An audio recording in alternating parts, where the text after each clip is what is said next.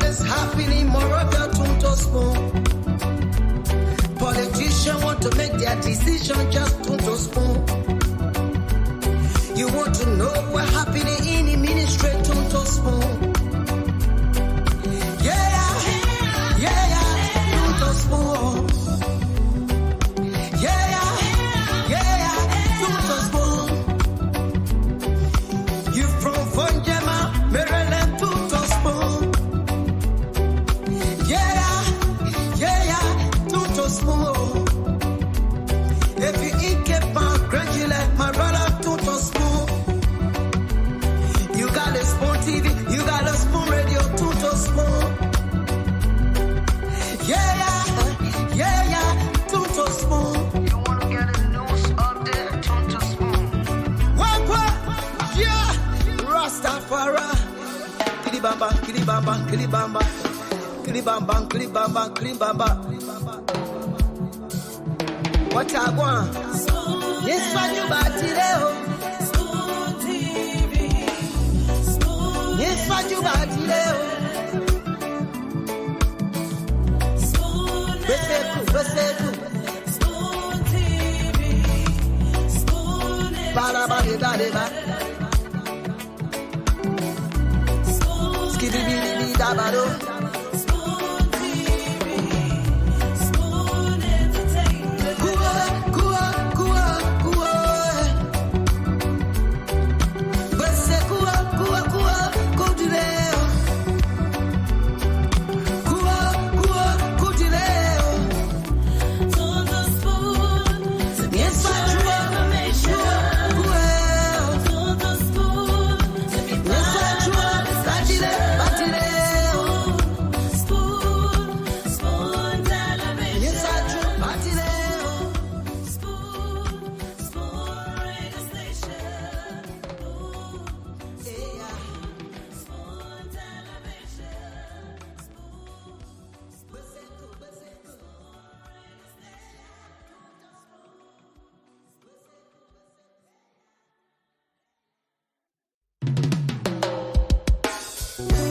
Yes, I, a special one from the CEO, stand coming with the spoon. And your boy, Friday the Southern Band, charges on the beat. On the spoon to get your information. On the spoon to be part of our discussion. Spoon, spoon, spoon television. Spoon, spoon, spoon radio station. Spoon gonna tell you what is happening in Liberia. Spoon gonna tell you what is happening in Monrovia. Spoon gonna tell you what is happening in Africa. Just to spoon, you ain't know. If the children crying for starvation, just to spoon. You want to get a news update, my brother, to spoon. You want to know what is happening more of your to spoon. Politicians want to make their decision just to spoon. You want to know what happening in the ministry to spoon. To spoon. To spoon. You from Fonjema, Maryland to spoon. To spoon. If you eat kepan, congratulate my brother to spoon. You got a spoon TV, you got a spoon radio to spoon. To spoon. You wanna get a news update, to spoon. What? Yeah, Rastafari. Kilibamba, kilibamba, kilibamba, kilibamba, kilibamba, kilibamba. What I want? Yes, what you got today? Spoon TV. Spoon. Yes, what you got today? Spoon. Spoon TV. Spoon. Para daba deba deba. Skibidi bidi daba do. Spoon TV, Spoon Entertainment. Kuwa, kuwa, kuwa, kuwa. Bese kuwa, kuwa, kuwa, kudileo. Kuwa, kuwa, kudileo. Tons of spoon to get Yes, I your do. information. Kuwa. Tons of spoon to be Yes, I do. Batile, batileo. Spoon, Spoon Television. Yes, I do. Batileo. Spoon, Spoon Radio Station. Oh, yes, of course. You are listening to Spoon 107.5 megahertz. And of course, I'd like to welcome you to yet another fascinating edition of the Spoon Talk right here on your favorite dial. We're coming to you live on Spoon on Fabric 101.1 and also Spoon TV Live, Fabric TV Live, and Super TV Live this a beautiful evening. Today happens to be Friday, the 8th day of March, AD 2024. And of course, this is your most preferred nighttime show from ODS Congo Town in Monrovia, Liberia. And as usual, it promises to be very, very interesting as the CEO and his team of panelists will be here very shortly to talk the talk, to talk the issues, debate the issues pertaining to Liberia. And today, as you saw on the flyer, the Spoon Talk will be hosting Honorable Komane Wise, former senator of Rivergy County. He's going to be the guest on the program here this evening. So be there while we're here, and you want to invite others to listen alongside you or to view alongside you. Now, we will start up this evening by opening up the phone lines so that you can call in and tell us what's on your minds. And this will run up to 9 o'clock. And then right after that, we join the CEO and his team of panelists. So you can call us on our various hotlines here. 0777 1075 0777 1075 0555 101075 are the hotlines to call us on this evening. My name is Yekezi Zwobel. I'm sitting in here as your producer. So in the meantime, between time, let's take more calls here. Tell us what's on your minds. What have you got to say about some of the trending national issues in the country? 0777 1075 0555 101075. Later on, we will ping on the screen the WhatsApp number so that those of you watching us from overseas can be able to call and make your contribution as well on the show this evening. So let's go to the local lines yet and talk to this first person. Hello, your name and where you join us from? Hello, are you there?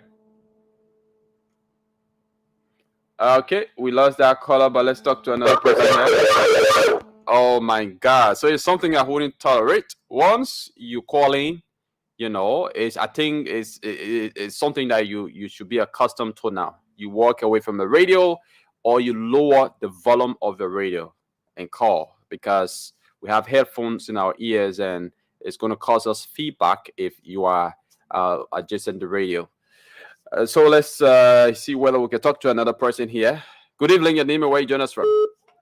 Yeah, good evening, Spoon. This is Isaac Smith. I'm calling from around the Tenure area. Okay. I'm having a problem. The National Public Health Institute of Liberia, just a week before the inauguration, the Director General, Jim McCauley, carried 25 people and employed them there including a Nigerian national that is presently there. But we can assure you, we will be giving you the names of those people. Those people were brought in, and Jim asked those people to backdate their employment. And those people were brought in just a week before the inauguration. So these are things that we need to be talking about right here. Okay, so it's an information that we hope to verify. It is an allegation. Hope that can be verified. But thanks for, highlighting that. Okay, let's talk to another person. Hello, your name and where you join us from? Good evening. Hello? Hello, your name and where you join us from?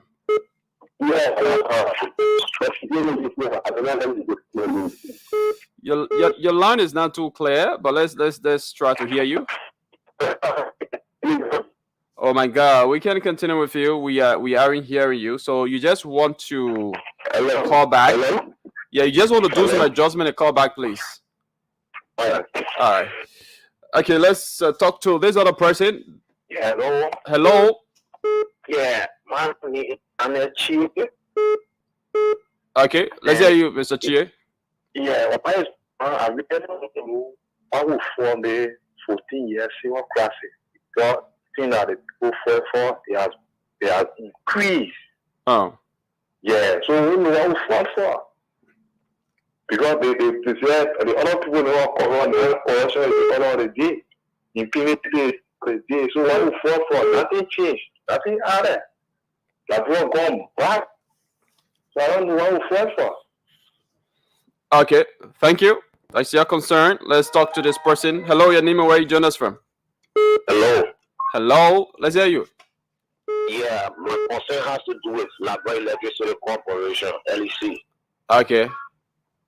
Yeah, when you imagine LEC got a problem that when if for example, if you do not recharge for like a month, and you go to recharge, they will take all that money you spend. They will say you owe them, and you do not owe them because your meter was off. They haven't been giving you current. And this is getting serious. It's causing serious embarrassment for us. Like for some time, that other all can get money to recharge our meter, like the way other people can recharge. For me, sometimes in a month I recharge one time. When I go out, I cut off my breaker. When I come back, I turn it on. For the day I get money to recharge, like they take me on 1 or 2 more. When I go recharge, I buy my 10 out of current. They will take all the money. They say I owe them. How do I owe them? I don't know. It's causing serious problem for us. Okay. Thank you for your concern. I hope the relevant authority is listening. I hope they can come on the airwaves sometime. It might not be on this platform, maybe other platforms here at Spoon Network to make the clarification. Thank you very much. Let's talk to this person. Hello, your name and where you join us from? Good evening, your name and where you join us from? Okay, well, man, how's we say? Huh? How's we say? Is it we say or we say? I don't think God that we everything from everything people, everything from yes. Okay. Yeah, so I got 2 penny issue on my mom. Go ahead. Thank you so much, mom. Go ahead. What do issue catch fire? Yeah, the way you're burning. On my mind, you go to the first you have one prayer to Minister of Finance. And after that man, and the time we give found with the controller, I think the controller, but it can be the assistant minister. They come, now when you to school your educator, they come for every abuse. That why if this said the team, but thank God that the team new year, they want to know our listening that my interest made a control. Could I tell away that you can to the Minister of Finance? In front of corruption, they said our interest is not our test. I mean, we don't get for the comment for interest. No, just to the the kind of to that the president somebody that tell somebody there. The president think they will get power in the country. Thank you. Thank you very much. Others are on the line. Thanks for your concern. Your points have been heard out there. Let's hear this other person. Hello, your name, where you join us from? Yeah, my name is Ezekiel. We're speaking from Police Academy. Ezekiel, let's hear you, sir. Yeah, come on. Thanks to the Almighty God for giving all this because things have been going wrong in this country, and now we have to restrict whatsoever going on in this country. And thanks to God that He also lead the president for making this decision. Okay, thank you very much. Thanks for calling. Let's talk to this person. Hello. Okay, we lost that person, but another person is on the Moonstar hotline. Good evening. I'm okay. Let's hear you. You come to Johnsonville graveside. I'm trying for Spoon to come and take their microphone to come to Johnsonville graveside. What happened there? Graveside. My small Zogo. Every day and night, they already see more than 200-300 young men. I mean, you let Spoon report. He says Zogo there. Spoon will take that food and carry there. Okay. More than 200-300 young men. Every day and night. Not day don't come today. Even the only three there. They are only three. Because they are coming to time. Even time will gone. All right. What they arrest about hundreds of people. How do you arrest them? They even hang out too. Two use the two that they arrested. Hang out on their hand. They run away with the hanger. These guys are come wrong, and I don't know where they're coming from. The guys are too plenty. Now come to the Greater area, more than 200 young men. Okay. Thank you. On the great side, Johnsonville great side. Thank you very much for raising that concern, and I hope the authority there at the Liberia Drug Enforcement Agency can take cue from what you said, and do what is best for the country. But thanks for calling. Let's talk to another person. Hello, your name and where you join us from? Hello, my name is Fred Flomo from Jesus Father. Fred Flomo, let's hear you, Fred. Actually, I'm listening to Spoon today, and when I'm out of current, I'm able to listen to them. So I just had a call. Yeah, but this speak your minds. There's a segment in which you say what's on your mind about maybe the politics, about the country, any trending issue in the country you want to react to or opine on. Okay. Yeah, Fred. Yeah. Anything you want to talk about that has to do with Liberia? I have nothing to say on that. Oh, okay. Yeah, you just called to say hello, eh? Yeah. Okay. I come here. You okay? Yeah, I'm fine. Okay. Thanks for calling now. Thanks for calling. Let's talk to another person. Hello, your name and where you join us from? Yeah, good evening. Good evening. Let's hear you. Yeah, good evening. This is Alexander. No further disrespect in Lateral. All right. Let's hear you. Yeah, I just want to appreciate the party chairman in presence of Ludo Tape. I monitored him today on Truth 96.1, clearing the air about some misapplication of funds. So I think it's the first time in the history in politics that a party chairman is coming boldly to speak up on the discrepancies of the misapplication of the fund. So I just want to say thanks to our chairman for that clarity today. Was timely. And you ran no history. You say it's the first time in Liberia's history for a party chairman to come up and provide clarity on misappropriation of funds. Of recent, because we experienced the last party chairman, we experienced a lot of things were ongoing. Okay. He was very much dumber that he couldn't speak on those issues. And at the end of the day, we seeing how the trend is then banning and what the decision outcome to the end conclusion of resigning from the party. Okay. Our party, I believe that he's chairman that cannot be, because when he took over, at the time you saw the actions people tell him according to the report, and his house, his home was burned. So that did not deter him. He stood firm. So just a mere issue of taking $1,000 from, let's say, county leadership money. I mean, it was timely that he came out today to clear the air. So thank you very much. Let's hear another person. Good evening. Your name and where you join us from? Hello. Let's hear you. Yes, I'm Philip S. Tottiman. Okay. Yes, well, on my mind, I'm a sick person, so I need your help from the network and any other person that the government officials at least will help me. I fall in an accident where I broke my leg, between my leg, and they told me to go away. But since then, there's no money. That's why I'm not going yet.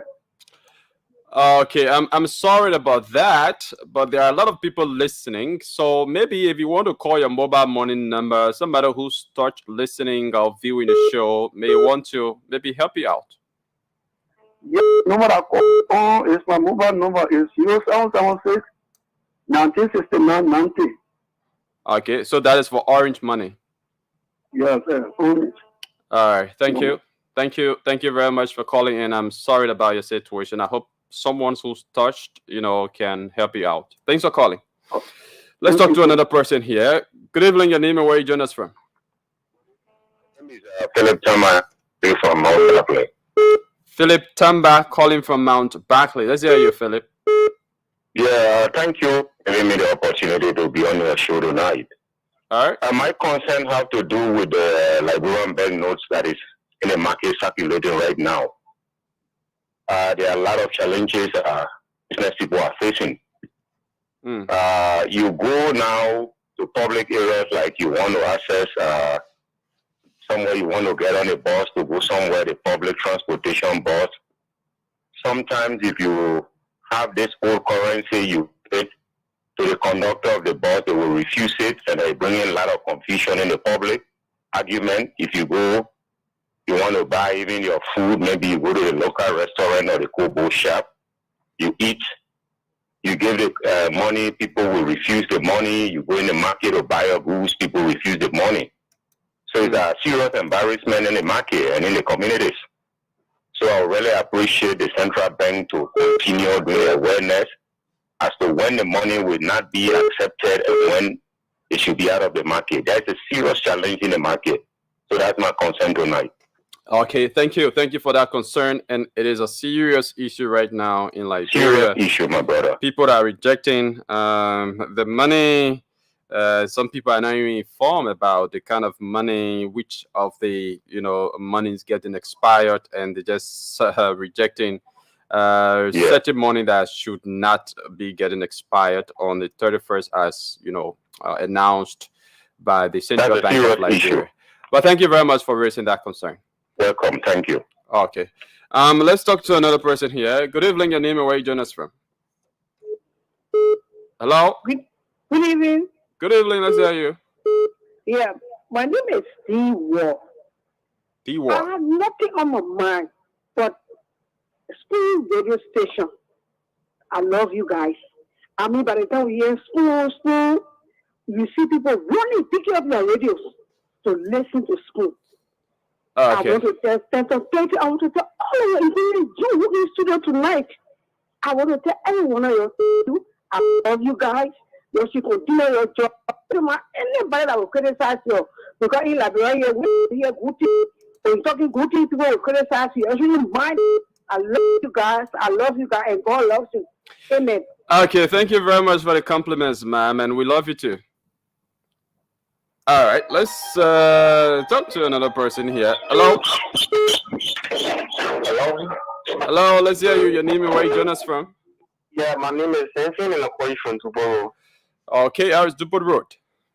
Oh, pretty good, thanks, sir. All right, let's hear you. Okay, so my concern has to do with this central bank money refusal income the 31st of this month. Yeah, the people really need to do proper education on this thing because right now it is quite chaotic when you carry money. They don't know which one to refuse, which one to take. And moreover, time is running, right? You will see at the end of this very month, people will still have the own money that they don't want because there is no formal education. There should be a jingle play on radio to public gathering to market area for people that cannot go to bank to read information, to see this information. That comes this day, this is the money we are accepting, and this is the money we will not be accepting. All right. Really serious. They need to take notes and govern themselves. All right. Thank you. Thank you very much for your concern. Let's talk to this person. Hello, your name and where you join us from? Hello. Hello. Yeah. This is Pastor Abraham Thomas calling from Middleton. Okay. Let's hear you, Pastor. Yeah. I want you to help me. I have a burning issue in my heart. I want to talk to the CEO. If you can connect me, I'll be too happy. Okay, so the CEO is now on. You can just call this number right after this segment, okay? Okay. All right, thank you very much for calling. Let's talk to another person. Hello? Hello? Your name and where you join us from? I'm calling from Johnsonville. You calling from where? Johnsonville. Johnsonville, okay. Let's hear you. Yeah, I call for you don't know where the children always come from. They holding people work on the town on the road. And we can be around the road when the people chop and not so much can happen. The whole can be polluted and why children all on the road. But we don't know where the people children always come from. So we started asking the police and then the person that we have to do for us too. Very, very harmful for us. Okay, thank you very much. It's something that myself have encountered, and it can be very, very disgusting, very disgusting. You know, where you have the dump trucks that usually take the dirt, the garbage to go and throw away, instead of them doing that at night, where you only have a lot of people on the road. I mean, they do it in the day where you have a lot of people on the road, and just imagine when they pass by, when the truck pass by you, it causes serious pollution in that particular environment, and that is not good for the health.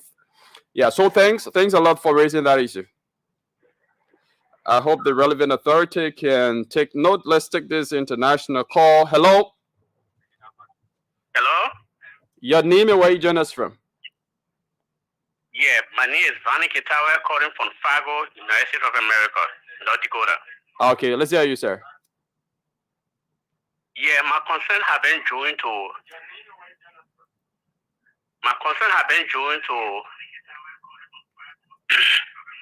We're listening. Yes, so as I'm saying, my concern have been due to the fire outbreak in Liberia. Yeah. Yeah, so it's simply trying to tell me that the fire service need is support from the government, and the management, the disaster management, also need a support from the government. Because if those two entities are fully supported, they can somehow, if not 100%, but some 75%, they can ease down the situation there. But they are incapacitated. They are not supported fully. Okay. Thank you for that concern, and it's very important. Even today, there were other fire outbreaks in Montserrat again, and last night we had another major fire outbreak at 19th Street there in Cinco. So that is very important to talk about. Okay, thank you so much. Okay, thank you very much. I'm seeing Dr. Richardson in the back. I don't know whether she's ready to come on. Okay. All right. Dr. Richardson, welcome to the show. You are muted. It's been a long time since I saw you. How are you doing? I'm okay. How are yourself? That's good. It's good to see you today. You sitting in for a diamond or yeah, diamond. Oh, okay. That's good. Good to see you. What you been up to?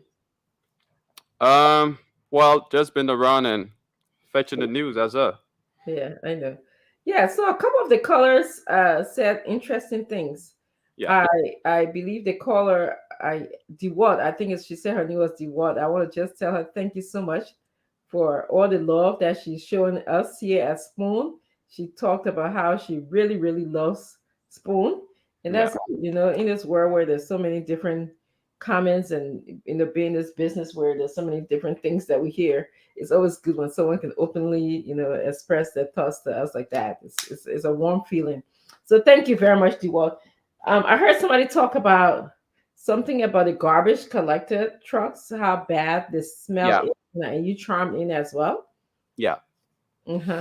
Yeah. So I mean, usually, Mm-hmm. you have those trucks who collect the garbage Mm-hmm. for this disposer. Instead of doing that at night, where you don't have people or a lot of people around Mm-hmm. on the street, they rather do that sometimes during the evening hour, where the streets can be congested, and you know how the odor from the garbage is. Sometimes even feces. So they collect everything, and once that truck passes by you, Mm. in fact, wherever it passes, the entire area gets polluted. Wow. Wherever it passes, the entire area it gets Yeah. polluted, Yeah. and that is very hazardous. Yes. Yes. Yes. Yes. Yeah. Yeah, and That's so understandable. So, it sounds like you're asking them to come a certain time when there's less people in the streets, or either I know there are chemicals probably out there where you can break the scent down or break uh the products in there down so that it won't be so so devastating to people when you pass by. There won't be such a health hazard when you pass by. So that's what they need to explore, like maybe either making a certain, I don't know if what time would be the right time. That's my question. Like what, like after 12 o'clock, that's when you, or after 1 o'clock when the street is less yeah, congested. we got less people in the street, but they don't use any chemical to break the scent down. The pollution is what a lot of people complain about.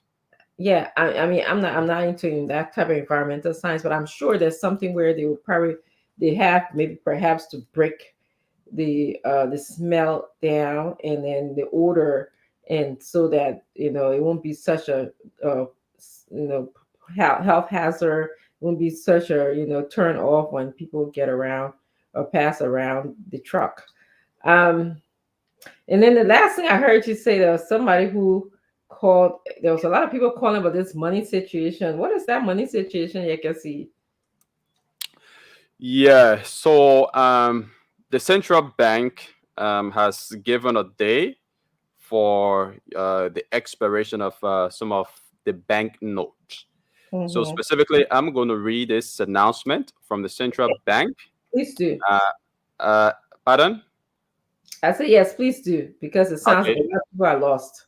Yeah, so this was published on February 7, 2024 on the central bank's website, but they had earlier on, published other announcements to that effect.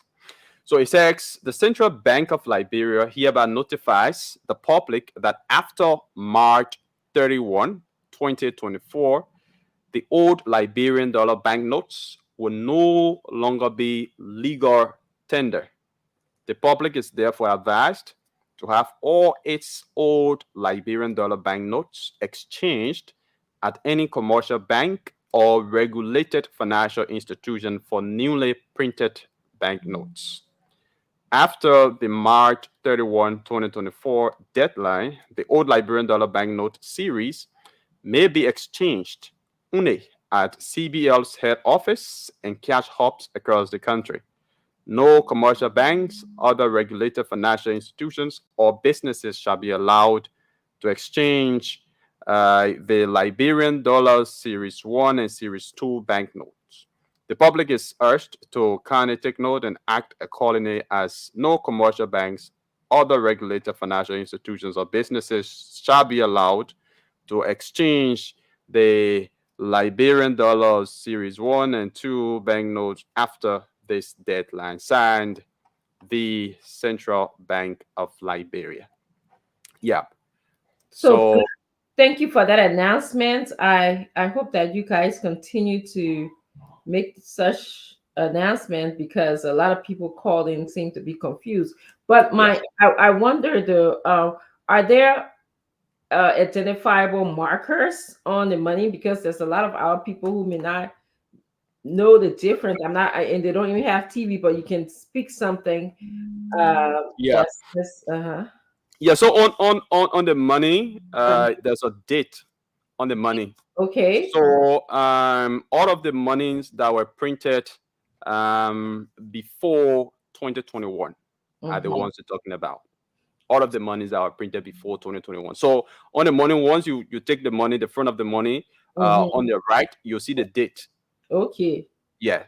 Okay. 2021, 2016 is right there. So those monies that were printed before 2021 are the money the Central Bank of Liberia is talking about. Okay, so my Liberian people, you'll take note, okay? You'll look at a date on the money. It will tell you whether it is the money that's going to be discarded on the street, or if that's that can be changed when you go to the central bank. All right, so please take note of it, and we'll continue to make this announcement so that the people who called that said it was kind of embarrassing to them, that we can decrease the level of embarrassment. Yeah, because it's causing serious embarrassment because sometimes a lot of people don't actually have the rightful information. So sometimes even if you take money that wouldn't be getting expired on March 31 to them, because they don't get the right information, they will reject it. Yeah. So They will yes, reject it. that's So understandable. That's why we have to educate people. yeah, The bank has to do its job. I mean, if it requires taking a blowhorn and going to the marketplaces, going to different parts of the streets, getting on the truck and educating the people, that has to be done. That preparing jingles in various vernaculars yes, to give the information out there is going to be good. absolutely. That's the kind of culture that we have. This is Liberia. We have to meet it where it is, So yes, people, and you talk about people money business, so that's a serious task there. But so anything else? I don't remember if Yeah, so I think one of the concerns that was raised by most of the callers, which has since become alarming, but not much seems to be done about it, is the constant fire outbreaks oh in the yes, the yeah, constant fire outbreaks in the country. that is true. Um, yeah, so somewhere around October up to now, there have been too many fire outbreaks in the country. Every day that breaks, you will hear some kind of news of fire outbreak, and people die in the process. People sustaining injury, people, houses, and properties getting damaged. And what's unfortunate is that when there's an outbreak, Mhm. sometimes you barely see the fire service. It is the surrounding the neighbors, the community dwellers who will come in to help, and sometimes their help cannot be sufficient. It can lead to total destruction of your property, and it even causes casualty and deaths. So the recent one was just last night at 19th Street, where a whole church was gutted by fire, and I mean, it was burned down to ashes, burned down to ashes. And today, my understanding is that there was another fire incident on the old road. Yeah, that burned down a whole residence there again. So Mhm. it's something alarming, and I think there's a need for the government to uh, invest more in the fire service to be able to respond to those kinds of emergencies. Yes, I'm saddened to hear about the loss of people and also property over the past couple of months. You're right. It's probably time again that Liberians have a national conversation about fire safety. Um, it needs to be talked about. First, we need to know. I don't know if there's any hypothesis that anyone have developed about what's causing this fire. I mean, it just seems so frequent. Do we Yeah. know? Can you speculate, like what's causing? Is it el- electricity issues? Yeah, so it's usually suspected to be electricity. the cause of the fire, because the institution that should be doing investigation, usually they don't conclude the investigation. Jesus. So yes, investigation is it can be concluded. So you don't actually know the actual cause of the fire, but usually the residents, when reporters go there and speak to the residents, they will either tell you that only electricity we had on, we never had any other, we never had fire or any other thing that could The cause candle, they fire. were not burning candle. It wasn't a generator. Yeah, So they were it using was the electricity. electricity. So Yes, is it related to the wiring sometimes, the breaker, it, perhaps it could be. too It could many be. too many things on one breaker. So that's one thing as one, and Yeah, then we need to do awareness around that. yeah. Who do you hire to do Your wiring. the wiring? That's a very, what kind of electrician? That's very important. That relates to your safety. Is this person certified? What is those are things that government should be regulating in terms of who goes around and put in people wiring. Is it consistent with the breaker? Is it the same weight? I'm not an electrician, but just like common sense, I'm thinking out loud here. The second thing I was thinking about, again, we were talking about fire service. Remember, they just did an appointment. Yeah. We were talking about the qualification that person needs, and the reason why some of us, we stick on the issue of qualification experience, because the place where Liberia is not a try and error kind of a thing that we can do. It's not like some other countries where you can say there's other systems in place. So if we even made a few mistakes, if we intentionally bypass something, then things might be okay. But where we are, I mean, everything is just down. So we need to really, really start building things from scratch, and we need a robust fire service. I'm thinking about a hotline system. Where do you call? You can see if there's fire there's a fire breakout. Everybody needs to Yes. be familiar with that Yeah, yeah, hotline. yeah. There's a hotline, but not many people know about that. Okay, again, so some awareness about that. Hotlines that somebody needs to call the hotline, the trucks, the fire service, how do they get to, the people, the victims, the roadway, the path, what happens? I mean, all of those things that sort of we need to work on, because I think I think on Facebook, I saw where a fire truck was trying to get to a location and it got stuck a few times, Yeah, in because the space wasn't wide yeah. enough. People build along the alley, Yes. and so it's difficult for the fire truck to enter into the community. Yeah. And by the time you clear the alley and all of that stuff, so all of these things got consequences. There's a reason why we the government and people ask that you don't build along the alley because it just might be you who might need the fire truck, Yeah, and the people might not be able to get there. But given the fact that people are building along the alley, there has to be some innovation how to get to save lives. Like what other system can we use effectively until some of these things are clear, because it will take us a while to clear the alley. So I think that's the job of the person who's in charge of fire service. That's the job. They have to really hit the ground running. I mean, they have to be aware of fire science, like where does fire start, what fuel the fire, the investigative process. Like you just told me something that a lot of times you don't even have the outcomes of the investigation. That would help a lot. I mean, there has to be like a website where people can go and see the number of fires per month, per day, so people can be aware as to yeah, what's happening. Maybe construction workers, electricians that are certified by the fire service, that will be able to put in your line in your house, and just leadership, the leadership of the fire service. I know in other parts of the world that's a volunteer kind of thing.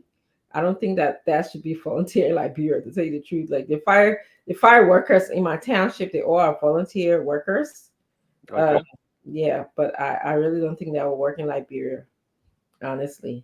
Um, They mostly kind of retire or work part time. They just but they do very well. Training, a lot of training is involved in this whole fire service business.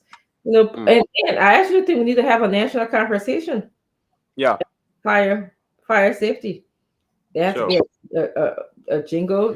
Somebody got to be involved, and I don't want to put everything on the president. Everything does not require the president to be involved. Somebody got to take the leadership role. What do you think you can say about that? I mean, somebody is not necessarily the president, but somebody has to take a leadership role in terms of this fire service. Yeah, for me, I think one of the things that should be done is the creation of awareness. A lot of awareness need to be created because one of the things that could be one of the major causes of fire outbreak is just the wiring.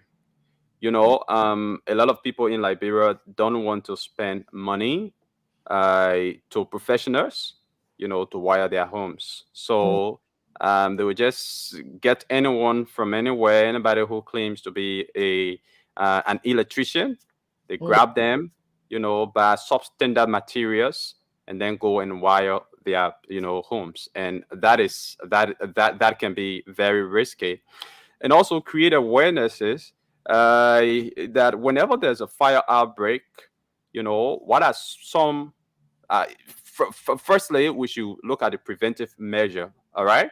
So when we look at the preventive measures, it's something that cannot be eliminated totally because it's an accident. So if it happens, what are some, measures to take? To be able to quench the fire yourself, help to quench the fire before even, the fire service can come in. But I think a lot of, awareness needs to be created as to how it can be prevented, and more investment needs to be done at the Liberia National Fire Service because I think as of now, they are virtually dormant. Yeah, and so it happens when there's a neglect. Yeah.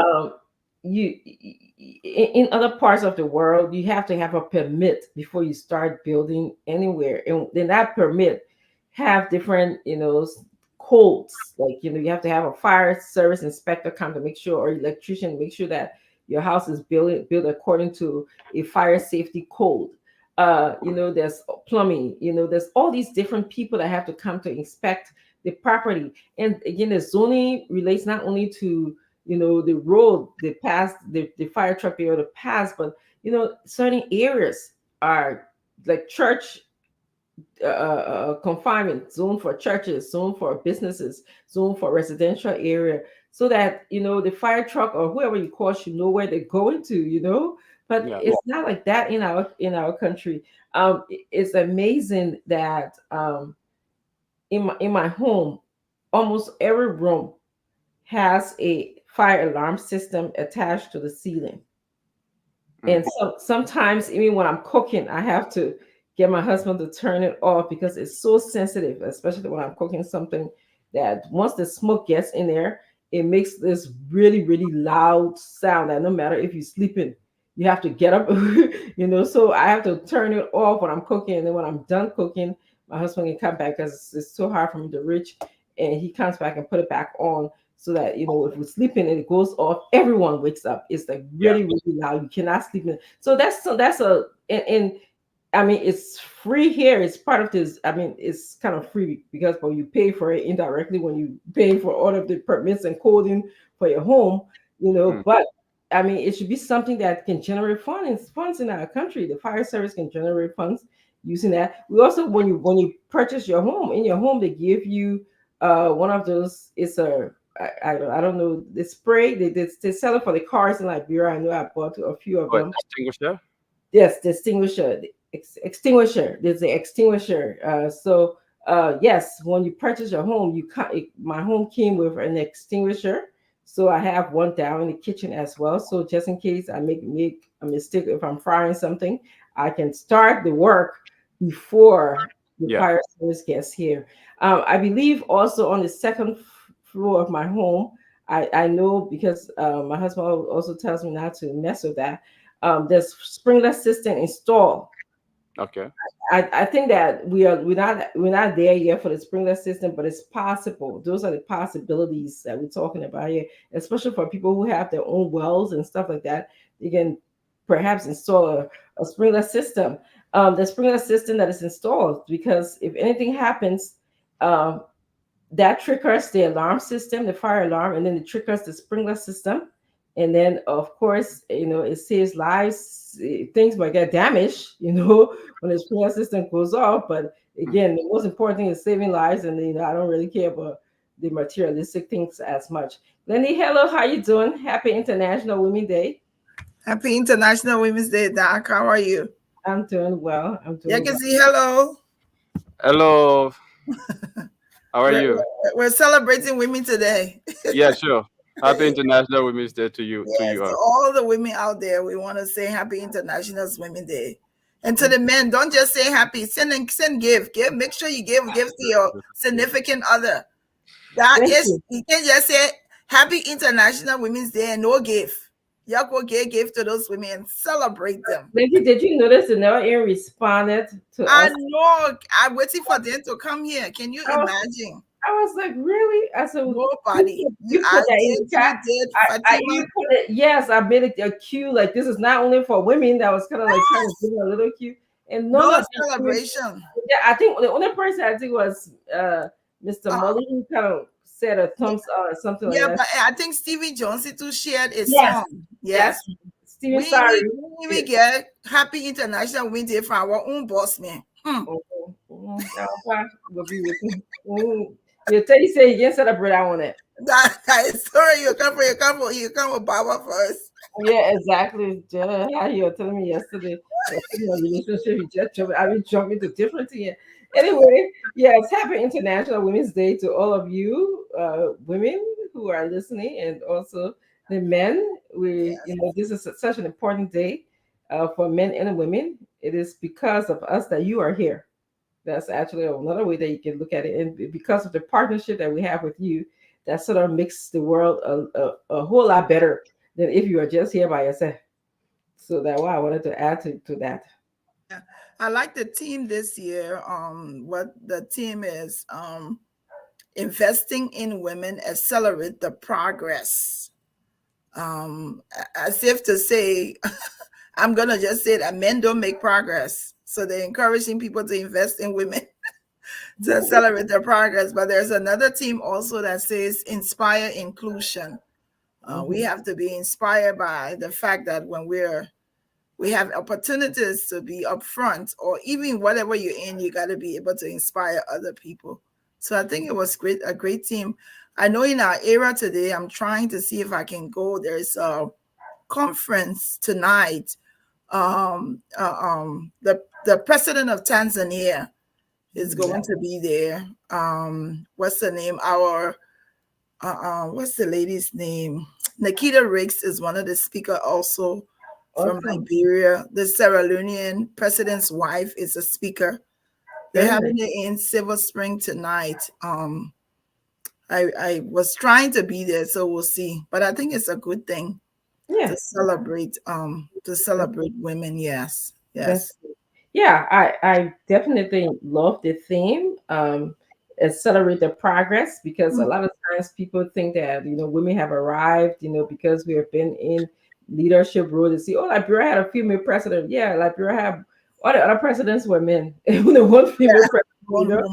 Yes, and then so that's what the acceleration is about. When we look at the presidential appointees, I think somebody did the math. At least 13% are women. Where are we, assistant minister? I'm not complaining. That's part of the progress. True. But accelerating, that's what it means. Let's accelerate the progress. Make it a little more faster than what we. Include them, the women, include them in the process. Yes, I think I like that description, that explanation, Doc, because I didn't even think about it like that, but that's what it actually means. It's like, don't just keep women out of the limelight. Bring them out, give them positions, focus on them also. Sure. I did a post today just counting the number of women.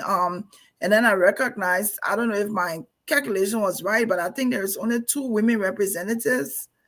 And I think to include Yambli, we 3 female senators. Yummy, Deborah, Fabla, and Boto. 3 in my Yeah, 3. And then in the house, there's only I think Briggs and Rosalina Shack. Yeah. Rosina Shack. Those are the only.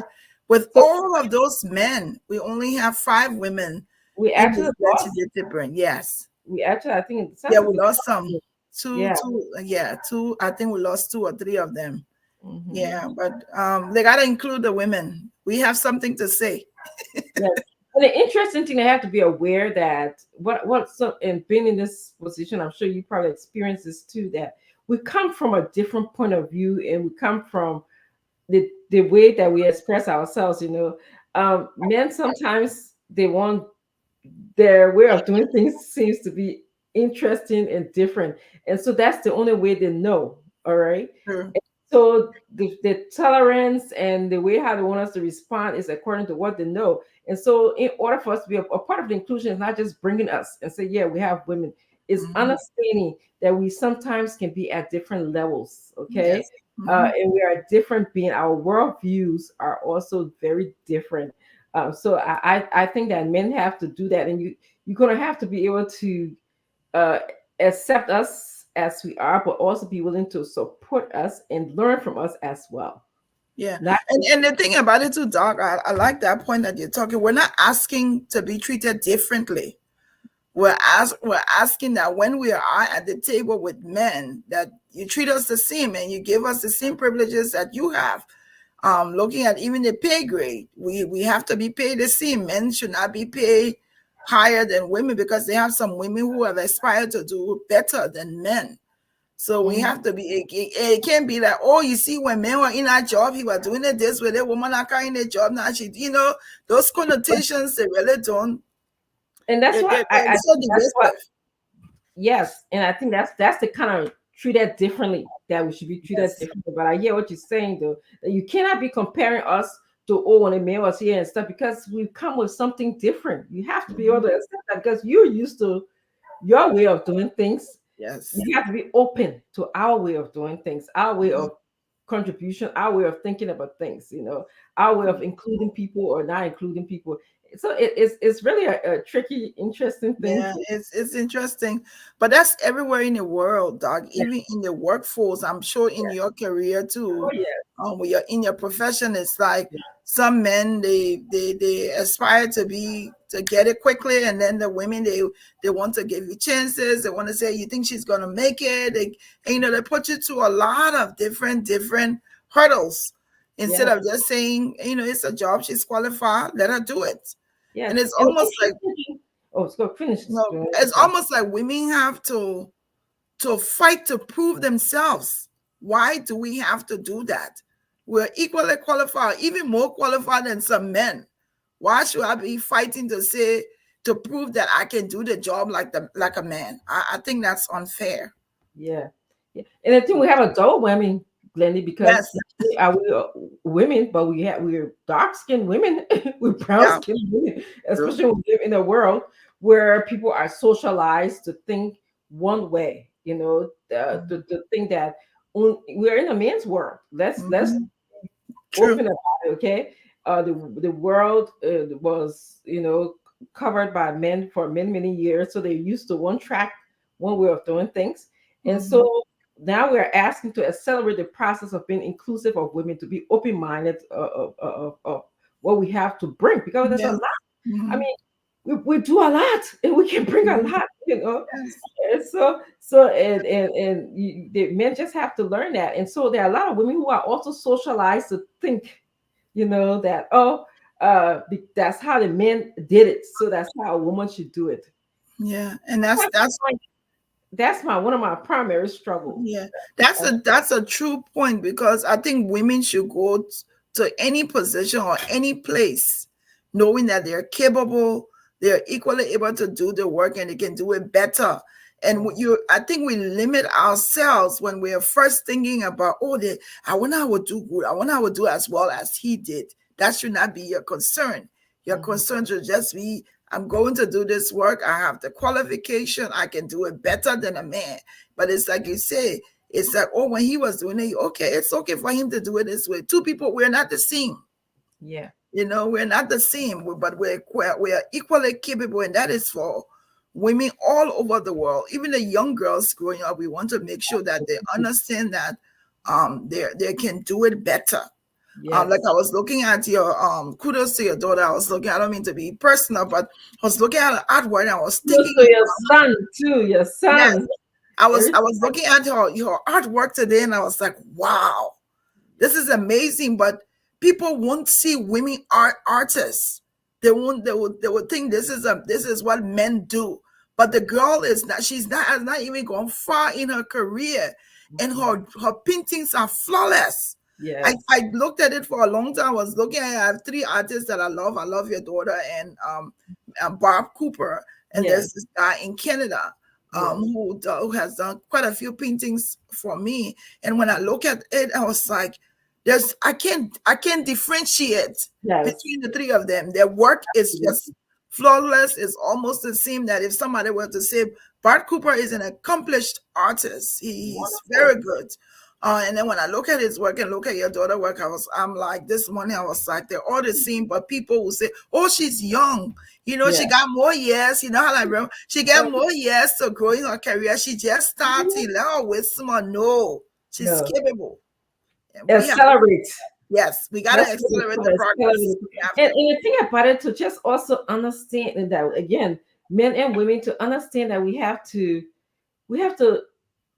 accept them differently. We have to send different messages to our daughters, to other women, that you come with your own.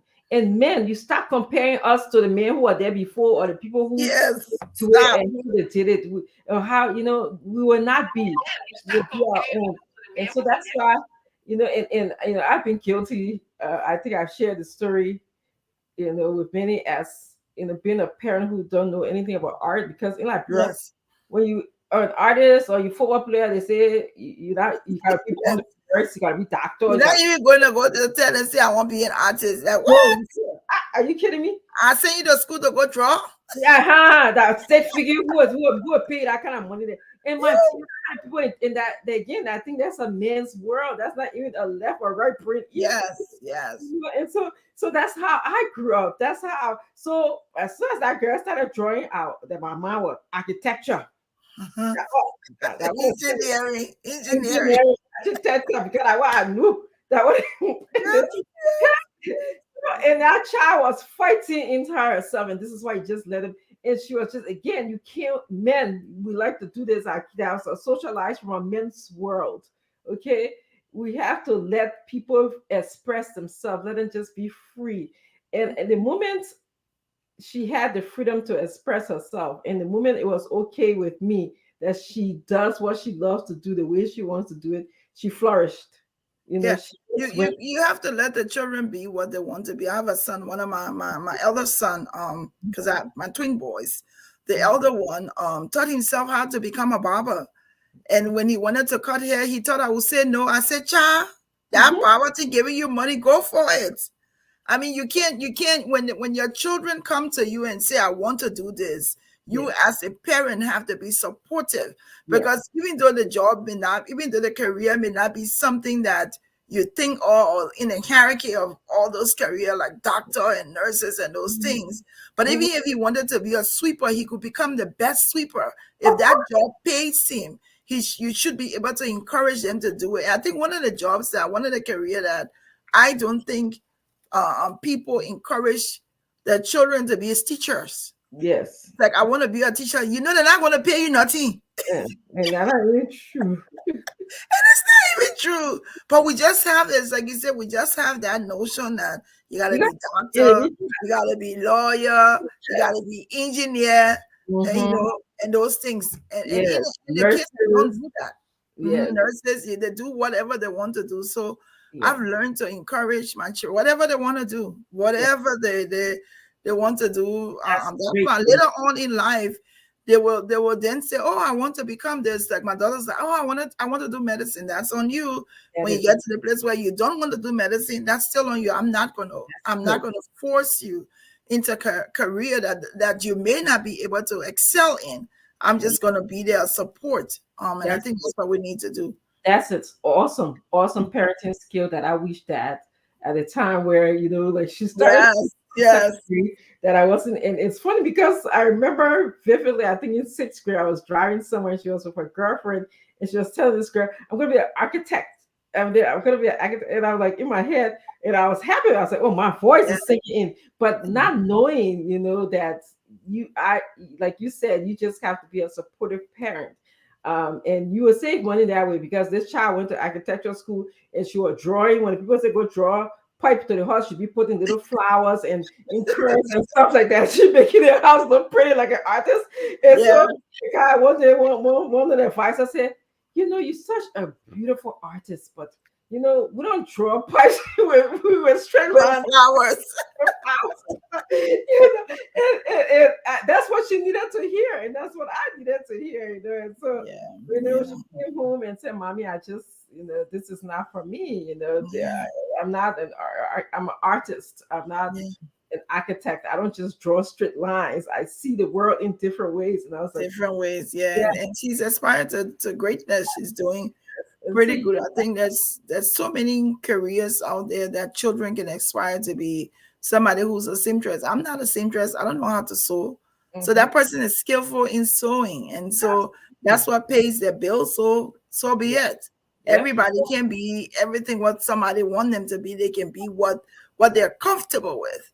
And I think that's how we and that just that energy you give them, the seamstress, the artist, the teacher. Like teachers, they don't work. They can't, if they like it, they can't even work for the whole summer. But I paycheck coming through. It still comes. And stuff like that. So I mean, there's all these little benefits and stuff like that. So the word is respect and support women. Let them flourish in their own ways. Men, you guys been in these positions forever. Some of the mechanisms. You got the network. You got the old boys network. You got a club, and we don't have that. So we appreciate your allyship, your support. Don't be comparing us. Say, "Oh, you're not doing this according to how and when and all that stuff."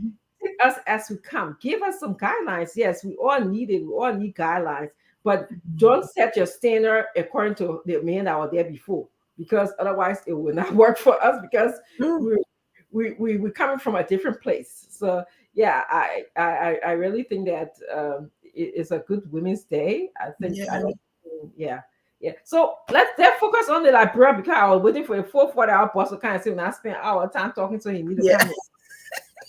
I know what he answered. I'm telling you. Let me see if he takes her. Anyway, there's plenty of things going on in our country. Too many things. Too many. The asset recovery going on. Yeah. But I know I heard you were talking earlier about the fire. They have to be able to stop and start investigating those fires. It's almost like it almost wants to lead you to think that this is politically motivated, or it could be an arsonist doing this, but it's just every other day some kind of fire is like it's becoming too serious to just ignore it. I would hope that they do some in-depth investigation on these different fires that is occurring, because it's putting people's lives behind. Absolutely. Putting them behind. Yeah.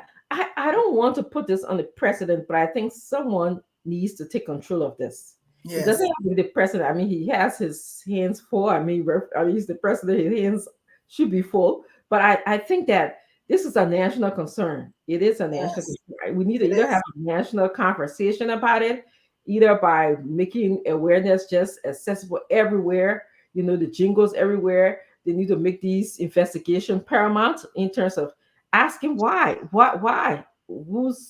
these people all of a sudden we have all these fires. They need to focus on those things. And the person who they put in charge of, I believe, fire service, make sure that person is hitting the ground running. They should be hitting it's a problem. It's very problematic. They got to look at it as everything I like to refer to epidemic, but if you have more than 2 or 3 fires that have occurred in the last week or 2 weeks where you've had people that have died, it's important that you focus on it. Yeah, it's just too many fire people, like that school. I mean, the lost everything. Now what will happen to the students? Where would they go? So they need to really focus on these fires right now and set up a team and investigate it. Yep. I mean, if it means you get professional people who can check what the actions don't get, but they just have to be able to find out what's going on with this fire thing. It's just too much in Liberia right now, and people are, you're losing lives, you're losing property. It should be concerning to the representatives, to the senators. It should be concerning to them. Yep, absolutely. I see that we have our guest. Senator is there. Senator former Riverside, I believe, right? Yeah, I think so. Yeah. Oh, okay. He left. Yeah. I don't know where is Senator. I just text him. No, it's River G County. I'm sorry. River G County. Okay. He's here. He's going to be our guest today. We're going to be talking about a myriad of subjects. We're going to be talking about the asset recovery. We're going to be talking about tenure. We're going to be talking about the War and Economic Crimes Court today. So it's going to be an interesting conversation. I'm sure the senator will be willing to speak about his perspective on these issues. But there's a lot going on, Glenn. Our country is just kind of every day there's something going on, It's like, where do you start? But I see the senator is here, Senator Kamene Wiese from River G, former senator from River G is here with us. We'd like to welcome you again to Spoon. You were here not long ago. I remember us having a conversation. I don't quite remember the gist of the conversation, but I do remember you were here not long ago. I want to welcome you again to Spoon Talk. It seems that there's a myriad of things to discuss today, ranging from tenure, asset recovery, the War and Economics Crimes Court. So I want you to start just introduce yourself again to our guests, and then of course our panelists will be rolling in. We'll take our turn asking you some questions, but I want to just again welcome you to Spoon, and it's awesome to have you here. It's always a pleasure to be with you. Thank you all.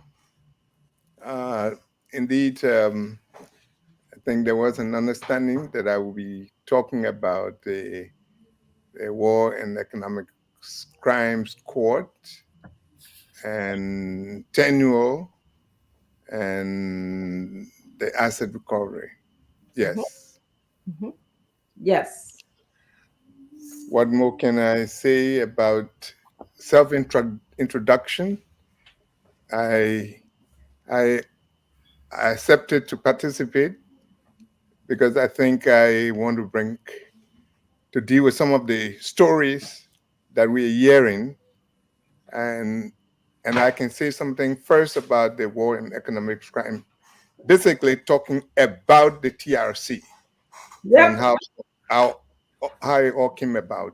Many people assume they have the story, but in the process of listening, sometimes we get the feeling that quite a bit is lost.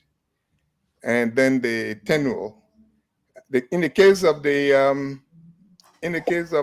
TRC, I participated in the conference, the Comprehensive Peace Conference. I'm a signatory to the Peace Accord. In fact, a witness and guarantor, one of 12 guarantors of the Peace Accord. And then I was in the National Transitional Legislative Assembly, and I chaired a committee on the peace process and national reconciliation.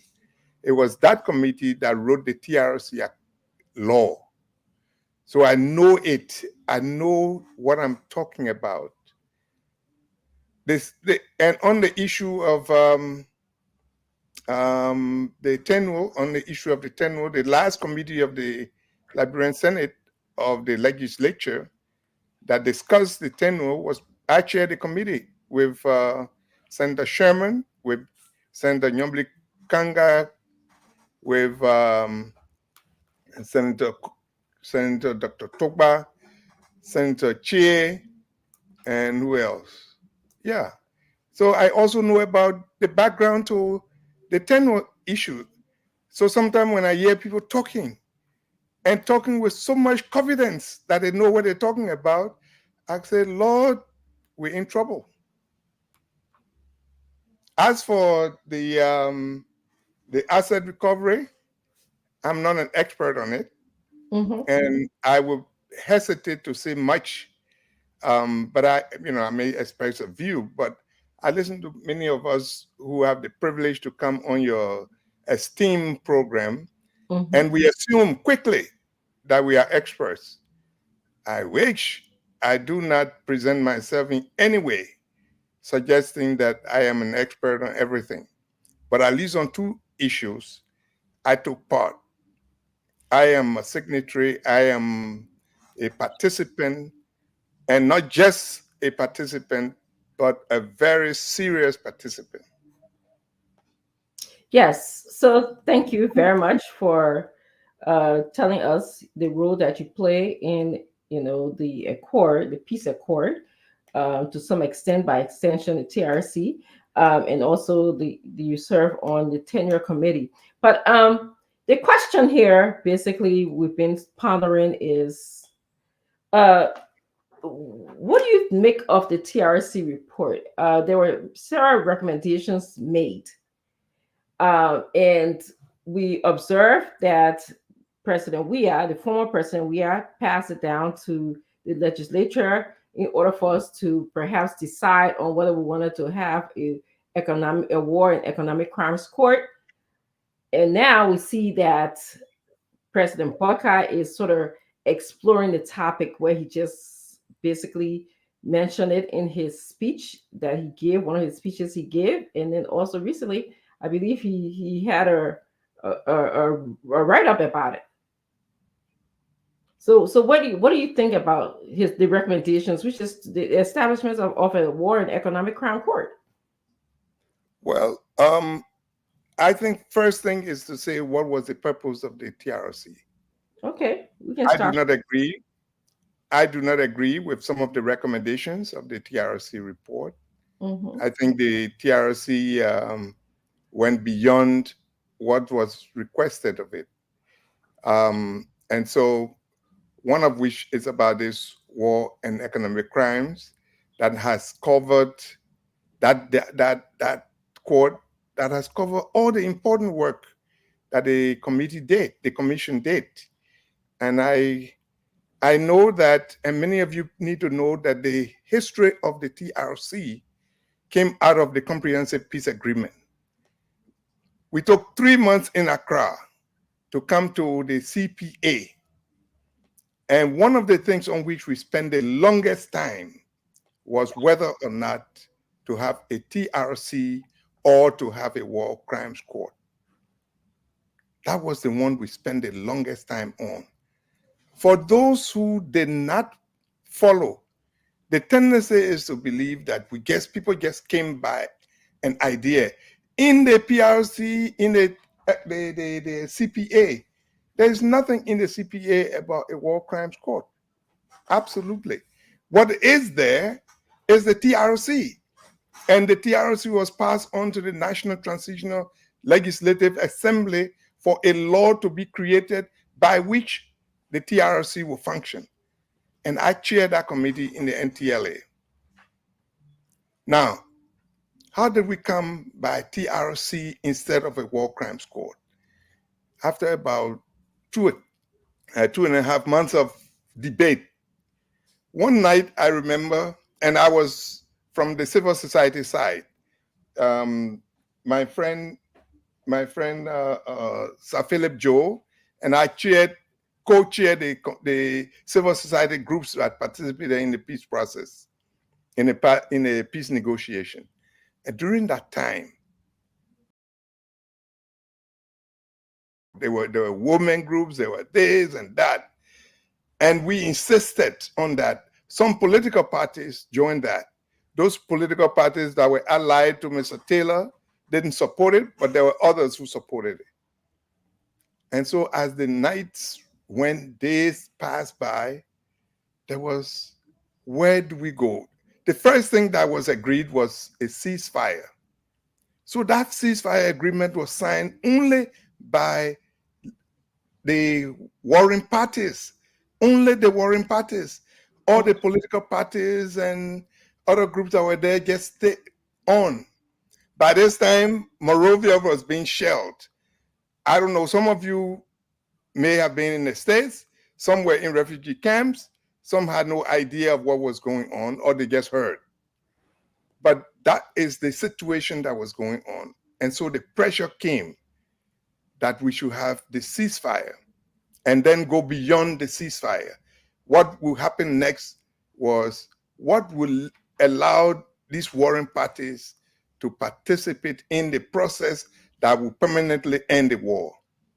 And I remember one night sitting around the pool in Accra at the hotel, General Abdusalami Abubakar came by around 2 a.m. and said, Kamani, I want to see you. He sent his team to me and we went to his room at the hotel. We stayed up there until about 4 a.m. General Abdusalami is still alive. I was in Nigeria recently to do a lecture at his center. And it was that time that the old man said to me, you guys are creating all of this headache. Do you know what a soldier is? The soldier is a soldier only when they have a gun. If you tell the soldier that you are going to punish them if they put down their gun, you're not going to have peace. You Liberians will stay here. And Ghana is tired with us. ECOWAS cannot continue to put up the money like the UN.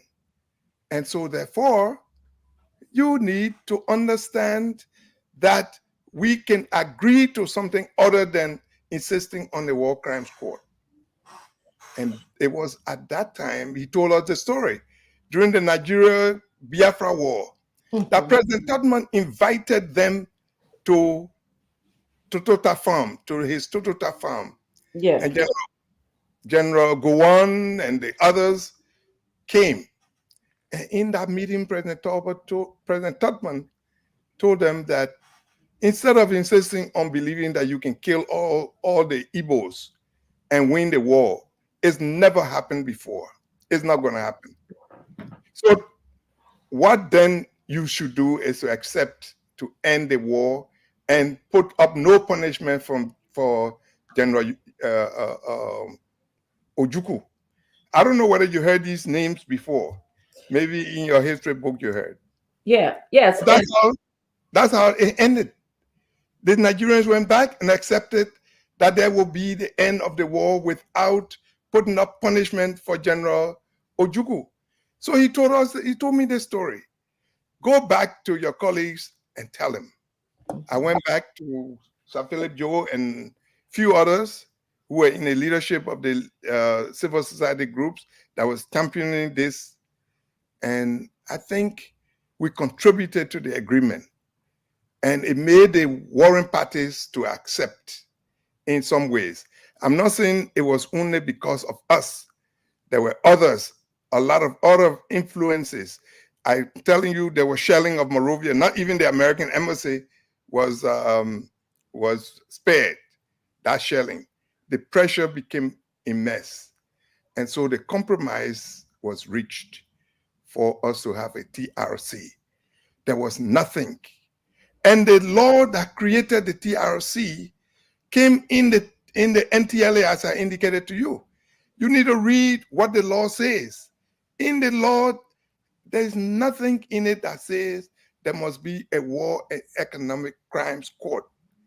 It says, keep this in mind, that all those who appear before the TRC, they will, whatever they say before the TRC will not be used against them.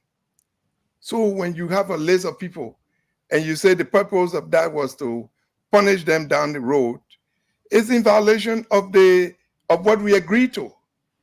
You must accept that not as a word that is used or that is diverged to the TRC can be used against them before a court.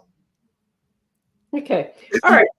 If you don't have that situation, what are you going to do with this war and economic crimes?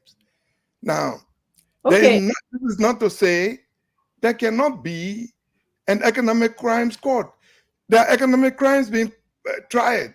The last time when you listened to Senator Snow, he told you he was tried before an economic crimes court, and several other people that have appeared before such courts. Now, it does not have to be in the manner in which it's being talked about. And because I know what is the content of both the CPA and the law creating the TRC, I do not think that we are going to serve our country right.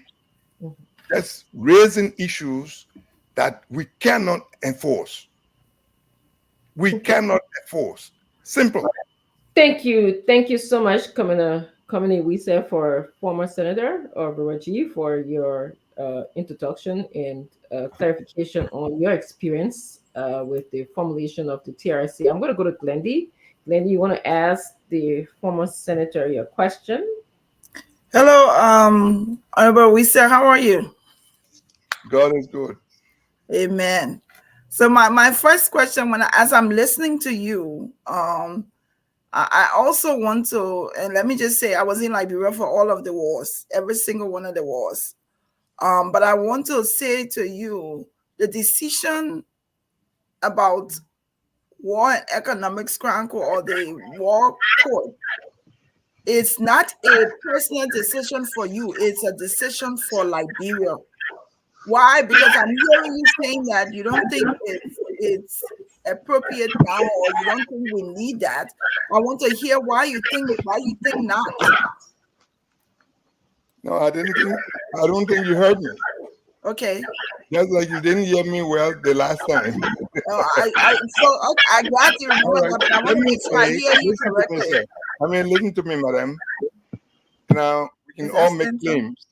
We can make all the claims about who was here and who was not here. Yes, many people were here. It's like when we say I work at a mansion, and it means you know everything the president is doing and things like that. There are many people who were here. And while in Liberia, many people were engaged in different things. But a good number of other Liberians pay attention to this issue. I did not say only my view. I said this was the agreement. The existing agreement is the agreement that was implemented. And the reason why the agreement is important to me is because many people say a lot of things about Liberians. The Liberian are liars, they're thieves, they're this. We get talk recklessly about Liberians. But there is one thing about Liberians that have stood out. It is the implementation of the peace agreement. So for 21 years, since we signed that peace agreement, we've had no war. Ask what's going on in Sudan. Ask the other countries or Somalia, here and there. They have failed. Their agreements are broken down. Liberians have been able to keep this comprehensive peace agreement, and there has been no war.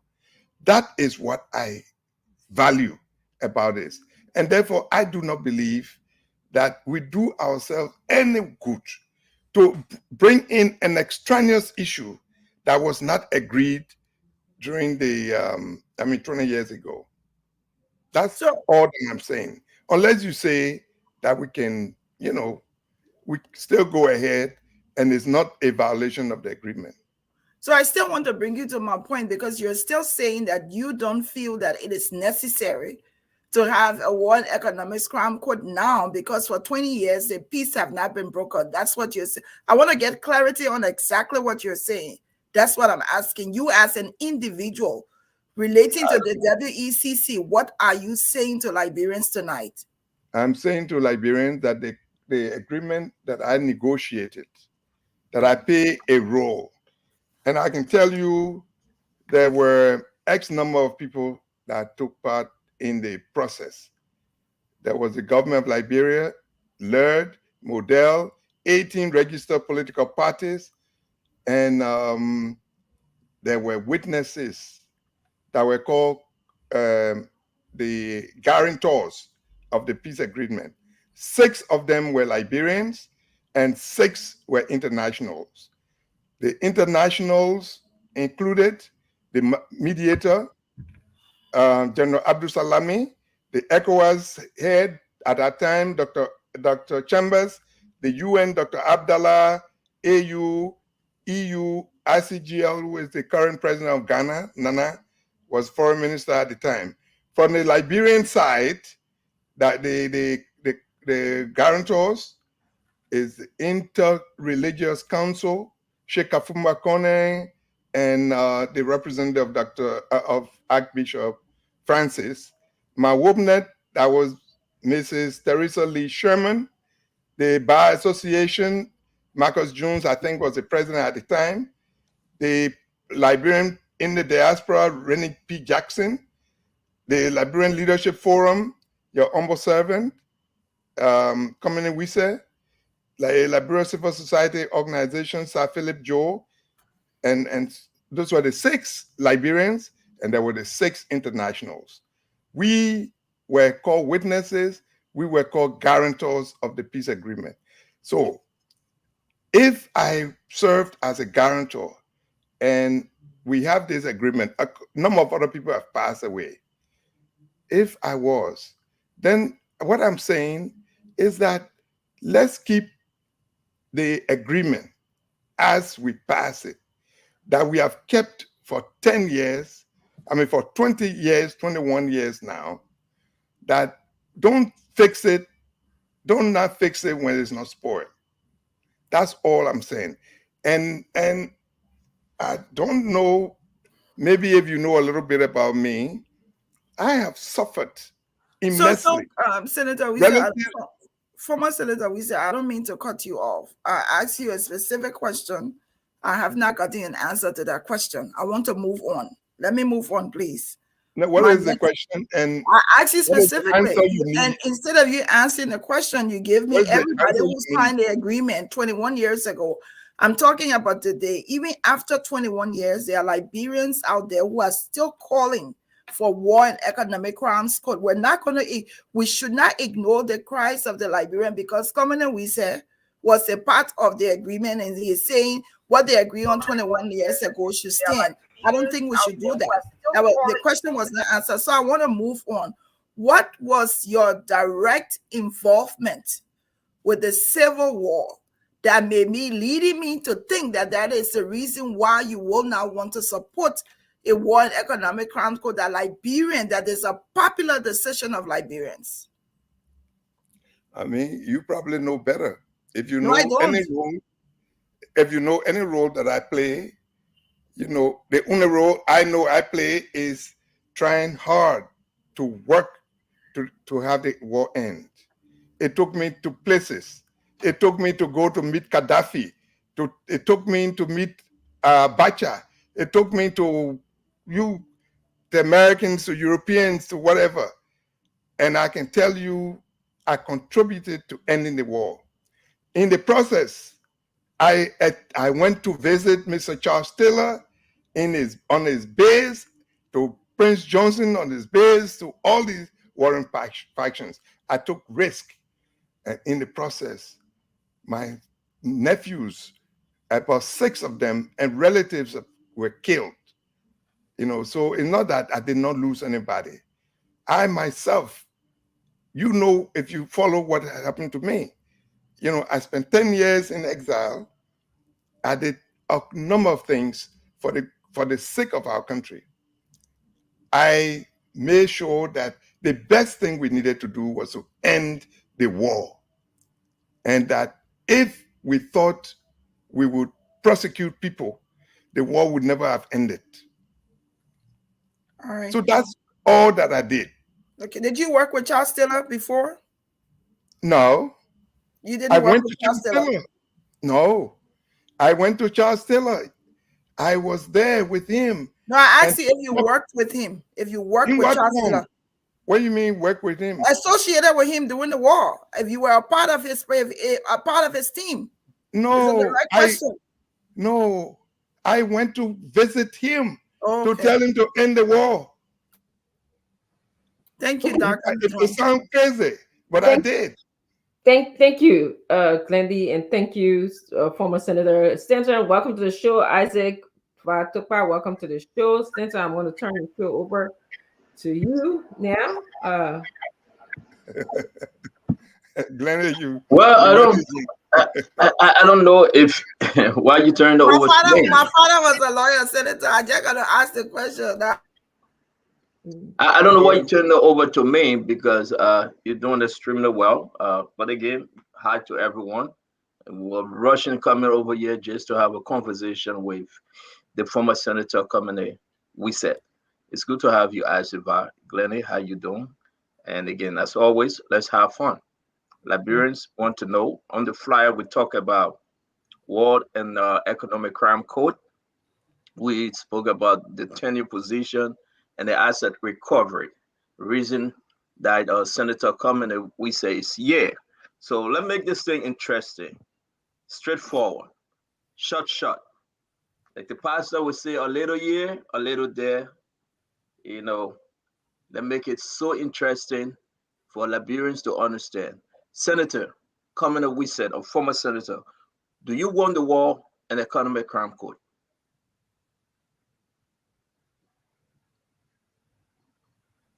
I think we have courts that are dealing with economic issues at the moment. I think the issue that people are concerned about is what happened during the war that will require quite a bit.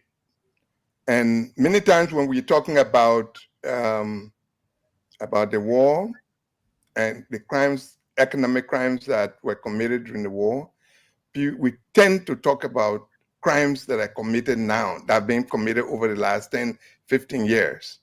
You know, that's. Well, let me separate my question, Senator. Mm-hmm. We had a minute. We're gonna enjoy ourselves with 2-3 questions. Like I was counting all the questions Glennie was asking, so I will be like Glennie today. Ask 3 questions. First of all, do you think right now Liberians deserve the war crime code, not economic crime code, war crime code? I do not think that this is what we need to spend a good deal of our time on. I believe, as a victim of the war, I have started a forgiving as part of this reconciliation, the Truth and Reconciliation process. I sat before the TRC. I presented myself. I answered every question that was put to me. I encourage, because that was what we put in the TRC law, and I think that people should do it. No, it's not. And my question would be again. Let me repeat my question. I do not think that this is what I would consider as a priority for our country now. You talk about now. When will it be a priority for our country? If not now? I think like what the South Africans did, they took a decision that instead of doing war crimes for all the evil that the apartheid regime did to them, they need to move ahead. The same is true of Nigeria. So, Senator. So Senator, you don't want it at all, whether now or later. You are saying that you don't want war crime code at all? I'm not quite sure about the benefits to us. No, but let me on the record, Senator. Let me on the record. Do you think whether now or tomorrow or whenever, Liberia deserve a war crime code? I don't think so. If it is about the war that we passed, that we signed the peace agreement, I think we better stick to the peace agreement that has kept us for 20 years in peace. So if you ever lost someone in the war, they died. People lost their mother, their father, their family members. Will you just tell them tonight, don't talk about war crime code and let's just talk about the peace accord that you fought for? I think, Stanton, Liberians have swallowed a great deal. You know, I've sat with the families of those 13 officials who were shot at the poll. I was taken on that beach one night by Samuel Doe people. They were trying to kill me that night. And they were reminding me that this was a beach where others were killed. Isaac Musa was the one who had a bullet in my ear. In conversation with Kwiwumba, I experienced something. And I'm saying to you, the families of those people have tried. It's painful. But these people, I've worked with some of the families and I listen to them. And I think they're forgiving. And I'm not saying we must forget evil. There are crimes being committed now. There are crimes that have been committed over the last 15 years. Those crimes must be investigated. I truly believe that if we are not able to do the simple police investigation on the crimes that have been committed. So you are asking Liberians to investigate current crimes, but crimes that took away 250,000 Liberians or even more, crime that took away folks that died in the Lutheran church, crime that took away babies being buried alive, women raped, genocide crime that burned places and put people on firing square, tabé them. You are saying every sector of the country, whether you Mandingo, you Gio, you Mano, you Kran, whatever you find yourself, just let it go. But more focus on the 15 years of crime we are committing now. Well, I think you can achieve a lot and putting into place systems that will make us know that these crimes will never go forgotten. I mean, unattended. So I believe so. You say you believe. I'm sorry, I know we're coming to you. I'm very sorry. You believe that this crime that you're talking about put something in place, system in place that people will not repeat such a crime. What is best of a system to put in place if it is not a World Crime Code? You know, Stanton and colleagues, we are not discussing a victim and victor situation. This war ended not because one group won the war. You know, you might say the Nuremberg trial and other such things. But it was because during the World War, Hitler was defeated. That's why we're talking about Nuremberg trial. In our particular case, people were dying and dying and dying. We agreed with our tails between our legs, agreed that in order for us to have peace, in order for the shelling and the killings to stop, we should stop the war. We did that. It might appear like, you know, that was a scary move. But if you were around and if you were seeing people who were being killed regularly, you know, you will be able to sit for a while and consider that those who took the decision accepted that we should agree on the TRC, did it not out of fear or anything, but it was the wise thing to do. So that's all I'm saying. I'm saying as an elder now, as someone who has seen fire, I'm sure many people who talked today did not see any fire. They heard. I was at Cottonton the other day. I think I was telling you, I was addressing some students. And many of the kids were about 24 years old. And I asked about the war. A good number of the kids could not remember anything about the war. Some people say, oh, my auntie told me something. On the one hand, it was good that our kids are not in that mode. But on the other hand, something is wrong that people have forgotten so early, so quickly. You know, and people need not forget only out of a war crimes court. Many things were put into place. I was in Bond County, and I met some chiefs just today. When I went to Sembe, I represented Mrs. Sirleaf to Sembe, where a huge massacre took place. Most of the people who committed the massacres were local children who were from Bond County.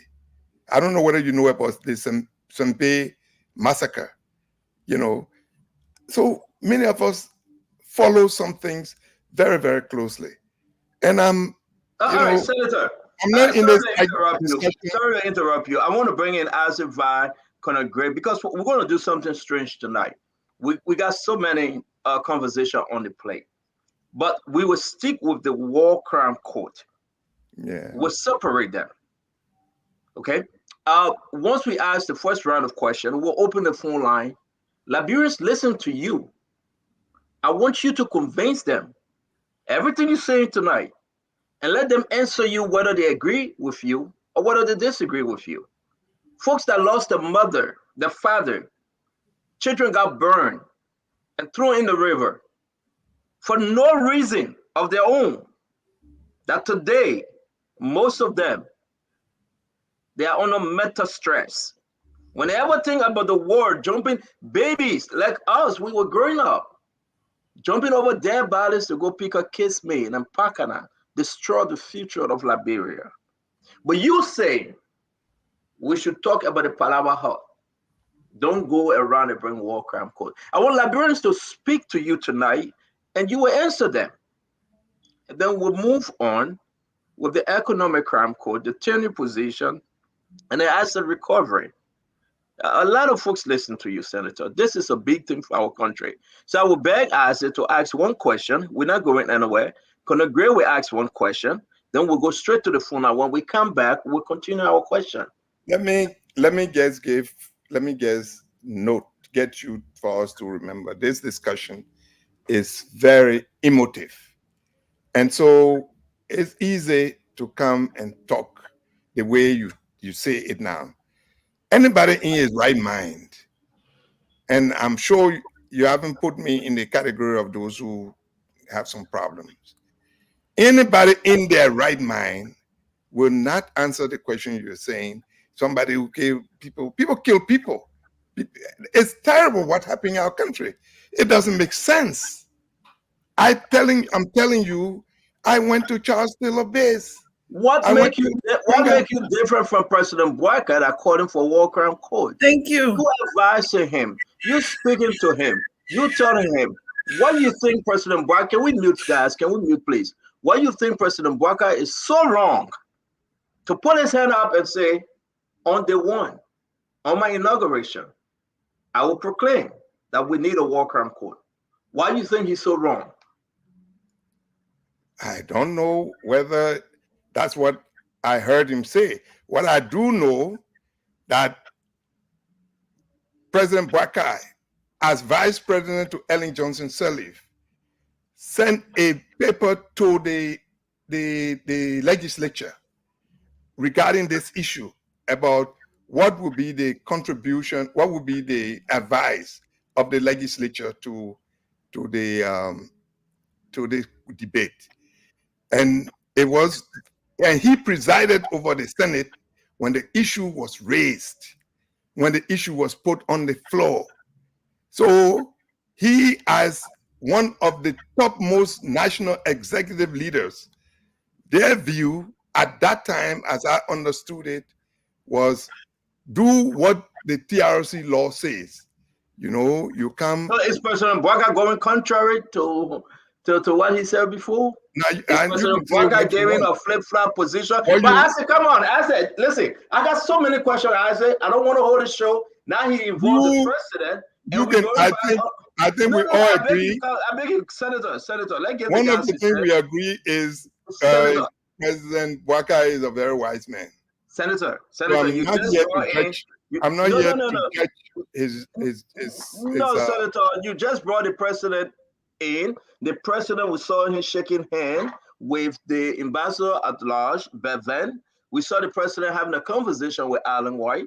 Those are folks that fighting for war crime. And you're saying, but no. 6, 7 years ago, under Madam Salif, the president had a different view. That's what you just said. He had a different opinion.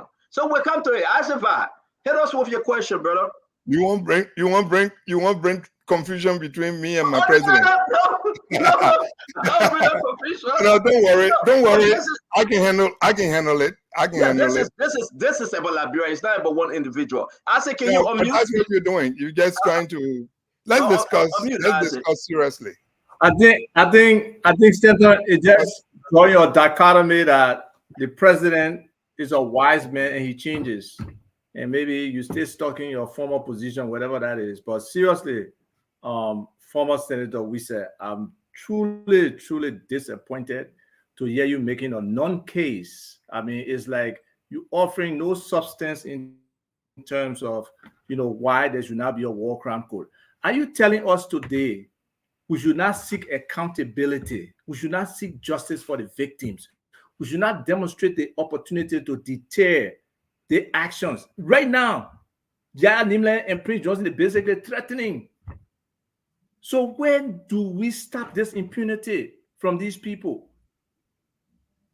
I don't understand, or I don't know if you really understand. Hold on one second. You have your chance to talk. Don't interrupt me, please. Post-traumatic stress disorder. I don't know if you understand what that mental health problem is. And I'm sure we got one expert here on the table. And the fact that it was not treated from 2003 to 2005 and subsequently under all the democratic leadership, significant portion of our people are still suffering, and now it's generational because it has been handed down. So you telling me because nobody won the war, so there were no victims? Do you know the number of victims that are walking around from this war that you don't want them to get a sense of relief or sense of just that lift off? Look, just like right down how there's a lift for the Liberian people with the removal of this we are government democratically. That's how a war crime code will impact people and give them some relief from that crime. So, Senator, tell me for real, what is your argument against a war crimes code? I think, again, we have to be careful about emotive statements. Isaac, I think we should be careful about making emotive statements. I have told you, and maybe you don't know me, maybe you don't know what I have been fighting for all my life. If you know, unless you two, it's been some time, so maybe you probably need to ask your brother, all right? Because if you are aware of who Communist Wisse is in this country, then you will not jump at conclusion that my objective is that there should be no accountability.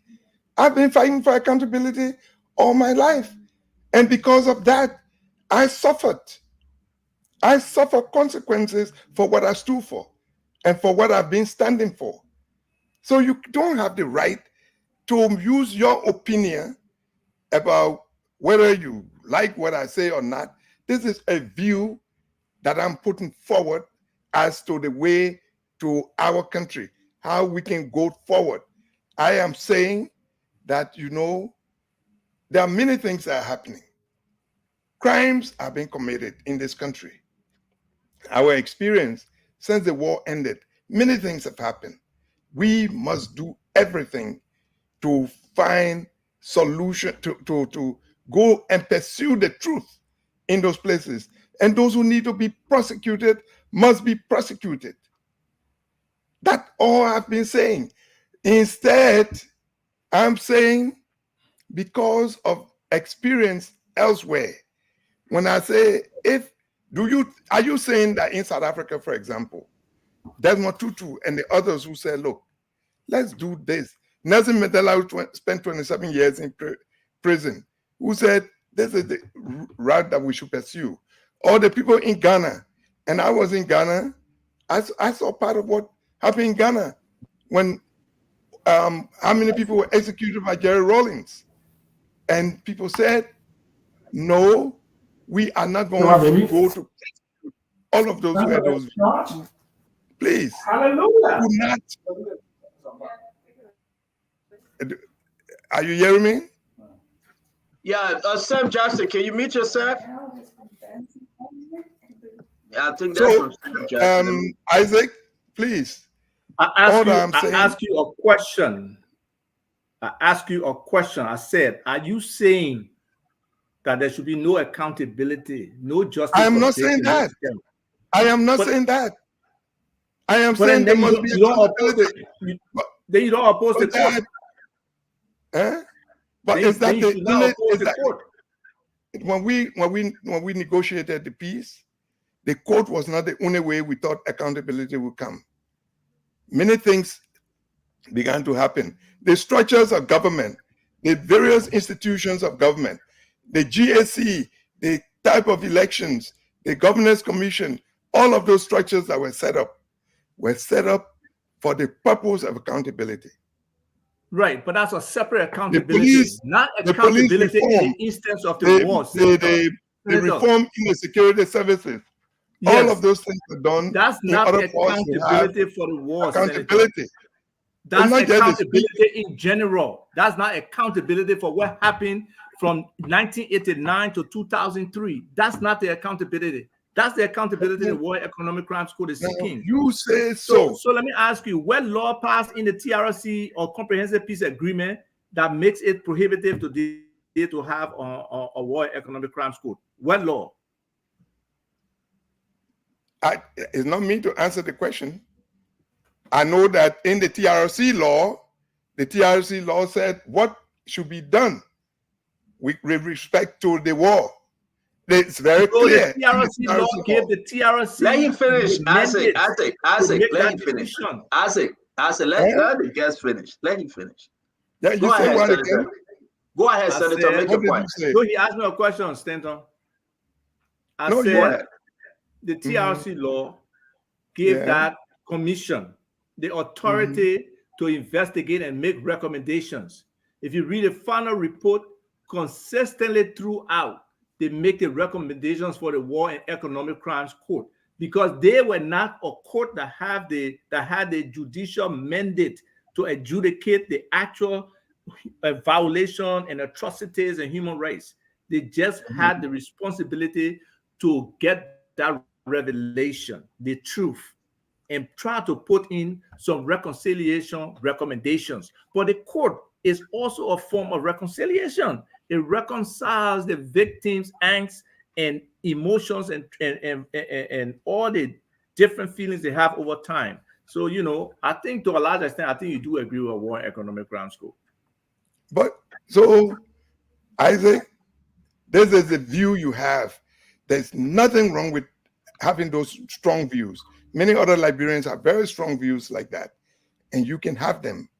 At the end, when we have taken, maybe go back to what the law says. In the law, and we like to say we are law-abiding and law-abiding. I just told you, for example, people who appeared before the TRC, it is said in the law that whatever you come to the TRC and say, that cannot be used against you. The TRC, if you set up a court, it is the court and the prosecution that will have to find different evidences that will be used to convict you. All right? So they made it difficult for a court to be set up. Unless you are saying it's law-abiding when your wish is accepted. I'm going to say, what did we accept? What did we accept to reach to this stage today? That is what I'm saying, basically. And you, again, maybe you are not around, but if you know what your brother and the others and us work on to reach what we reach, you will not jump at conclusion. And I'm very surprised that you will make. Senator, if you knew what I work on in the U.S., how many demonstrations I went to, how many protests I organized, how many different legislative offices I went into to seek peace for Liberia, you won't be telling me what you're telling me. Okay, thank you. Can we listen to some other question? Yeah, let's listen to other people. So, Senator, let's welcome Conor Gray and Sam Jackson. After they ask the question, we will go in onto the phone line because a lot of folks want to discuss on this issue. But I think Isaac was talking about this as well. Isaac, am I correct? Is that what you was talking about under the TRC? Definitely.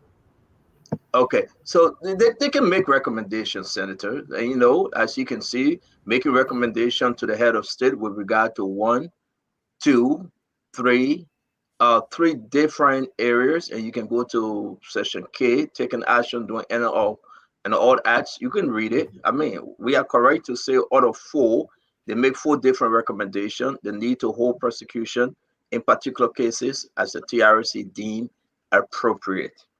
As the TRC Stanton, I want to interrupt you. Stanton. But I want to praise your research team for really coming up with that right now. Congratulations to the team. No, folks are watching. Let's give them the praises. People are watching and sharing. Permanent folks that are on different side of the eye making the argument, Senator. That I just want the Liberian people tonight to participate, because when you talk about war crime, it's about Liberians. It's not about any of us on this show. But my thing when I come back is that you cannot differ between you and the president. Like as I said it rightly, wise men changes. So we'll talk more about that. That will be from my end. Conor Gray, your question. Well, good evening, good day, everyone. Senator, it is exciting to hear you injecting your personal opinion and conjectures. They're unscientific, have never been proven. As you refer to others, they're personal opinions. Never have been tested. I've not seen any scientific research from you on this matter. So therefore, as a scholar, you're non-existent when it comes to the opinion scientifically. Here's what is proven scientifically, that in order to end impunity, you must always prosecute the past so that you can create a barrier, sort of deterrence, that will prevent recurrence as it is. That has been proven scientifically. I can give you so many studies that have been done that if you prosecute the past, the present would be void of what transpired in the past. So to come here and say it would not work is a personal opinion, it's a conjecture of yours. Thank you for that conjecture. Here's what others are intending to do. They are going to make sure that in order for Liberia to move forward, there must be closure. And those individuals who have lost others, and to end the prevalence of impunity that exists in our country today, unabated, they must prosecute the past. Yeah, I know you have interest. You're a politician. Your interest is that probably RuPaul, Bush, Bush bring all kinds of things out. So therefore, you have your own reason why you think it would never work. That is your opinion, Senator. But let me ask you this. Where have you seen prosecution of war crimes didn't deter similar recurrence in the future? Which nation has ever prosecuted the past of what happened and didn't have a clear, lawful society going forward? Name me one.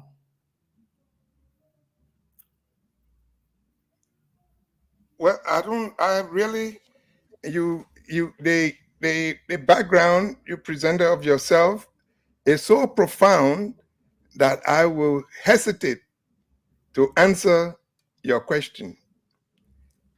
Your profundity of your academic and this and that you lay out, I would rather ask you to tell me these countries where such a thing, and the only country as I know, I just told you about you know that when we took the decision about the TRC, it was based on what we said was going on in South Africa.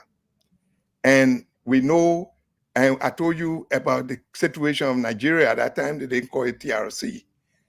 I'm asking you if all those people, you are judging that whatever decision that was made, they did not act with any circumspection. You probably have a better example of the countries where this did not happen and so happened. So for the edification of all of us, all right, let me leave it with you instead of asking me.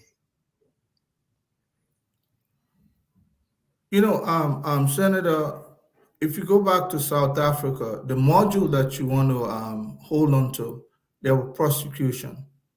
Even the wife of Nelson Mandela, Winnie Mandela, was prosecuted based on her action during apartheid. Oliver Tambo. It was. No. It was before was prevented from coming back into power based on the past. In our system, nobody is prevented. Those who hold mayhem against our people are probably the ones deciding our fate. In Sierra Leone, when they went into deciding what transpired there in the war era, all of those who participated, who committed mayhem, have been barred from coming into politics. We are the opposite. It's not which you're doing now. You want the aspect that will not prevent. Breaking up a little bit. Huh? Yeah, Colonel, go out and come back in. Yeah, breaking up a little bit, please. Uncle Sam Jackson, you want to come in?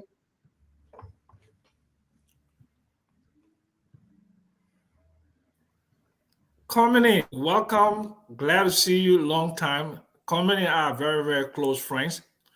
We were both arrested around the April 14. We spent about 3 months in jail. We're very, very close. We are colleagues. We now do differ politically, and that's what we're trying to accomplish, to have clear, distinct differences in the democracy. So we brought the democracy that all of us are sitting around the table and talking about. But let me just give you my own view, and then I'm going to ask you a question. I'm just going to indicate that both my parents died in 1990. My mother died sometime in early August of 1990. She starved to death, and she was buried under the banana tree by our house. My father died in September of 1990 on Duple Road of starvation, and he was buried in a shallow grave. I went back home in 2001, which is about 11 years after the war. We exhumed the body of my mother, and she's reburied at the Baptist Cemetery. So I'm a victim of the war, but I'm also one of the negotiators to the Accra Comprehensive Peace Agreement that set up the TRC, and I was able to testify before the TRC. Now, we've got 35 years since the beginning of hostilities in 1989. In 2003, we signed that, and then, of course, we had a national transitional government come in, Judy Bryan, and we elected a Democratic president. We had 17,000 troops, all of the organizations of the UN and the International Goodwill. And we did not institute the War Crimes Tribunal. We kicked the bucket down the line. So my concern is that way. How can we ensure fair and impartial justice when so much time has elapsed, when the resolution that was signed in the House, it was just a resolution, and in order to institute a war crime tribunal, it has to be a law, and the law has to be very clear. It has to give a court a mandate, and that mandate has to be clear in terms of the time frame, the nature of the transgressions and all of that. So do you think, and I'm sure you have already answered, but I wasn't here, do you think that we can have fair, impartial justice that will give closure to the victims, bring the most egregious perpetrators to book? Or are we just playing politics because there's some people in the international system looking at $200 million and they believe they can share in this largesse no matter what the consequences are to the body politic of Liberia? That's my question. SPJ. Hello? SPJ? Yeah, come in. How you doing, my brother? Yes, well, sir. Thank you. Thank you so much. You see, I mean, somebody was just telling me about just getting into government and having, when you see someone who probably haven't had certain experience, when they talk, it's easy to tell. SBJ is raising a question based on our experience. And I just hope that you will listen. As we speak, I have no problem about trying to ensure that we check, we pursue, we do not allow impunity to take hold in Liberia. However, if you want a war crimes court, it requires serious investigation, and the burden of proof lies with you, Isaac. It's not about an emotion. An emotion to get up in the morning and say, "Oh, we want war crimes court and this, that." Let's start with the first step. The Constitution provides, our Liberian Constitution provides, that to make courts is only the legislature.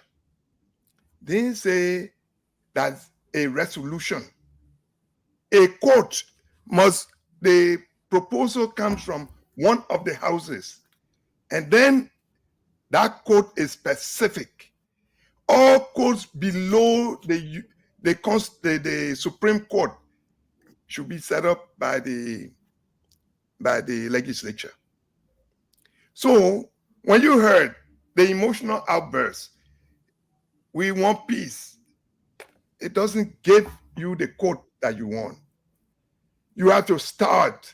And I think Mr. Snow the other day was trying to help you all understand it. I'm sure many of you know the process to set up courts. You know, you will break your neck, but no, but I gotta make a point of correction. You can't try to misinform the public. Snow was saying we need an executive order, and I was telling him he was wrong. We need to go by the Constitution that you are now quoting that authorizes the legislature to implement courts. Isaac, no fuss. And you correct me. Don't misinform the people and allow me. Okay. Hey, man. Now, I'm older than you. So don't use disrespectful words on this program. I respect you, Senator, but don't misinform the people and put my name. I do not lie, Mr. Isaac. That's okay. Please. Yeah. I know I'll be a target. You say that emotional. Go ahead, Senator. Go ahead, Senator. Okay, let me tell you that as Isaac, Sam was saying to you, so you need to do the thing. Let's set up the court properly. And when you're setting up the court, is the court below the Supreme Court. The legislature can set up any court, call it any name. So no problem. We have courts existing now that are dealing with different types of crimes. Drugs, we just passed a law about drugs, and with serious thing on the drug issue. So we can do more of that. No problem. But then there's the issue of justice. For those who have fought for justice, I don't know when you were going to the Capitol building, everywhere you were going to, it was about fighting for justice in Liberia. I hope. And when we are fighting for justice, it's not about one person. So if John Brown were arrested and charged with crimes, they will be tried consistent with law. Let's take the case of Jibril from Sierra Leone, Jibril massacre. I don't know whether you follow that case. I know there was a delegation, the team prosecutors from Finland that were prosecuting Mr. Jibril. They did a trial in Monrovia at the Temple of Justice. They tried this man. They went to a lower court. They went to a higher court of Finland, and they concluded him not guilty. Senator, you know why? They ask simple questions. Senator, can I interrupt you, please? I beg you. I know when you bring your buddy, your friend, Samuel Jackson. He's our own uncle on the show. I know you guys' history. We know you. We follow you. Okay? I mean, we may be much younger than you guys, and God bless you for the longevity of life. But let's just face it. You guys are buddy. You guys not going to sweet talk us here and make us forget that you didn't say that you don't want war crime code. Are you now moving towards the reason why you think we should have war crime code and structure a new code system? Are you not shifting the goalpost? Or are you yes, sir. Stanton, yes, Uncle Sam. I was yes, asking Uncle a Sam. question. Because I'm not done yet. Okay, so this is my follow-up to you. I know, Uncle Sam, I'm coming to you. I know you are not done yet, but my thing is that it was my turn, and I need to do a follow-up. I respect you, Uncle Sam. Go ahead, please. Okay, so I beg you, let me do my follow-up. Okay. Go ahead, Uncle Sam. Coming in. Well, Uncle Sam, I'm supposed to ask no question. They know why I was hitting at, You ready again tonight? This is where the senator. Yeah. Okay. This is where the senator and I will diverge. Okay. Because I know the role the senator played during the war. He was part of the early thing, the formation of the MPFL. He met Taylor in Ghana. They made the arrangements to Libya and all of that. Okay. Let me finish. My issue now is asking not my friend now, but the senator. Senator, do you believe that the role that you play in the coordination, in the formation, and in the implementation of the MPFL, do you think you should be held accountable for war crimes based upon the role that you play? Well, the first thing is to say, SPJ, I know you know how to tell stories. You're a great storyteller, but Mr. Taylor will not tell you that. The story you were talking, Mr. Taylor would not tell you that. And you did not hear it from Mr. Taylor. You never met Taylor in Ghana? You never met Taylor in Ghana? You didn't free Taylor from jail in Ghana? You didn't free Taylor from jail in Ghana? I did as a Liberian. I was staying in the country. Didn't you help to free Taylor from jail in Ghana? I did. But it's not because I was forming the MPFL. Wasn't that part? Well, hold on a second, Senator. Wasn't that part of the collaboration that led to the ambassador from Burkina Faso? Because this is in my book. I wrote a book. And in order for me to write that book, I interviewed Tom Wiwoyu. I interviewed other people who were part and parcel of the formation of the MPFL. I also interviewed people who were part of the ACDL. And you commonly, we say, appear to have played a prominent role in the formation or the support to the MPFL. I'm asking you, do you think that the role that you play, that you are culpable of war crimes, since war crime originates with planning, financing, implementing, and do you think you owe the Liberian people any to say you're sorry and you should not have done that, that we should have let some orderly democratic process take place or some other thing, then financing and collaborating with Mr. Taylor to bring a war to the country? Sam P. Jackson, Uncle Sam, you are telling stories. You are a fantastic storyteller. Okay. I appear before the TRC. I go to the recording of the TRC. Okay. Every issue of this was dealt with. Yes, I met with Gaddafi. I was the first in my hearing. I told you, I was the first Liberian that Gaddafi told. The boys around Gaddafi were student leaders. We were student leaders together. They told me that with what the Libyan embassy was thrown out by Doe, they were ready to support me if I wanted to organize a group to overthrow Samuel Doe. I said, heck no. It was because I said no that the forces that freed Charles Taylor from prison found a way to link up with Gaddafi and to do what happened. So everything you said about playing this role and that role, when Charles Taylor ran away from the United States prison and came to Ghana, he was put in jail. He had a problem with another colleague. I don't want to call the names of the people. I came from Europe that night when I was told that he was in jail. And I went with the Ghanaian security. Jerry Rollins was my very good friend, you know, and was very good friend of Kojo Chigata.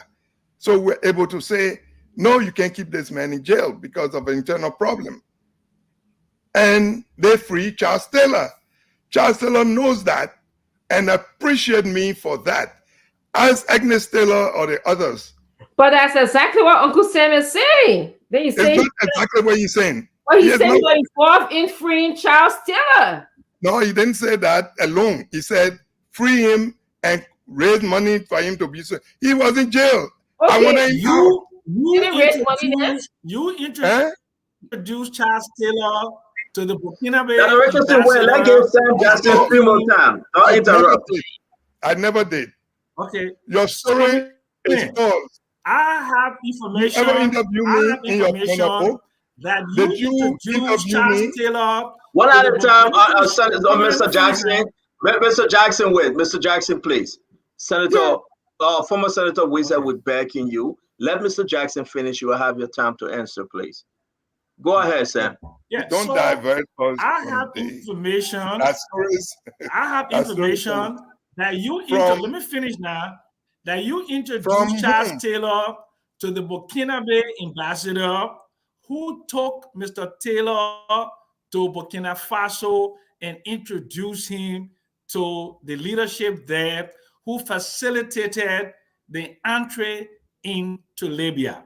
And that if that information is false, you can say it's false, but that's the information I have.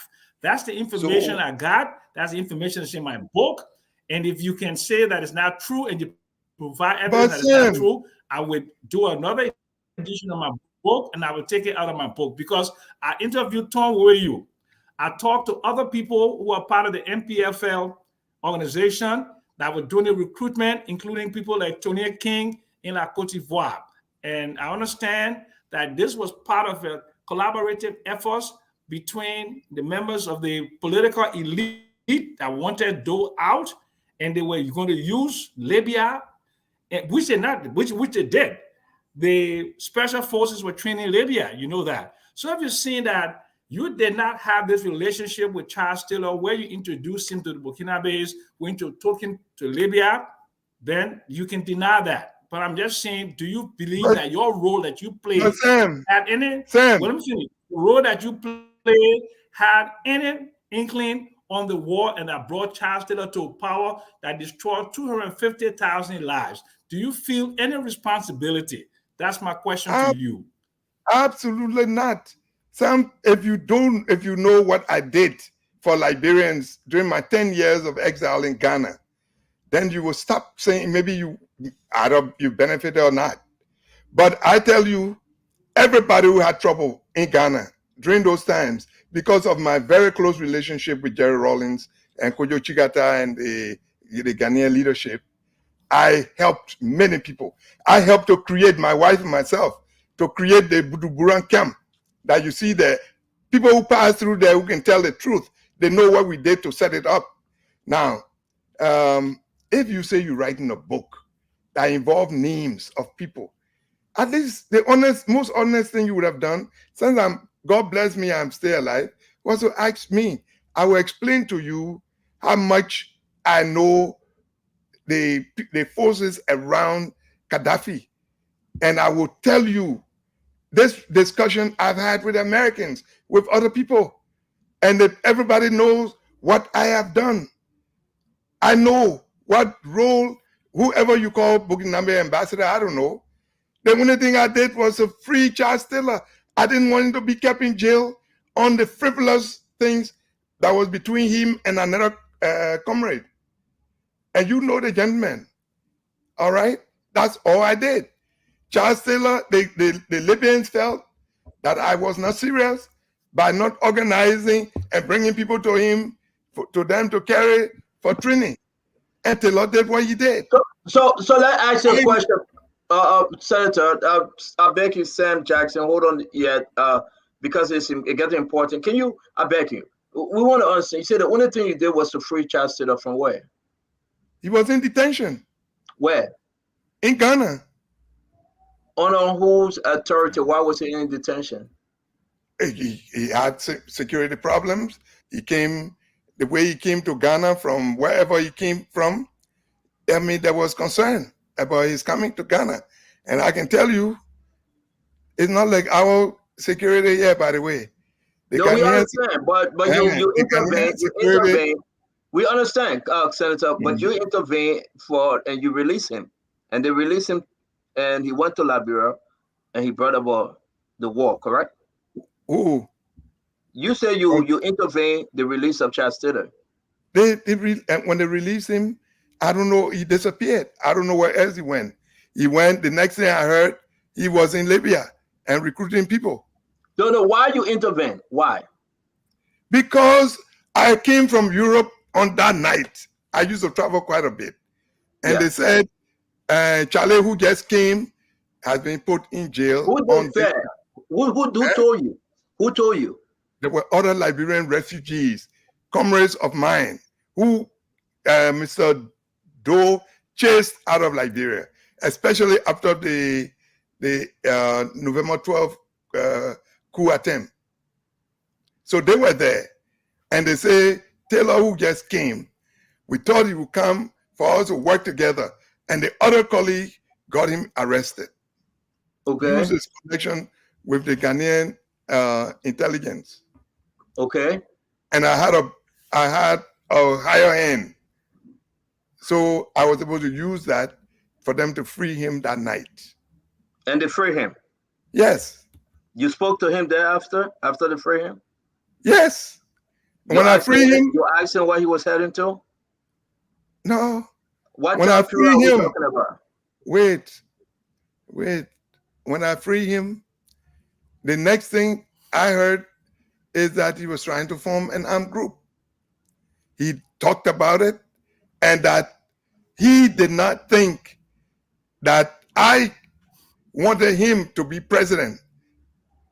Because in some of the discussions... Senator, let's take our time. A lot of folks listen to us. You're organizing the TRC on this program, no, right? No, not organizing TRC, sir. We just want, listen, as I said to you before, most of us were young, okay? So let's understand this history. God bless you and young and asking the right questions. Yeah, it will help us. Let's understand the story. You went to Ghana. You heard that Taylor was in jail in Ghana. You had an upper hand. And you intervened. I was in Ghana. I was in exile in Ghana. As if he was in Ghana, we agree, right? And Taylor came, they arrested Taylor, and just explain this story because I've never heard this story. And why you intervene, and now you're telling us that you heard Taylor was going to form an armed group to go back to Liberia. Can you please explain that properly? That's after. After he came from jail.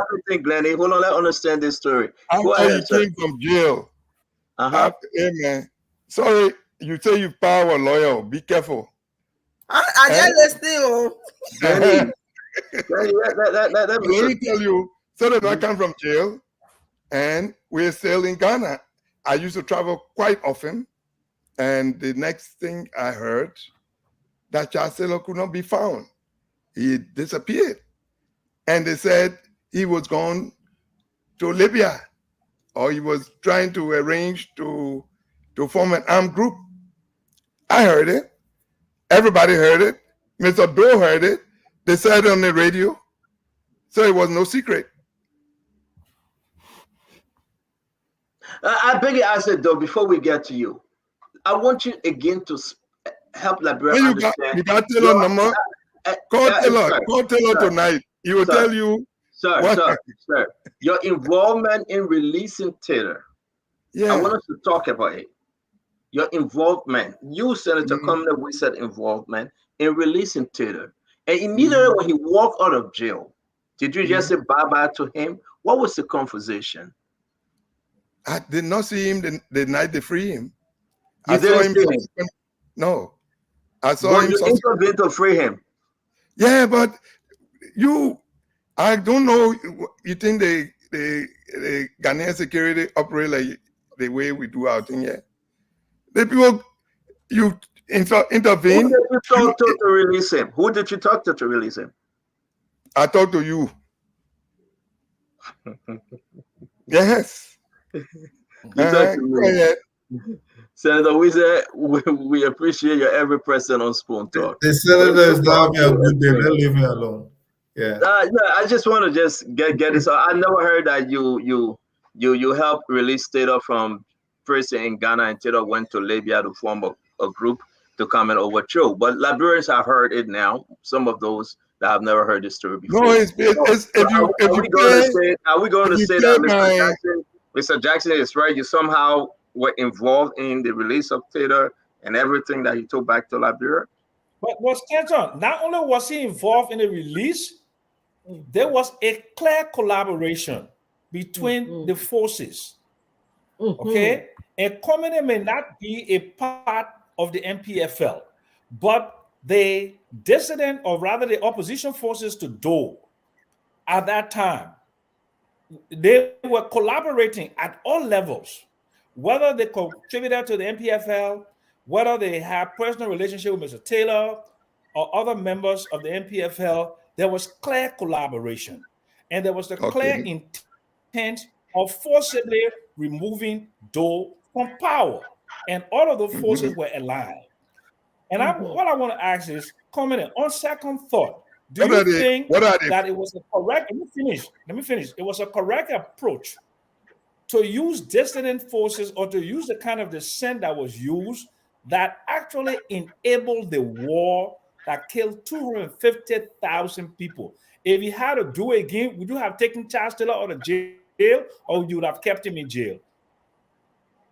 Well, what did I know that Charles Taylor was in jail for? It was all I knew. There was a difference between himself and some other gentlemen, some other Liberians. Which other gentleman is that? That's you. But why you not being sincere in explaining the entire story? You putting it on us. We wasn't there. I wasn't there. This gentleman. Who's the other gentleman? Who's the other individual? Who's the other gentleman, sir? That Sam is telling a story that you say he wrote in a book. I'm alive.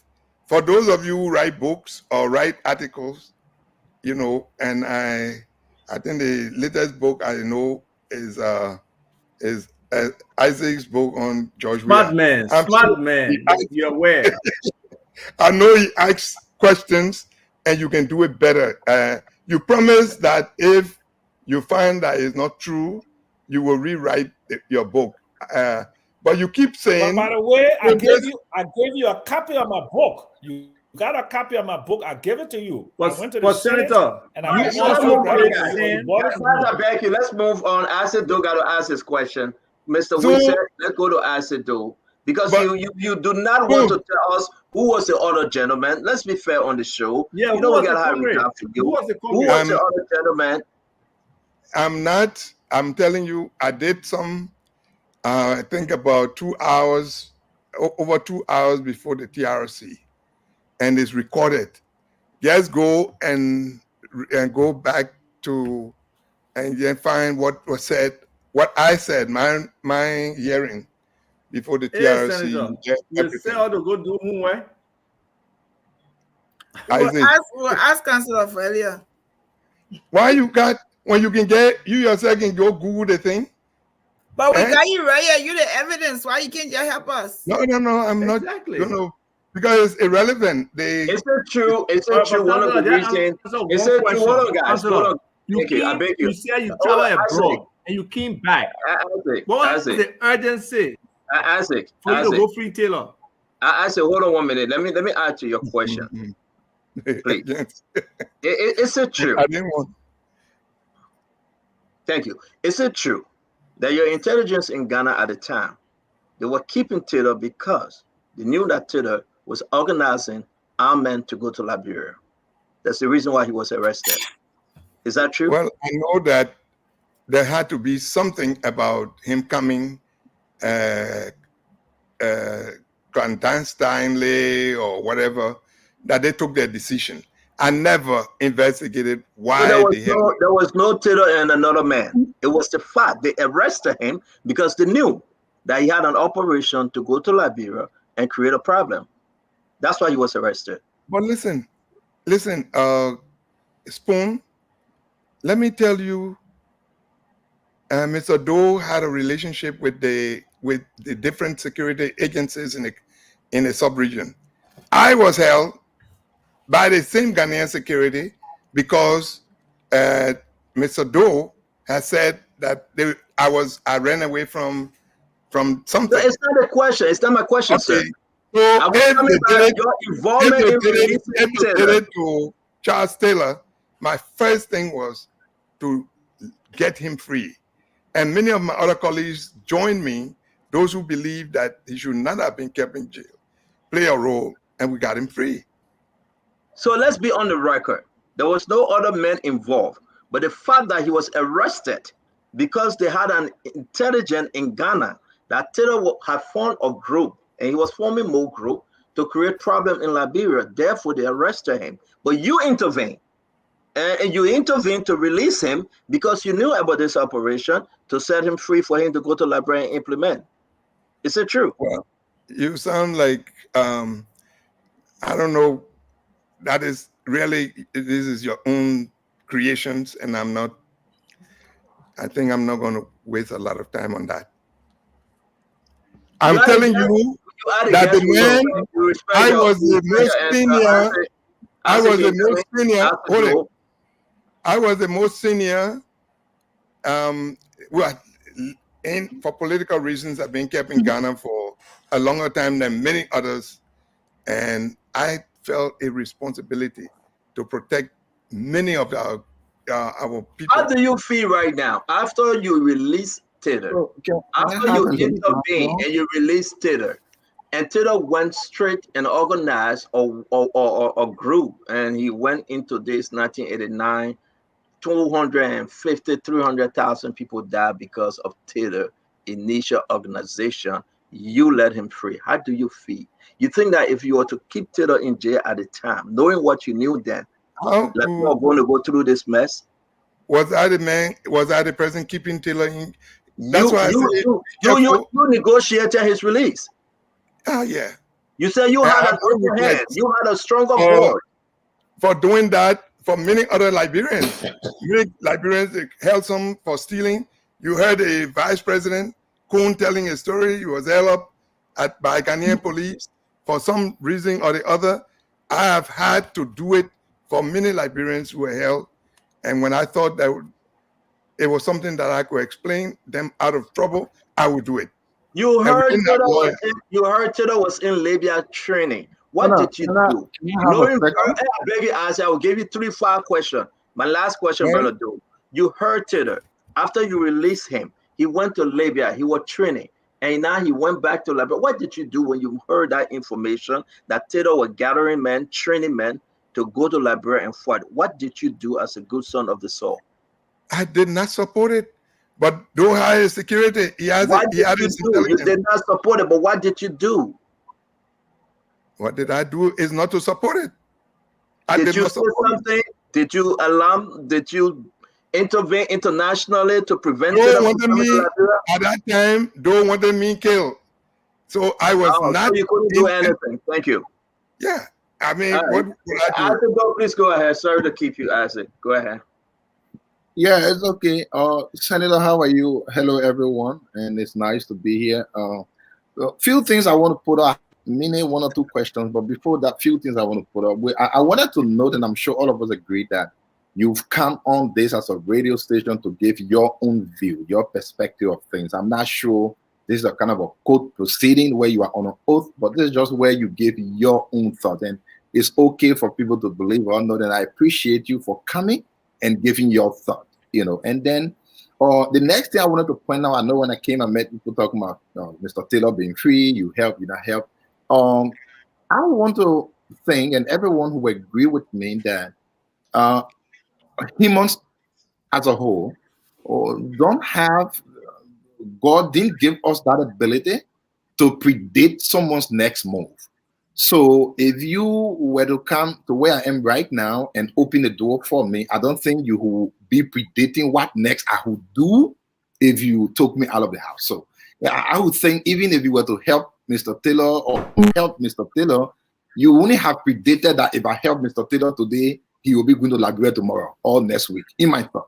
But this is, I want to get your own take on this. There have been differing of opinions and views on the issue of the TRC's process. I think most Liberians kind of buy the idea, but a lot of people who differ based on which side you on how the process will go on. The U.S. ambassador at large was on OKFN recently, and she said she was being told or was being made to believe that the president, His Excellency President Boakai, has a draft resolution, or you call it or executive order, for the process to start on the War Crimes Code establishment. In addition to that, Senator Snow spoke of this in a context where he said that if President Boakai is sincere about the issue of War Crimes Code, he does not need legislative approval to issue an executive order for the processes that will lead to the establishment of the code to start. I share that view as well. What's your take on this, on the issue of executive order from the president, if this is something he truly wants, he and VP Kun? What's your take on it? Well, I think I've said this. The process that I know in the creation of courts, as provided for in our Constitution, provides that you draft an act, and it passes one house and goes to the other. It doesn't happen by executive order. What can happen? Maybe a public statement can be issued by the president, and the president has majority in the legislature, in one branch of the legislature. They can then put it forward, and it will pass. It goes to the next. So the will, the executive, what you call it, the political will, is expressed by what the president says. So I would, if the president wants to, he will have to work for it. That is, he'll make the statements. He will mobilize the legislature, the two branches of the legislature, and they get a law that is consistent with our Constitution as to how courts are created. In the case of what happened in Sierra Leone wrote to the international, wrote to what do you call it, to the UN, and then they wrote and wanted a war crimes court, and the process started, and they lobbied for it. Their diplomatic team were out there to do whatever they wanted done. In our case, we have our constitution says exactly how a court can be created. Right. And my last question, Senator, is just to react, should I say, what Stanton and I think small Isaac Bactoba, my little brother, asked you as well. Senator, Senator, do you believe do you believe that Liberians deserve justice for things that happened to this country in the past? What's your thing? Do you sincerely think that? Or what would you suggest? Sincerely, I believe that Liberia needs justice. I am saying that this justice is a continuing process, and that today, all the things that have happened, we must pursue that nothing will be left to that there will be impunity. We believe that there must be punitive action based on justice. So that's all that I say. But in the case of the war crimes that we say were committed during the war, when we had the TRC, people came and said what they had to say. And I strongly believe that we should take it and act on the put into place the that's why we did the reform in the security sector reform. We did the local government reform. They did all of these different laws that will make it possible for us to be able to put into land reforms. All of these things were done in the last 12 years. And we should make sure that we enforce them. And in the process, anybody who violates, we must go into the deep investigation, especially crimes that have been committed. If you come to the discussion on the economic crimes and the asset, I will tell you, my view is very strong on those things, just as it is strong about looking for pursuing justice. You think I don't want to know who did all the attack on me, that gagged my head, that did all of the stuff that almost killed me? In the several cases that I've experienced, that looted my house, almost killed my wife and children. Personally, before talking about the 6 nephews and relatives who were killed. You think I don't want also investigate that? No. You ask Joe Tate and his people. Yes, there's plenty. Young man, I can tell you a friend, and I think the question you asked maybe is what dealing with the thing that people, Stanton is pushing, that because I free child still, so it means I say you should go around, kill 250,000 people. No. No, it's not the basic of the question. We're going to do another round. We got to go to the phone line, but it's interesting for Liberians to know, and I'm very, very happy that I learned something new about you today. That Muammar Gaddafi, no, the story about Ghana, I didn't know. Seriously, I didn't know. I thank God for Sam Jackson. At least a lot of stuff being revealed. You probably need to know more. That's what we are. Fidel Castro, Sani Abacha, Blaise Compaoré. I met plenty of people. So my question is that you met Gaddafi of Libya. He asked you to go to Liberia and create something. You said no to him. You said it. Chancellor went there. Chancellor agreed. Stanton, yes, sir. Stanton, I beg you, man. I want to ask another question. I beg you. I hold your foot. The one you put in the book? Okay, come in. No. Come in, listen to me now. you and Ellen Sharif have been very close for decades. Am I correct? I think you should say centuries. Do you know that Centuries. Ellen financed the MPFL? And do you was well, let me finish. Do you know that Ellen was actively engaging Taylor at the time that you supposedly freed him from jail? How is it not possible that you would not have known from your friend Ellen that she was having a collaborative arrangement with Taylor to send him to Libya to train there and bring the war? So how could you convince me that your friend Ellen did not tell you that Taylor was in the process of the formation of the MPFL and he would have gone to so don't you think that by freeing him, and you knew that he was going to go to Libya, that you facilitated the war by freeing Charles Taylor from that jail?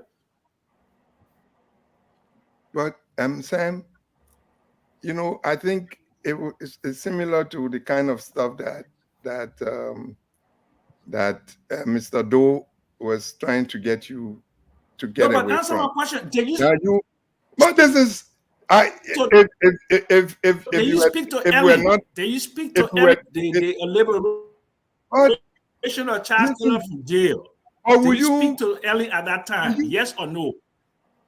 But maybe you want to know when I got to know Ellen. That's why I say it's centuries ago. But didn't you know Ellen before me? Yeah, but I'm not involved in your war. I'm not involved in your war. Not Ellen who gave you a job in the ministry of. Stop with the ad hominem attack. Forget about Ellen giving me a job. I asked you a specific question. You assume, did you speak to Ellen around the time that you were free Charles Taylor jail? And did she tell you? Ellen. So don't talk about Ellen giving me a job. The crux of the matter is what up, Ellen, and you spoke about Charles Taylor going to Libya. Let's shut up small. Ellen and myself had no discussion. Ellen appeared before the TRC, and she told her story. That's all I wanted for you to say. You had no discussion, right?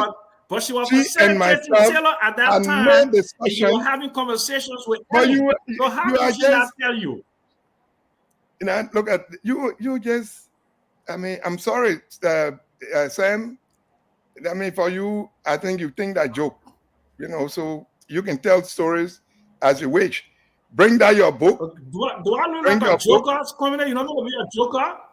You know me to be a joker? No, but it's nothing bad to be a joker. You remember you told me what you told me in prison about what you were wearing when they arrested you. Individual like me who been involved in multi-party democracy. You know, all right, so let's move on. Mr. Jackson, Senator, we said let's move on, please. I will ask my last question, and then we'll ask the group if they have one question each. Then we're going to move to the phone line because a lot of Liberians eager to participate tonight on the fact that you are totally against the war crime court. We'll take a few questions and we'll rush into the asset recovery and the tenure position. So please allow me to ask my last question. Going back in history, if I'm correct, if not, please correct me. Some time ago, you said that you visited Prince Johnson and he showed you the skull of Samuel Kanyando. Am I correct? I visited Prince Johnson. You talking to me? No, I'm talking about the senator. Where did you get that information from? Let me get it. No, I'm asking your question, sir. No. I want to know where you got the information from. I cannot tell you, sir. Oh, but you say some time ago you said this and that. I said. I visited. Let me tell you what I've done. Yes, sir. I visited all the armed factions, the leaders of the armed factions, and many things I learned visiting them. And I visited Prince Johnson on his base. And then what happened? Can you give us that story? because it will generate the intent of my question. You visited Prince Johnson. Did he show you the score of Samuel Kanyado? I would prefer to stay off that conversation, that part of the conversation. Prince Johnson appeared before the TRC, and I appeared before the TRC, and everyone gave an account of what they did during the war. We are talking about the war crime code years, so everything is unlimited. Well, when it gets to the war crime, when the code is set up and you're looking for witnesses, you can then,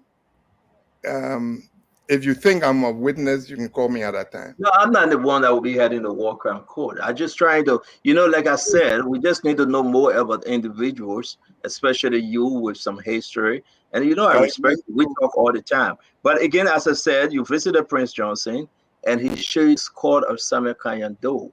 Is it true? Did he show you the score of Samuel Kanyado? I would stay away from that question. And but you visited him. You can confirm that you visited him. Yes. What was your message? What was your message back to? What was your message back to Emma Sawyer? Sorry. What was your message back to Emma Sawyer after visiting Prince Johnson? What was your message? What was the message that I carried? You must ask. What was the message that I carried? What was the message that you took back to Emma Sawyer after you visited? What was the message I carried before I would take back? So the message that I carried to President Sawyer as advisor on the peace process was simply that Mr. Sawyer was ready to hand over power if all the warring factions will be prepared to cease fire and disarm. That was a simple message that was signed by President Sawyer. I delivered it to Charles Taylor. I delivered it to Prince Johnson and all others. And what was the reply from Prince Johnson to Emma Sawyer? I know that Prince said to me, among other things, that, coming in, you're a good man. I was at the mansion and I saw when Doe and Co arrested you and they put you in jail. And he said a few things were very nice on that occasion. Very nice. We finished talking and I left. And I said that Mr. Johnson said he received a message. And it was good that you sent me to the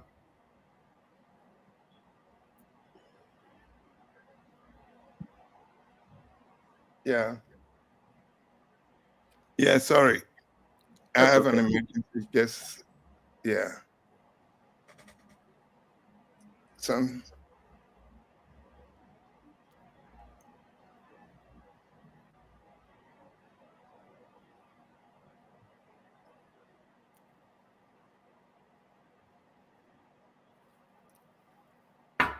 All right. Sorry, there was a slight emergency that I had to deal with. Right. Pray all is well, sir. Pray all is well. What was I need to complete the thing about Prince Johnson message. To Prince Johnson, to Sawyer.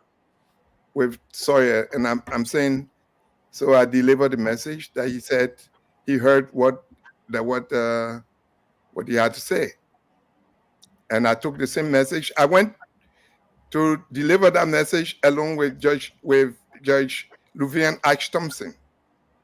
It was Luvian Ash Thompson and myself who went to Prince Johnson's Bay to deliver the message.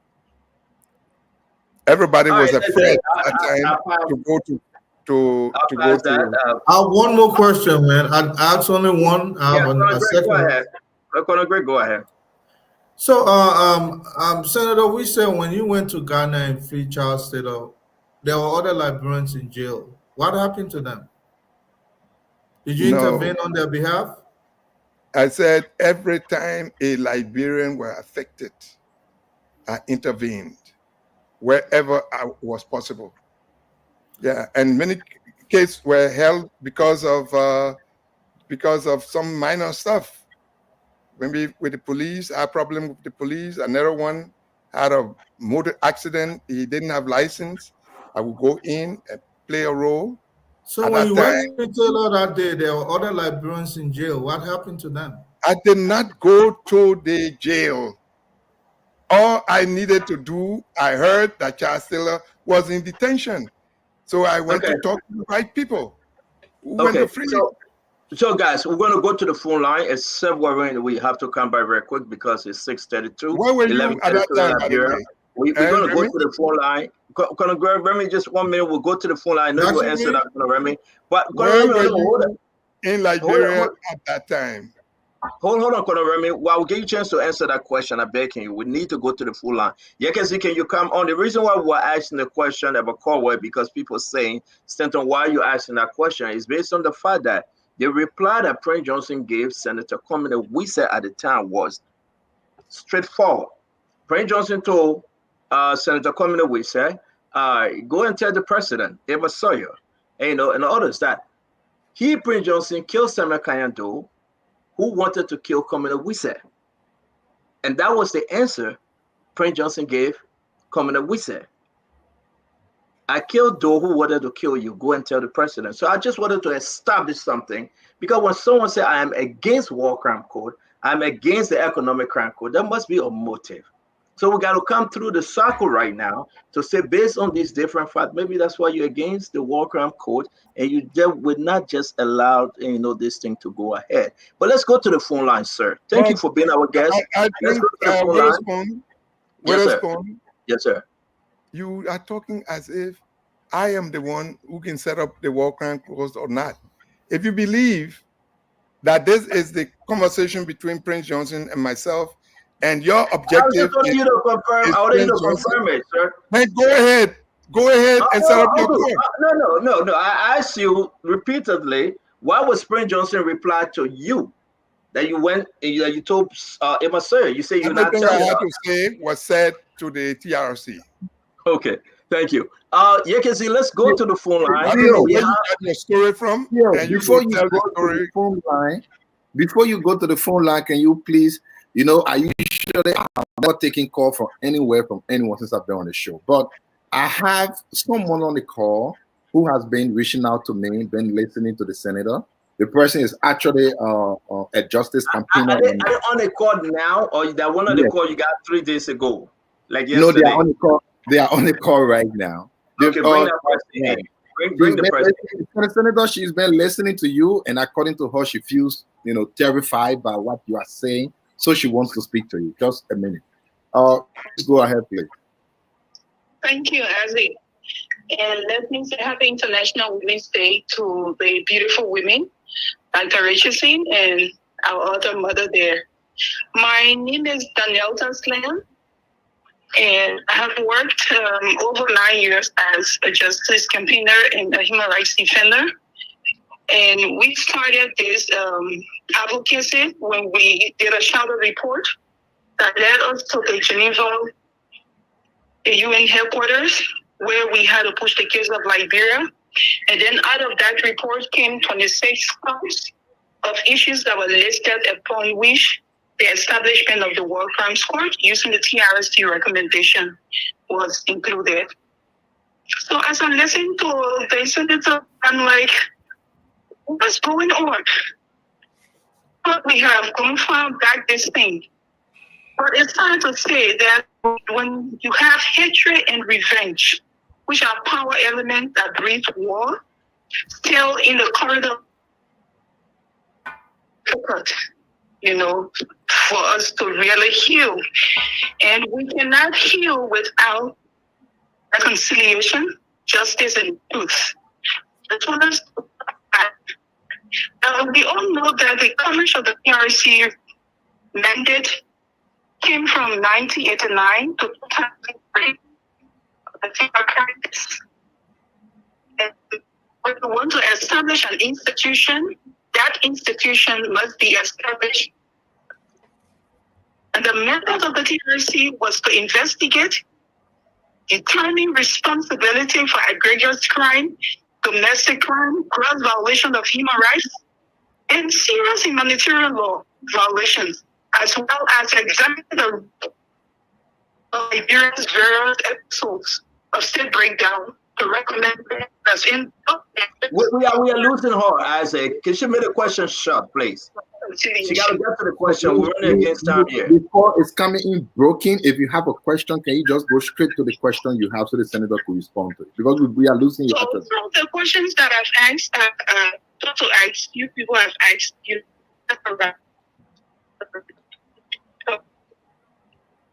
And one has to do with what you've explained. How do you see Liberia? Has there been any improvement in terms of structures and the system?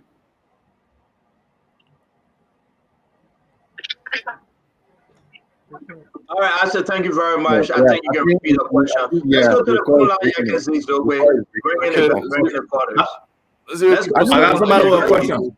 But the call is just breaking. 077. Yeah, I got somebody with a question. Yes, after you answer, we got to go straight to Liberia to take calls. Go ahead. Okay, go ahead with your question, sir. Yeah, okay. Hello, Mr. Stanton, and to the panelists. This is Mike Davis. I'm calling from the U.S. Let me just set the premise for my question so Honorable Cummings can know that I work with the interim government from the starting to the end until when Dr. Sawyer left.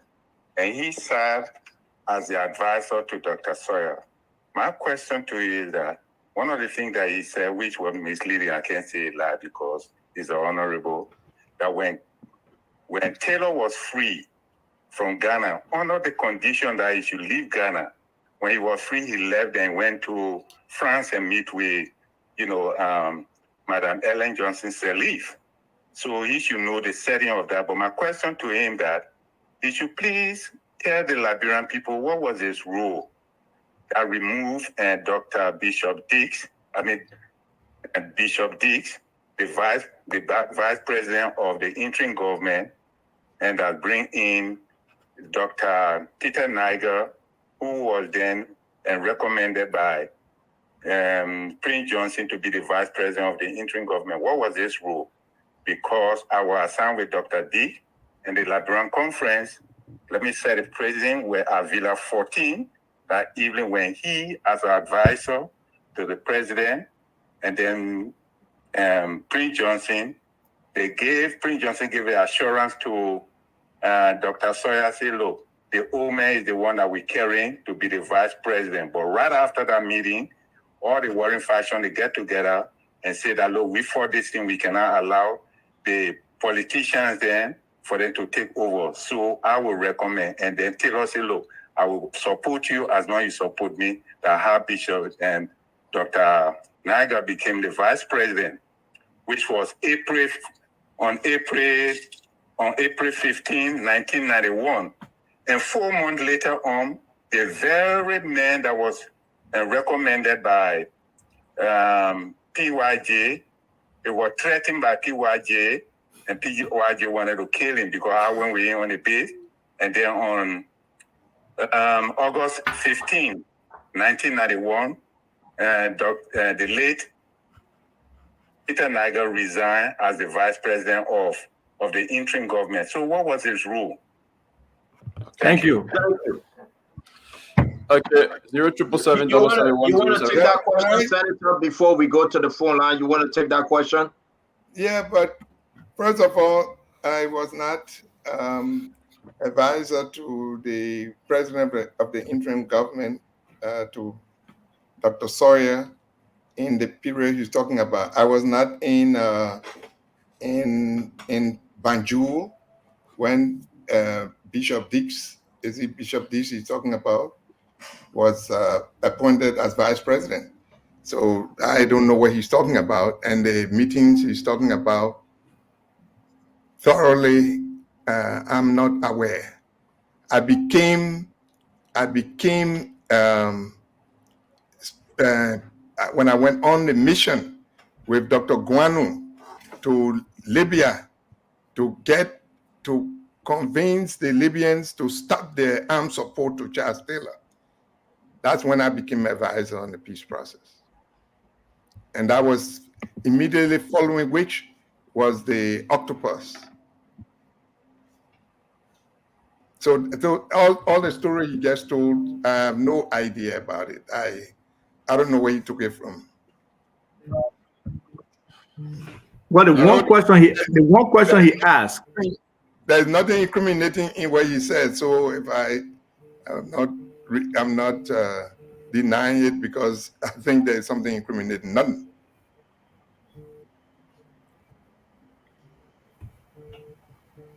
Okay. Let's move on. Let's take our local calls. Hello. Hello. Hello? Your name and where you join us from? Yes, this is Alfonso Tifley, and I join you from my district resident. Let's hear you.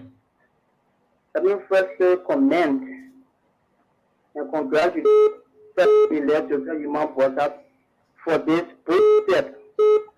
And the War Crime Code and the Economic Crime Code, if it will be established, I believe Liberia will be the one right trajectory to development. Because do you have a question for the senator? Can you take the next caller, please? We just asked if you have a question. You could say if you have a question, you just ask your question. Let's talk to the person. Hello. Hello. Do you have any question for the senator? Yes, good evening, Senator. Good evening, Mr. Wissel. Go ahead. Senator Wissel, are you in any way trying to overlook the activity of the making the atrocity that was committed in our country and need to put an end to the culture of impunity in our country? He's saying that there should be no justice for those who lost their, some of us who our future got damaged by the decisions or the actions of some of you people. Okay.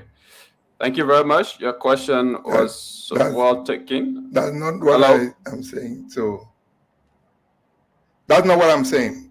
So he's asking whether that's what I'm saying. I'm not saying that. Okay. Let's talk to this other person. Hello.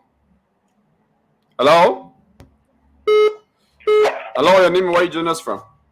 Hello, my name is James T. Kangan. I call Manchester Papa resident. Okay. We want justice. We want justice. We want work in our country to perpetrate those who hello. Do you have a question for the senator? Yeah, my question to the senator is, I just want to say to the senator, if all of you who committed heinous crime in our country will prosecute you and we want justice, JMP will get justice. Thank you. All right. Thank you very much for calling. Let's talk to this person. Hello. Please. Yes, sir. How you doing, sir? Let me say quickly. Yeah. Please do just that. Your name and where you join us from? Yeah, my name is Alfred Wagalo, and I call you from Bannersville. Alfred, let's hear you. Yes, I have a question for the senator. He did mention that he freed Charles Taylor from Ghana. And my question to him that when Charles Taylor came back and became president, was he not competitive with a job? What was his position in the regime of Charles Taylor when he insisted that he only freed him because Taylor was dead in Liberia? What was his position in the Charles Taylor regime? Thank you. Thank you. All right. You want to You want me to answer that quickly? Yeah. Yeah. This is public information now. So the only compensation that I had was Mr. Taylor sending Mr. Tate and his goons to my house, tried to get me killed, almost killed my wife and children. They looted our house, took away everything, including cook's phones. And it was shortly after that, and I was out of the country when I came back. And the next thing was Joe Tate unfortunately passed away. The next thing was going to our offices, to the office of Dr. Sawyer and myself. They looted our offices. They stabbed me. I was taken to hospital. Archbishop Francis and co were all there. And the Americans flew me out of here. And I went to the United States to take treatment. That was the reward I got for freeing him. So, I mean, if anybody has any information about the job that I got from Taylor, let them say so. All right. Let's talk to this person. Hello? Hello? Hello? Yeah. How you doing? I'm okay. Your name and where you join us from? Well, I'm Comland Brooks, calling from Mount Barclay. What's your question for the senator? Yeah, my question to the senator is, if the bill gets before the floor, will you stand to it, Honorable Senator? Okay. I didn't if the hear bill gets to the floor, will you sound to it a resolution? Will you sound onto it? That's his question. Bro, he's not in the Senate. Okay, former senator is a former senator. The question, I think is that is if you were a senator. No, but I think they know my view all this while. All the time that I was in the Senate, this discussion has come up. This is not you see, we're talking about it like this is the first time it's been there. A thing was sent, a letter was sent to the Senate, to the legislature by Mr. Sirleaf for advice. Mr. Weah sent similar letter about what the advice of the legislature is, and I would not be surprised if President Buakai does the same. Okay, let's talk to this person. Hello. Yeah, hello. Let's hear you. Any question for the senator? I'm calling from Bonafa. All right. Thank you, Honorable. We say I have problem. My problem is, he said, Charles don't want to kill you. Then why you not want Kwampo Moka in Liberia? Why is the reason? He support war or he not support war? Thank you. Well, I said that in the process of fighting for peace, we took a position, and I associated with the position that Archbishop Francis, the Sheikh Afuma Kona, Mary Branell, and all these people who were part of it came up with, that the option was not to set up war crimes court. And many of the women leaders today around town, this is the position that was taken. Those who participated in the war, the youth leaders who participated in the peace conference, this was the position that was adopted. Okay. All right, let's talk to this person. Hello. Hello. Okay, hello, your name and where you join us from? Yeah, my name is Prince calling from Panama. Let's hear you. What's your question? Yeah, my question to the senator is Senator, Honorable Senator, how you doing? Let me explain my question. My question to you is that do you think it would be preferable people that participated in the war would still be given a job? The representative position, senator position? Okay. Well, when in the peace agreement, the peace agreement did not exclude those people. But that's where the question comes about the voter. The voters, the voters have voted for people who have committed heinous economic crimes. The voters have voted for people who have property or produce money that they were distributing to people during the election that they can't give account for. So in the end, the voter was allowed to take a decision about their country, about their community, about the future. If the voter saw a murderer and they believe this person committed so much crime and they still look at them and vote for them, who am I to say otherwise? Thank you. Thank you very much, Yekezi. We'll take more calls when we do the second round. We want to say thank you to all of our callers. I know we're running against time, Yekezi. Thank you for joining us to take calls. Sir, we're going to move now to, except any of you guys have anything, just maybe we got to move because it's kind of late. I want us to get straight to the asset recovery if we can. It will help us. Yeah, I have a few What happened? comments. We see that the senator live. He said he will be back. He will be back shortly. Okay, so go ahead, Dr. Richardson. I just wanted to play a video with Dr. Richardson. Go ahead, because the senator said this about President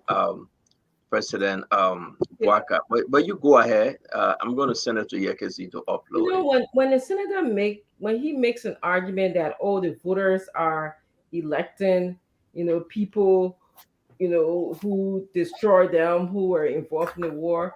I think it's such a slim pedestrian argument to make. People that a senator that we hold to be, of high esteem in our country, he thinks this way. What do we expect and how do we expect the voters to think? We know very well that these voters are highly influenced because of poverty. So they can't come here and make these arguments as if our voters, are, so aware, exposed to the information that we are providing people's views on different ideology to them. We're not doing that. So our voters basically leave our country to people like the senator who will then influence them by whatever they say or make big muff or give them rights money or whatever. That's number one. Number two, he keeps on saying the TRC only call for reform. I don't believe that the TRC just called for reform. Reform was part of what the TRC called for. It also called for them to end impunity. It also called for people to respect civil rights and social rights of the people who are victimized.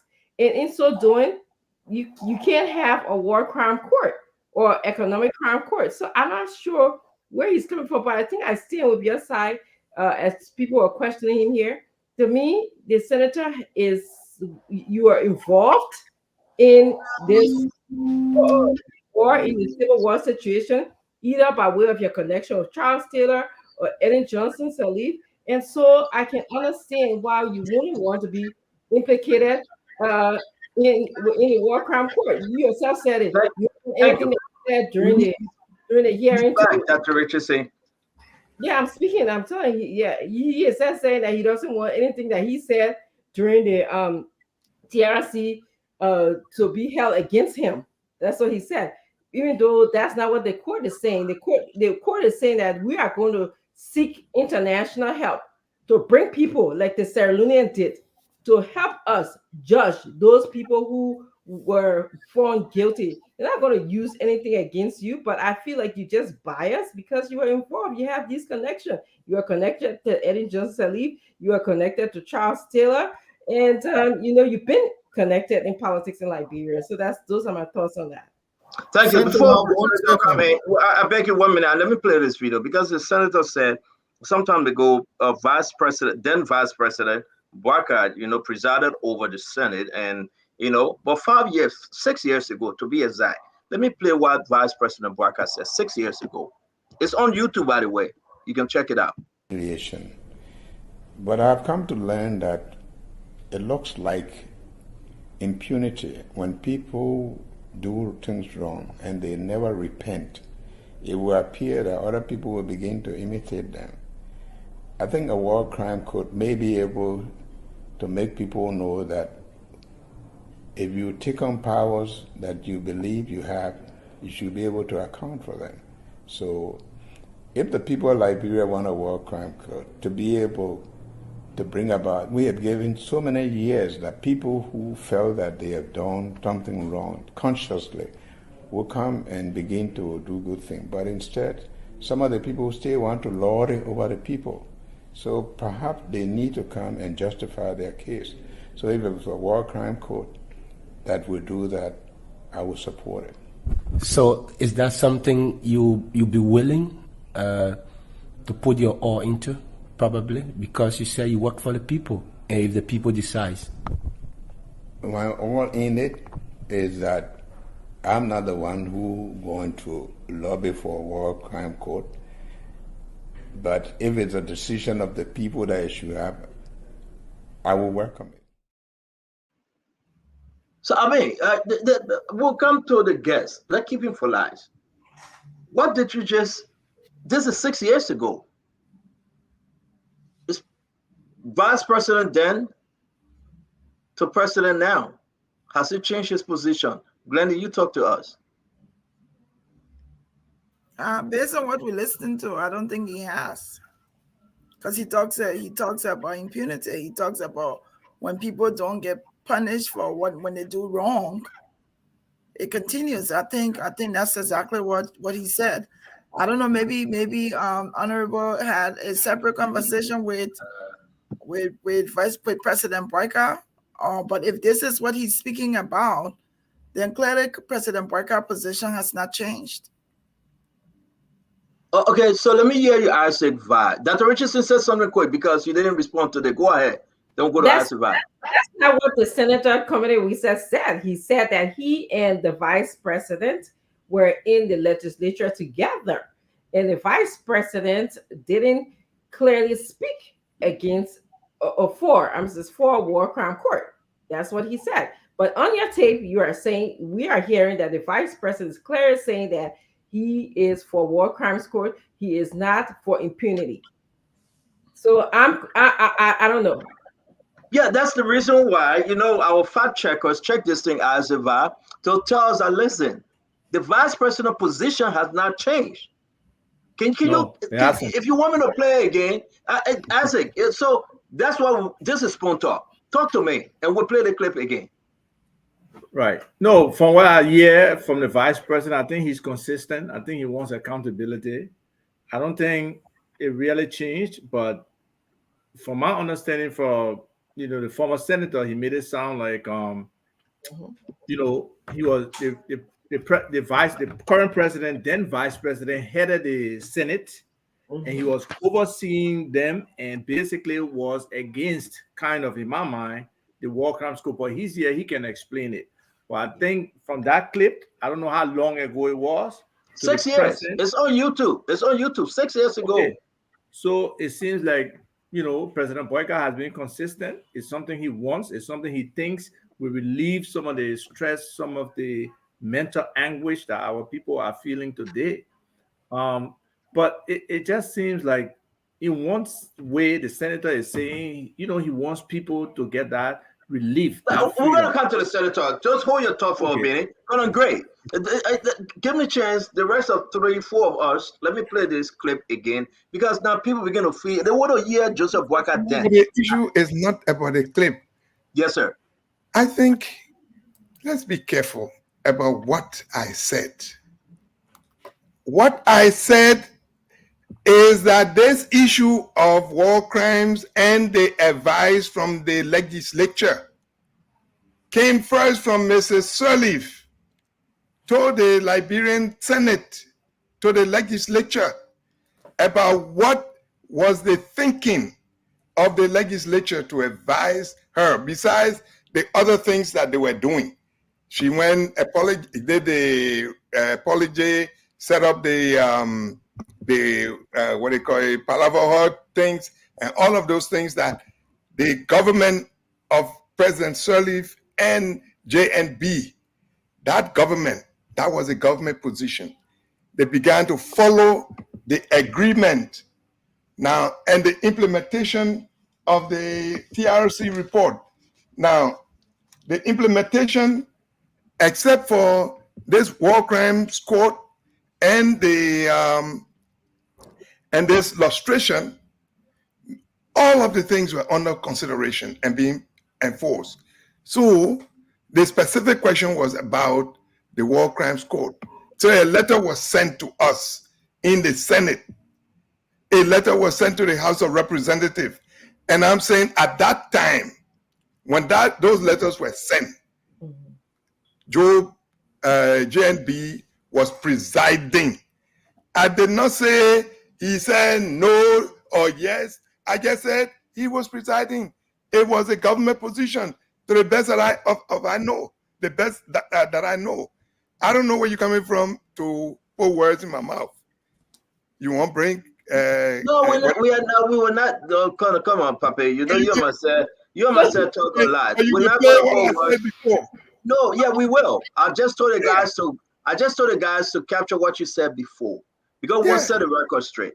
But if I remain, I could agree. Let me play this again, not because of what Senator Wissett is saying, but I want the people to know the JMB of O, that he have never changed his position. If I am correct in this clip, maybe Asido and Sam Johnson will have different views.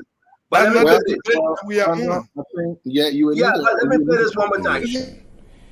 But I've come to learn that it looks like impunity. It looks like impunity when people never repent. It will appear that other people will begin to imitate that. I think a war crime could may be able to make people know that. If you take on powers that you believe you have. I don't know yet what you're doing, but it's coming for feedback now. It was better. I think Mr. Wissett's mic is on, so it's re-echoing. Okay. So, Partner. Yes, sir. Yeah, I wanted to say I don't think we should do this whole thing like a partisan kind of a thing here. I think it should be fair. Senator Wissett, in my mind, he was speaking of the time now President Boakai was the president of the Senate. At the time he was sitting on the chair. What did he say? Not when he thought that Prince Johnson was supporting someone else, so he started saying.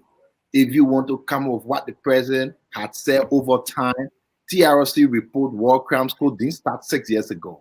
Can you bring us the tape of what he said at the time he was holding a gavel in his own hand?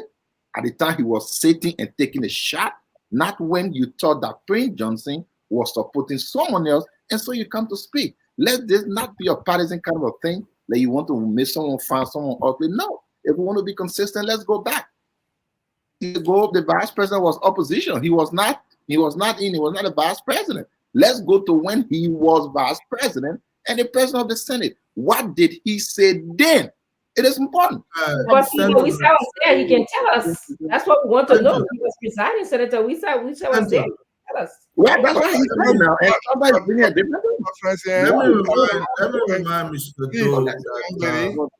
I know my mind is made up to. No, forget what they reminded me business. You can talk your own, but I'm only saying it's okay to say the president is consistent. That's fine with me. But we are not saying when he was an opposition figure.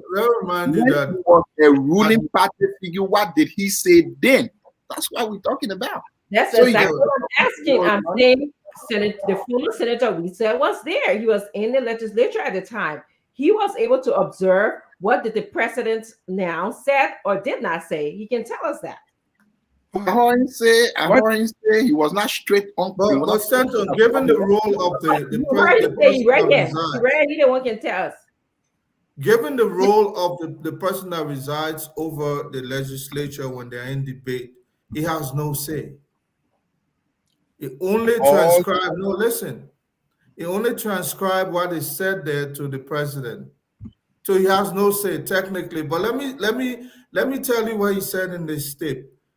One clear thing that President Boakai said that I am not in charge. Now he's in charge. He said, if that's what the people want, we will execute that. And I think he's straight on that, and he has never wobbled on that issue. So don't come and say what he said during Senate debate. He only preside over that debate. Unless somebody is telling me that he has a different role there other than presiding over it, not his opinion, but the opinion that evolved. If there is a tie in the case of a vote, he breaks the tie. He has no say there.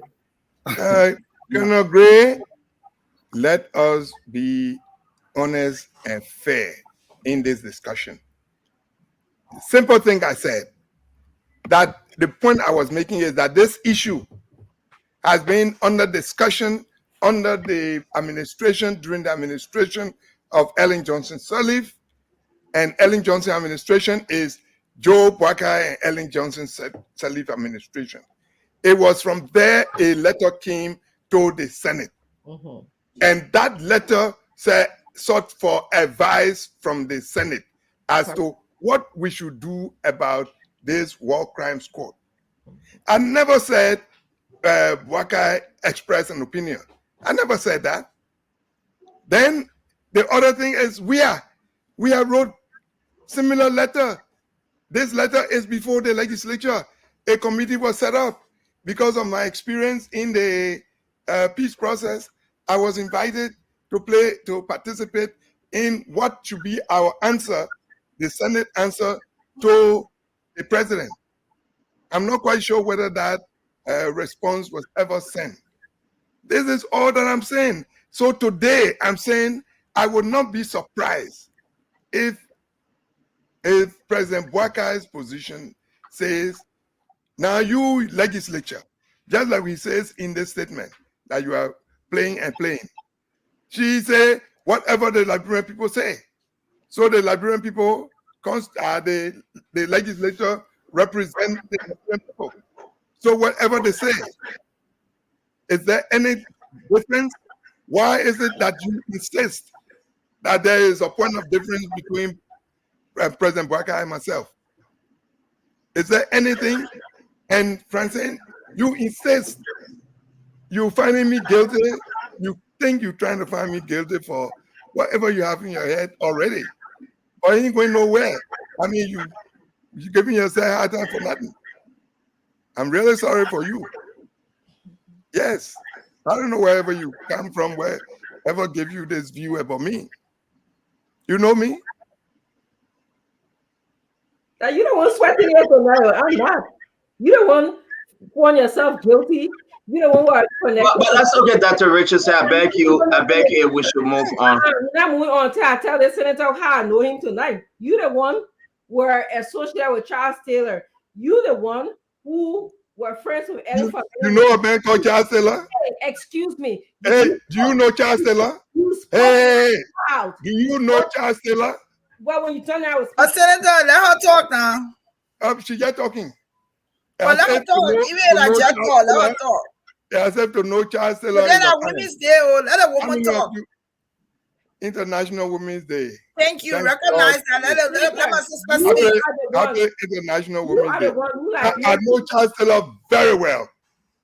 I have no apologies for knowing him. You know him very well. Then I get what we're yet in association with Charles Taylor that makes you fearful for the war crime courts to come. This is why you are. I am afraid. Yes, I am afraid. You're afraid. That's why you're coming here to. I don't think you. No, I will not allow.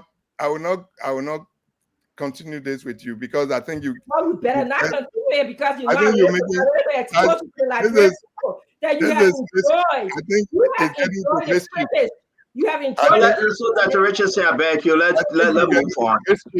Senator, we said, Senator, we said,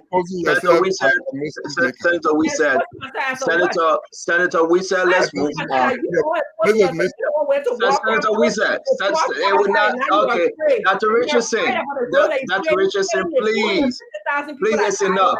Senator, we said we're going to move on to another topic because we got to go home. It's after 12. I beg you, Dr. Richardson, let's move on. We will close out with this topic of asset recovery. We're going to give you the time, Senator. We said, Dr. Richardson, please. Dr. Richardson, please. Senator, we said we gave you the time to please give us your view on what the president put into motion by the Executive Order 126, asset recovery. Well, I have not read the. I've not read the executive order. I think, and I may not be an expert on this particular area, but if it has to do with people who have acquired assets, public assets fraudulently, and have been living off them, and there is an investigation to be done properly and seriously, I think it ought to be done. And there are many of us who have to explain how we acquire what we have. That's something that even goes into what they call lifestyle audit that can be pursued. So at the moment, because I'm not an expert in that particular area, I will want to hesitate in talking a lot on it. Let's talk about the tenure because we're wrapping up, and then everybody. I want more view. That's the thing I'm supposed to say. The one you want me to say? No, let's talk about the tenure, Senator Weiser. Let's talk about the tenure position. What's your view? On tenure, the issue of tenure, I chaired a committee of the legislature, the Senate, the last committee that dealt with this issue. The House of Representatives did a view, and they forwarded it to the Senate. When it came to the Senate set up a committee that was led by my good self as chairman, and the membership of the committee included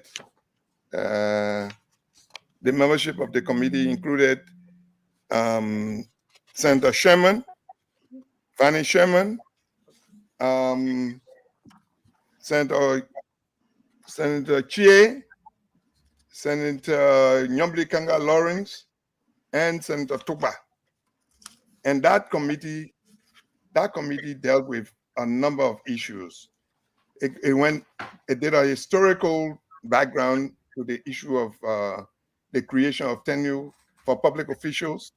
It went the backing of the Constitution in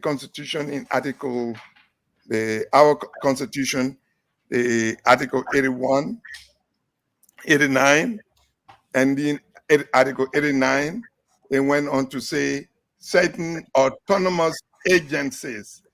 Now you can just check your dictionary to find what is autonomous agency. What is autonomous? What is an autonomy?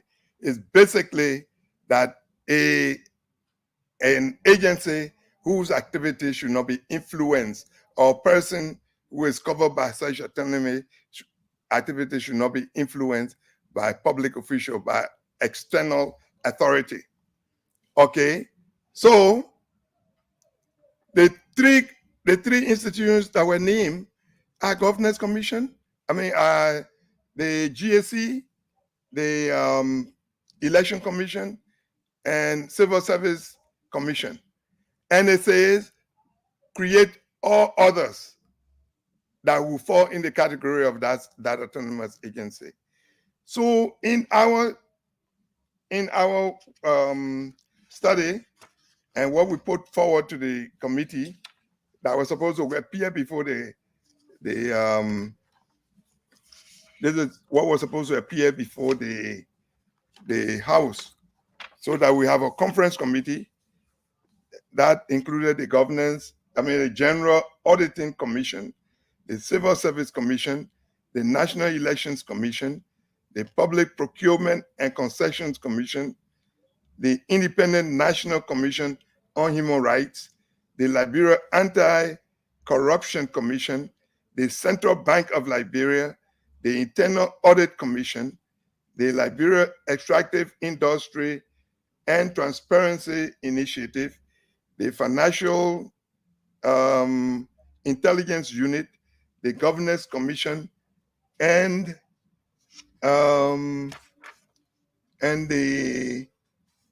I would say there were three others. The back sheet of this thing has been removed. But that also included NASCOP and you name them. So that is what we agree on in the Senate.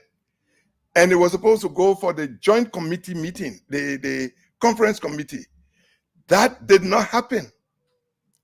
It means that the existing law that had a certain number of organizations that were called tenure organizations will still remain in force.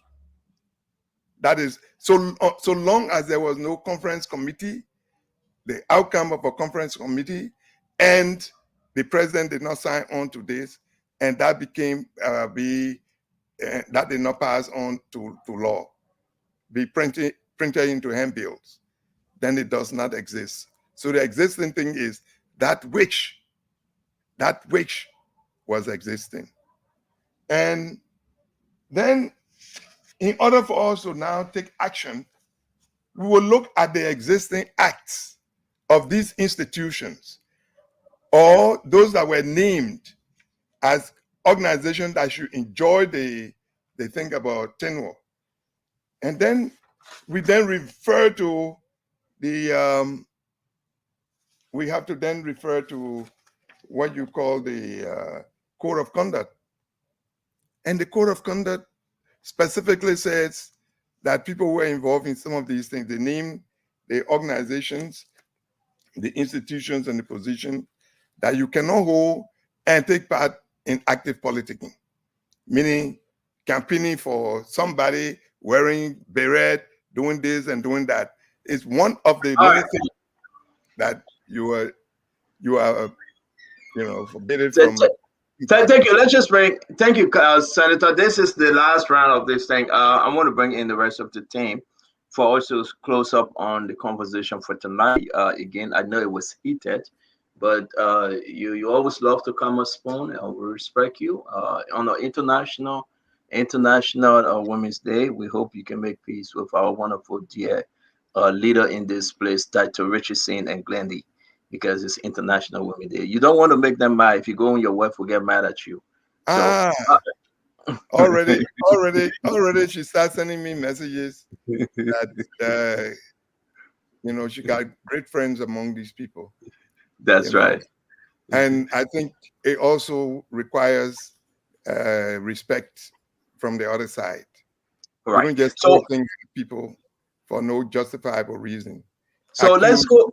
Things just you are not doing your closing yet. I want to give the guy a chance, especially Samuel Jackson is very dry on this asset the asset recovery. So I want to bring him in. He will give his one question. I'll make a statement. We'll move on. Just one question or statement. Then when the senator leaves, we can have our closing. Sam Jackson. Okay, first of all, I mean, I don't have any question, but I just want him to react to what I'm about to say. It's clear that people have been using the public space to enrich themselves to the detriment of the people of Liberia, clearly. And it's a historical problem since 1847. That's what we had. A lot of wars, 135 wars. We had the 1869, 1870 EJ War. We had a situation with the Fernandez Pool. We had the situation with 1955 with Coleman. Then we had the 1980, and so on and so forth. And every successive government has come to Liberia. They've used the public space to enrich themselves to the benefit and to the detriment of Liberian people. And I want to see accountability. But in establishing accountability, you must do it by a structure. You must also set up a structure that is impartial. But much more than that, you must get the people with the professional expertise to carry out the task of asset recovery and asset retrieval and getting stolen wealth back. The team or the committee that was created by President Boycott, as well-intentioned as it is, and we learn in school, undergraduate and graduate school, anytime you want to obstruct anything, just put it to a committee. So the committee members themselves don't have any expertise in forensic audit except with one example, which is Alice Coffey. The rest of them are political players. They are politicians. They may be well-versed in other areas, but asset recovery is a specialized area. And the way that is done in advanced and organized countries is that you need like a chief prosecutor or a chief accountant or forensic guy, Okay, and then he puts his team together, and then he puts together the manpower requirements, and he puts together the resource requirement. Hold on a second. Okay, so the thing is, this 15-man committee that President Bokar put together, I don't think it's going to do justice to asset recovery. And if the argument by some people that, well, this is a committee, they will bring in the best people. But why don't you bring in the best people now instead of putting this asset recovery in the hands of people who don't have any idea what asset recovery is and how to even go ahead and start? Because they cannot monitor, evaluate, right, and ensure that the process, works in the favor of the Liberian people when you have to teach them. So they will not know, first of all, the questions to ask. They will not know the resource requirement.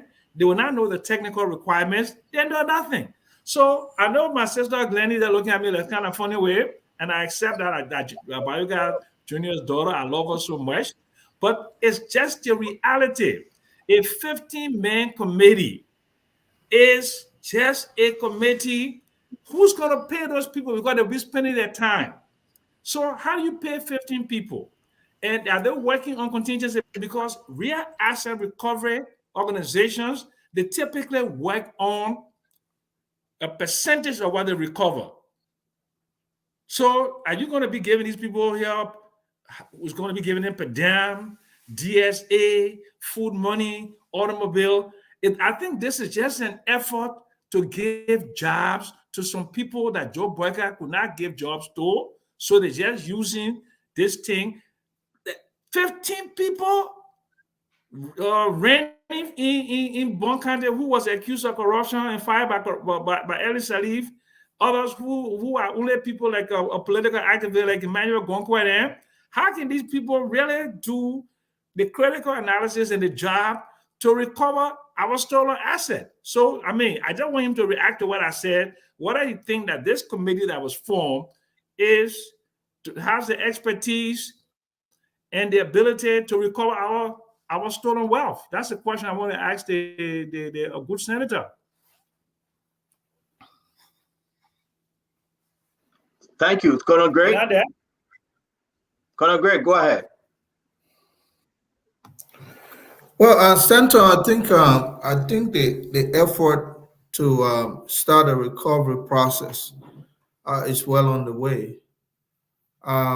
This is one of those things you can never have a one size fits all. You can never have it right. In a country like ours, anytime you start something, there are a lot of pundits that will come and say it will never work. We defeat the purpose before we even set foot to start. Now, clearly, just as people are responding to the War Crimes Code, War Economics Crimes Code, is how they're looking at asset recovery. I'm pretty sure the team is not limited to only the 15 people. They will bring in experts. When you set up a government to take care of a crisis, you leave the solution to them. They will decide per expert basis, per need basis, whether they should bring a surgeon, whether they should bring this, they should bring that. And I'm pretty sure the committee was only named not as the individuals that will really retrieve the stolen asset, but rather that will preside over the process to retrieve. So I'm not sure where my good brother Samuel Jackson's argument is coming from, but again, it's just that euphemism in Liberia where people will engage first in the negative, why it would never work in the first place, and then when you start yielding results, people will come and say, "Oh, I did not know." I believe that in Liberia, once you set in motion a process for people to come and give you information leading to recovering of asset or information, lots of information will hit the team. And Senator, you're an example. With Yerin Spoon, you don't go be looking for information. They come to you with it. Matter of fact, you don't even know which one to put out. That is the Liberia we have. It would work. That's all I have to say about this asset recovery thing. Thank God somebody has set the motion, and let us see, not the individual name, it will come out. That's what I believe. Can I come Thank in? you, Because thank you, I haven't said Asifai. anything. You were coming to you, Yeah. Asifai. It's your Oh, turn. okay. All right. Yeah. So Samuel has a point, right? And you actually just made a point, Remy. You appoint one person as the lead and allow that person to form the team if you have the confidence in that person. But it seems like there's a lot of tokenism on the appointment so far. This is a very technical, area. People have to really, scour and search for intelligence and information. Yes, there will be some voluntary information, but you also need your people on your team to have some level of expertise to find and identify those information. They got to build profiles of these people, and they got to be able to get that point in time before this, influx of funding, money, wealth, whatever. So for most of these people, is like December 2017. You build our profile there, then you compare it to where they are today. Okay. Then there's the issue of collaboration. Yes, they say Interpol will help, but it goes beyond Interpol. There should be other international engagement and relations to be able to develop the level of information that we want. Then there's the other situation of tracking ownership. They got something called beneficial ownership. So you can know who has material ownership, and people are able to hide resources on the labels, on the different labels. The good thing about Liberia, most of the people don't trust the other rogues there. So most likely either in the name or the children name or the wife name. So that kind of tracking would be a little bit easier for us to follow. But definitely the start of the process is laudable, right? And there are other areas, in terms of the judges that will be, overseeing these things. We know what happened when what's his name? Cephas was put in charge of this whole effort, because this is not new. They tried to do it before, and it's not new. Then there's also the issue of the Public Accounts Commission, where they were able to get audits and kind of leverage it for resources. That's why we never saw anything happening with audits. Hopefully it will change now. I think the new head is Amar Kone. I hope you really focus on that. So right now we have levers of monitoring in terms of trying to establish accountability. And I hope between the LACC, the GSC, this new asset recovery, and the Public Accounts Commission really calling these guys for hearing, because I would have already announced some kind of hearing around this, what they call this stuff, this 20 million versus 40 million versus what's actually, is our bottom line when it comes to the consolidated balance at the bank, at the CBL. So there's a lot of things in place, and we just hope there's sincerity, there will be commitment, that those people who are given these responsibilities, they're not joking responsibility. Hopefully they don't take it for a joke. They will start learning, start researching, and start getting themselves up to par, that they can really represent what this office should be and be able to produce some serious results. Because what is number 3 billion out there that can be recovered? It's possible. Thank you very much. Thank you, Asifai. Isaac Doe. Well, I know we had the discussion on yesterday, and my stance remains the same. In my mind, everyone should support any initiative that calls for accountability, and that is something I support, and I know everyone else will do the same. The only little thing I will add to that, though, is the sincerity in having the issue of accountability. You don't want to appear as targeting. What do I mean? You don't want people to start seeing a process initiated to only target certain people. That's why I know for a fact that the asset recovery aspect is not going to start in 2018. I know for a fact. At least we're going to go to a very reasonable date to include the last two governments from 2006 to 2023. That's okay. I know no one is going to lose their ear if it goes back to 2006. And then second, you want to avoid having political activists on something that should be apolitical. I mean, there are a lot of people who have written a lot of things on Facebook. Every time they write, they see one party as so bad and the other party as so good. Then you bring such a person and put them in a process that should be able for them. You even appointing people who are politicians on a process. And besides that, you want to have that as possible as void of party. So like Small Isaac said, you appoint the head, someone that is acceptable across the board, and the head goes on to form his team. The reason you want to do that is to ensure those you are appointing don't have political linkage to you, so that it does not seem, oh, that as it do appointed me, so that he didn't appoint me thing. No, let it be from a process that is transparent, that is good, that we all can agree is in the best interest of our country. In addition to that, as Mr. Sam Jackson said it as well, hey, leading the process, there have been a lot of things about book education, qualification over time. People always talk about book education. I think that has not changed. You want to bring people with the requisite experience, knowledge, understanding of that. It's a huge task, very huge. You talk about going overseas and all the places. It's a welcoming idea, but I do think the structure as it is now, the intent of it, to me, has a lot of concern around it. And if it would be successful, first get all of the political activists from on there. That's not a political campaign. It should be something that is totally political, and it should be blind. Go to a very considerable date. Start from 2006. It's okay. Nobody's going to lose their life if you start from 2006. It's just for the interest of our country. Anything other than that, in my mind, there will be resistance. I've said it yesterday, and that's the reality. And this is the truth to Liberia, not just putting words outside because you want to talk. I believe on the second round you have not spoken, Dr. Richardson. Yeah, neither have I. Welcome to you, Sis Glennie. I wanted to say that your point is well taken, Mr. Jackson. When you talk about the people who are on the list are not experts.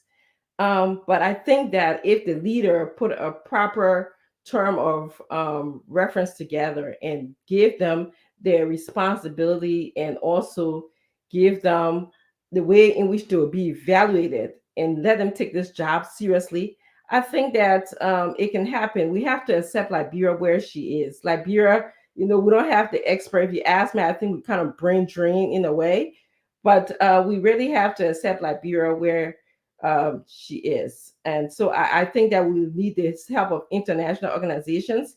I believe Ava here said yesterday that other international organizations that are around who are willing to help us, but for a percentage to get paid a fee. I also believe somebody said yesterday that sometimes when you are doing asset recovery work, you can't really put a timeline, like a start and end date, because it's an investigative process. You have to, when you pull one thing, it takes you somewhere else. So I really think that your point is well taken. I just hope that people who are on that list just know that they have to act responsibly and work in the interest of the Liberian people, and that's something that have to think that they have to be put in their head. I think they need a really good PR person, because Liberian people need to know every step along the way. What they're doing, what they have. So the Sierra Leonean did it. They got almost 10 billion leons not long ago from recurring assets. So they did it. Why is it that we can't do it? The Sierra Leone had a TRC. Why is it that they had a war crime court? Why is it that we can't do it? So yes, I think that if we put our mind to it and our heart with it and start from somewhere, we'll get we'll get some results. I want to just say something. Estena, please do not interrupt me. Coming in, we said, I respect you a whole lot, but this should be the last time that you come on this show invited as a guest to come and ask me, do I know you? I sat here very patiently and welcome you to this show. I didn't even say a word to you for almost 2 hours. And simply because I asked you a question, you had the nerve to, talk about all these tabata. You sat and you explained, nothing makes sense. For you to come and project your anger and your agony because you are implicated, because Samuel Jackson implicated you in the war crime court. And now you just came here and started yelling and carrying on. I made my mind up about you and all of this stuff when you didn't even hear what I said. This should be the very last time you and I on this platform together and you attack me like that. Let me just tell you that for now, for sure. Okay. So thank you very much. Glendy? All right. So I respond after, but let me just talk about the asset recovery. I think we're all being extremely sensitive and prematurely reactive. All that has happened is that a committee has been named. There has not been any term of reference. There has not been anything on how they're going to act. We don't know whether they're going to contract a company to come and work with those people. We know nothing. And we are all becoming so reactive on just an announcement of 15 names, as if to say we know what they're going to do. We know their term of reference. We know how many years they're going to spend. We know who they're going to go after. The only thing we probably do know is how long they should look back at the audit. That's all we know. And when and it's interesting when I'm hearing people saying that there will be resistance from whom? If they're going to audit George Weah government, there will be legal ramifications if they refuse to turn in stuff that they asked him to. So I don't know how I said they were saying, oh, they're gonna meet up with resistance, and if they don't go from this year to this year, that's not his prerogative. The only person's prerogative on the time frames and the term of reference is the president of Liberia. Guess what? If he decides that he will only look at George Weah term, that's his prerogative. And no one's going to change that. So I think we need to give. And then also I'd like to point out that the fact that Alex Coffey is, according to Uncle Sam, has some information, or maybe the only one who knows about asset recovery, but he's a senior advisor. So it's possible that he will advise them to get qualified people to work on this committee. I think we should first be accepting of this recommendation and wait to see what's happening, instead of us categorically saying that it's impossible, they're not trained, they're not going to do it, when we really barely know anything about the team as a whole. So I just think we need to slow down a little bit until we hear some more, instead of being reactive on what we think they're going to do. That would be my comment on that. Thank you. Before we get the senator to close, let me do my comment on this thing. Senator, we passed the tenure position, everything in court. Even we saw that the former EPA boss, Wilson Tapper, now went to court and they had a writ of prohibition placed, though that Toyapa will have taken over. But again, Wilson Tapper said he was on a tenure and therefore he deserved just pay. All right. But let me talk about the asset recovery. I think I would agree with Glendy. That's a right step, a right way to go. We can put the rest of it together. Since it was announced, you can call it any which way. I said, though, Samuel Jackson, it would defend CDC on this one. Because of the relationship, because of the who know who, they would defend CDC. But Colonel Gray will say this to you. That was one of Jose Yima Boakai as president, one of his greatest, best appointments. You have Councilor Martin. You have Alex Coffey. Now cherry pick them. But do you think those will be the only people running the asset declaration, asset recovery? No. They will bring in wise men, international consultants. I've spoken to some of these guys. If Samuel Jackson want to get on board, let him stop talking Tabata. Now my own Uncle Sam. Let him put his hand up and call Clark Martin and say, my man, yeah, I can do X, Y, and Z for you. Every week, Samuel Jackson travel. He need it. You can send to South Africa. Whether it's a lawyer or an attorney, you can send to America. He's former U.S. Marine. He know how to get around. You get a base in Washington, D.C. We know that the people telling all the little secrets. He's from London School of Economics. He's from London School of Economics. Yeah. You know how to bring the things in. So if he want a job, on Jose Yima Boakai government or on Councilor Martin, let him put his hand up and start running behind picking like I said, though. This is a junior sitting here. So what was done by President Barker is unique. George Weah did it with Arthur Johnson there. What happened? George Weah turned around and said, don't worry. You know, I'm not talking about Arthur Johnson had when George Weah, when they announced that thing. Because they know definitely they themselves were in trouble. Conor Gray. So quick. They ran to Arthur Johnson and said, drop that thing. Let Samuel Jackson here. You know how many documents Samuel Jackson wanted to give Arthur Johnson? And they shut Samuel Jackson up. Samuel Jackson is the next volume of encyclopedia, next volume of dictionary, information machine. I hold your phone. Don't hold my phone. So listen, it was one of the best decisions by President Barker. We should appreciate him. Now, the way forward, we can discuss it. Now, the way forward, the people will come around, they will support this idea. You wonder why they bring in Martin Corley? Martin Corley is a researcher. Seriously, young man. Now you can get your 1 or 2 there and argue then. So, Senator, come there, we said, I applaud, I celebrate President Barker on this one. It's a good thing.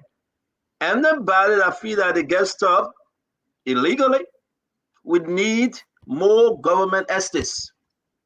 President, we have 49 condominium with big guest houses for the government. Samuel Jackson told me that already. He know many people houses that are in Ghana, in Samuel Jackson from South Africa. He told me how many houses Samuel Toy got in South Africa. You're a liar. The one that will show that Samuel Jackson is that. No, let me finish. Don't interrupt me. Don't interrupt me. That's a lie. That's a lie. That's a lie. You liar. You liar. Quiet when you are speaking. Samuel Toy is an upright individual.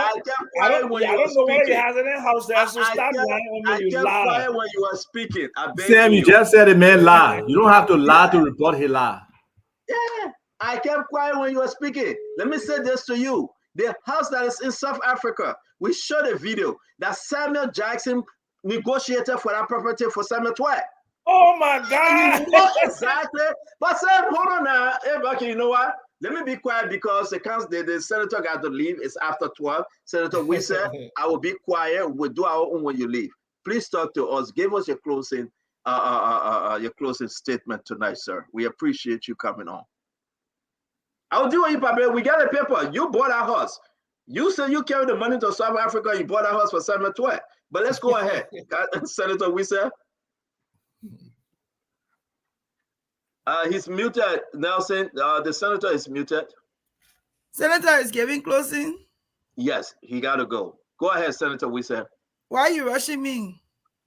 Go ahead, Senator Wissa. Let the senator please close. Glenn, somebody want to say something before I close? Yeah, I wanted to say something. Glenn, beg you. We got structure on the show, please. Senator Wissa, please do your closing, please. Sir, today is International Women's Day. I take my hand from Isa. You can go ahead, Glenn. So let's get a woman chance. I take my hand from Isa. You can go ahead.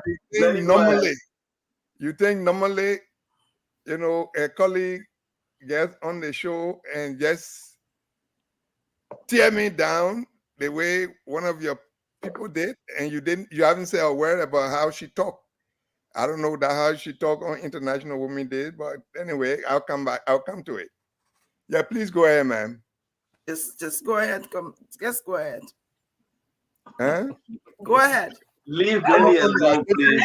Let's go ahead because we want you guys. We'll be very civil on the show, please. We give Senator Wissa the last word for him to leave. Then we can do our conversation. The senator, Commander Wissa, please give us your parting statement, sir.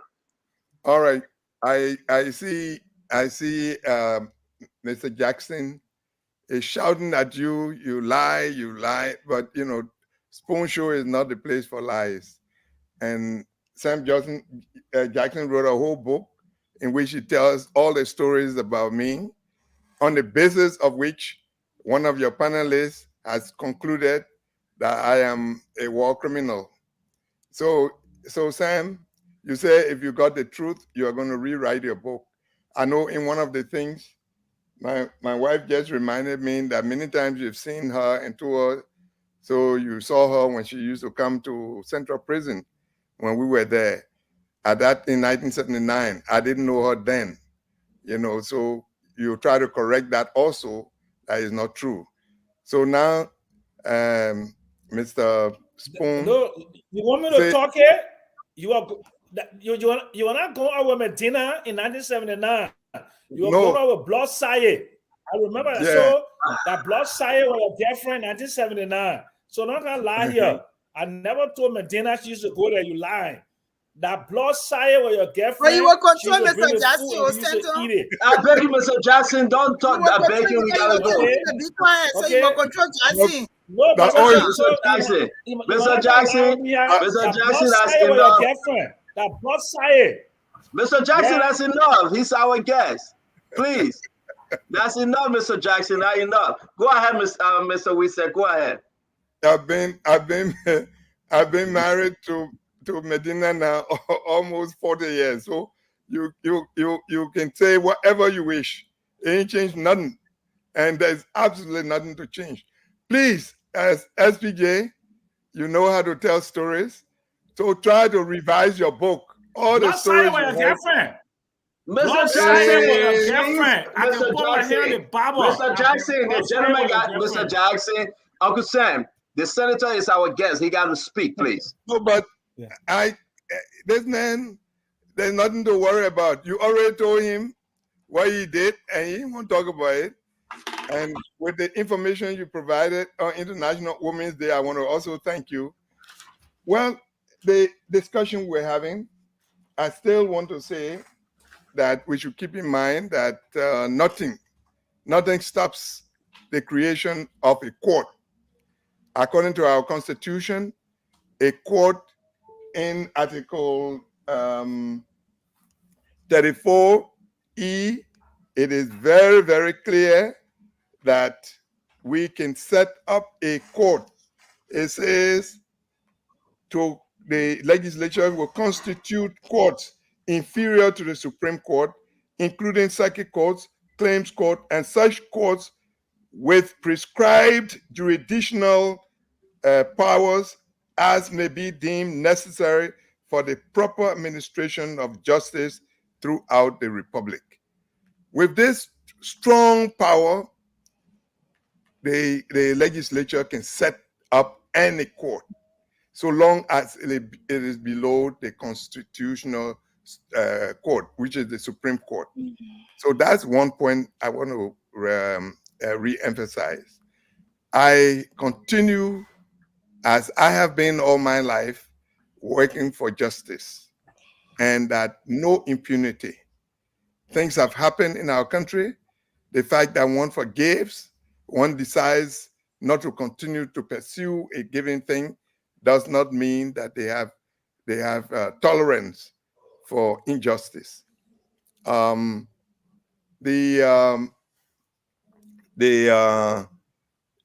station, I think we have to be careful how we talk to people on the station.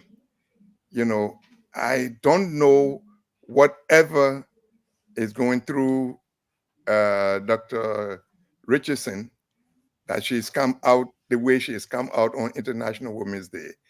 I would think that she will learn a few things, among which will be respect for other people, especially on International Women's Day, other people's husbands.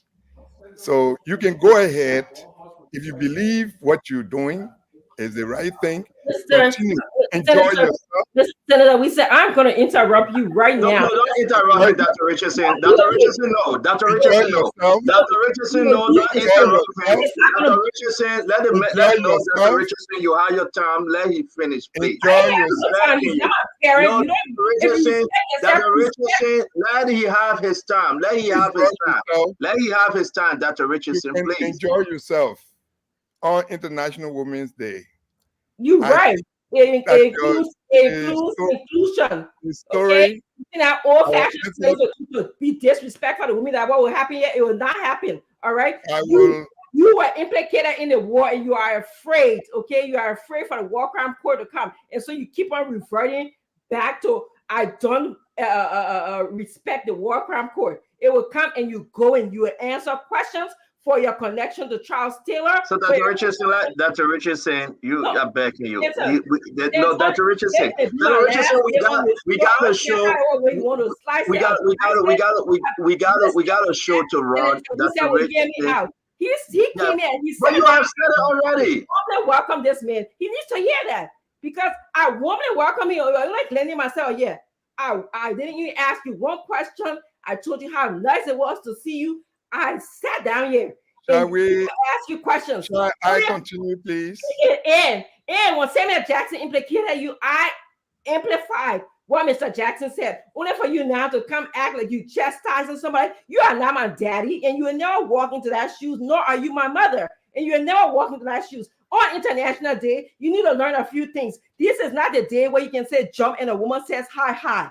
You will pay for whatever contribution you made to causing the 250,000 people that died in Liberia. You're going to pay for it. So that's what you need to know. So goodbye, because the more you talk, that's the more I'm going to talk. I think that you have a good show.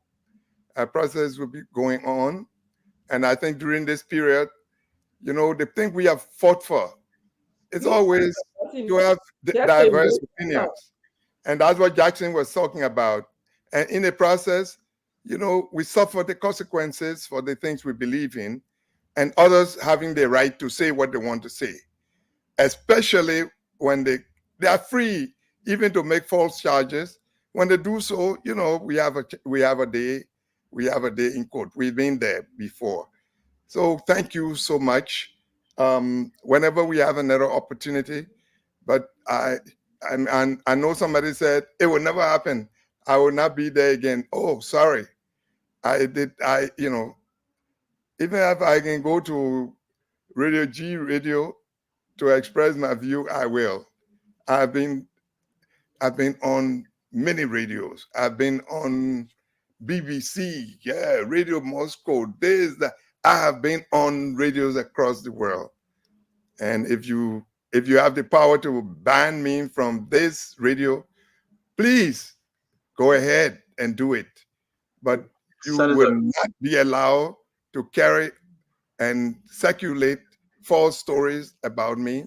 And your best witness is Sam Jackson. Like Sam Jackson told you that I'm a war criminal. And Sam Jackson, we want to say thank you again from me, the network. We welcome everyone. We welcome everyone. We may disagree. We may disagree to agree at some point, but thank you. This war, and I continue to play that role and be associated and be respected for that. It's not on the words of you lady. Sorry. Thank you very much, Senator Wisa. We appreciate your time, and you're always welcome to come back. Thank you, sir.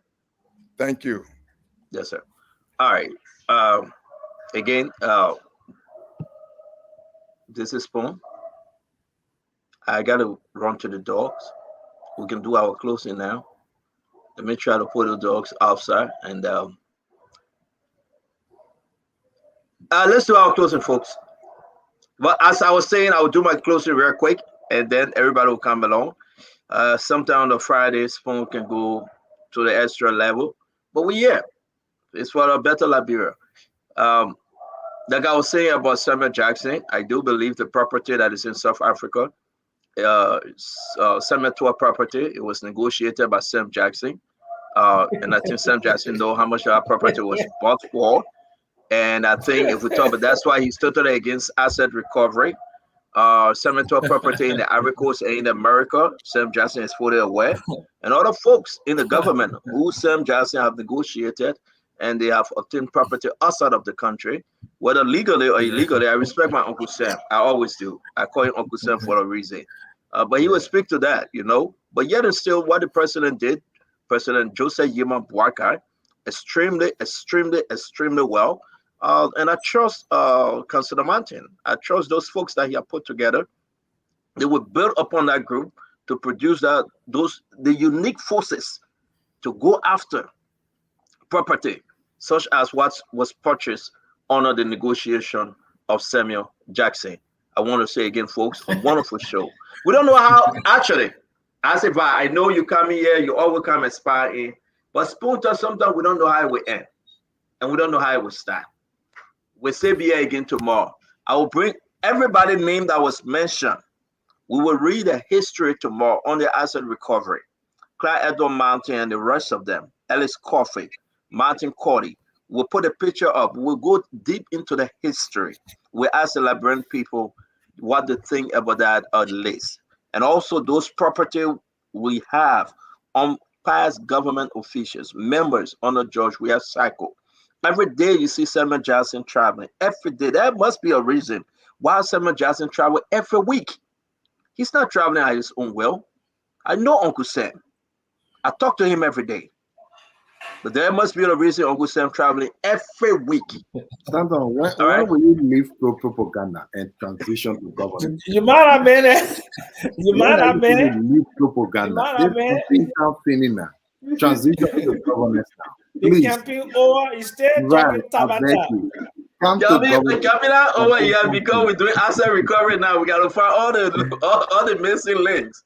But I said, though, will be called in for investigation for sure.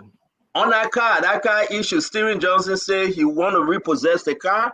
He beyond Asset Door where Asset Door took that car. Let me say something to you, Asset Door took the car right now. That car is in the garage. Corco Bungalow. I know the garage. The car, they're taking parts from on the car. It's not a joke when I brought up that car issue. Asset Door used the car and the car ran out of oil. You could hear the engine, and the engine locked. The car was parked at the office, Asset Donor office. The car was parked there for months. All right.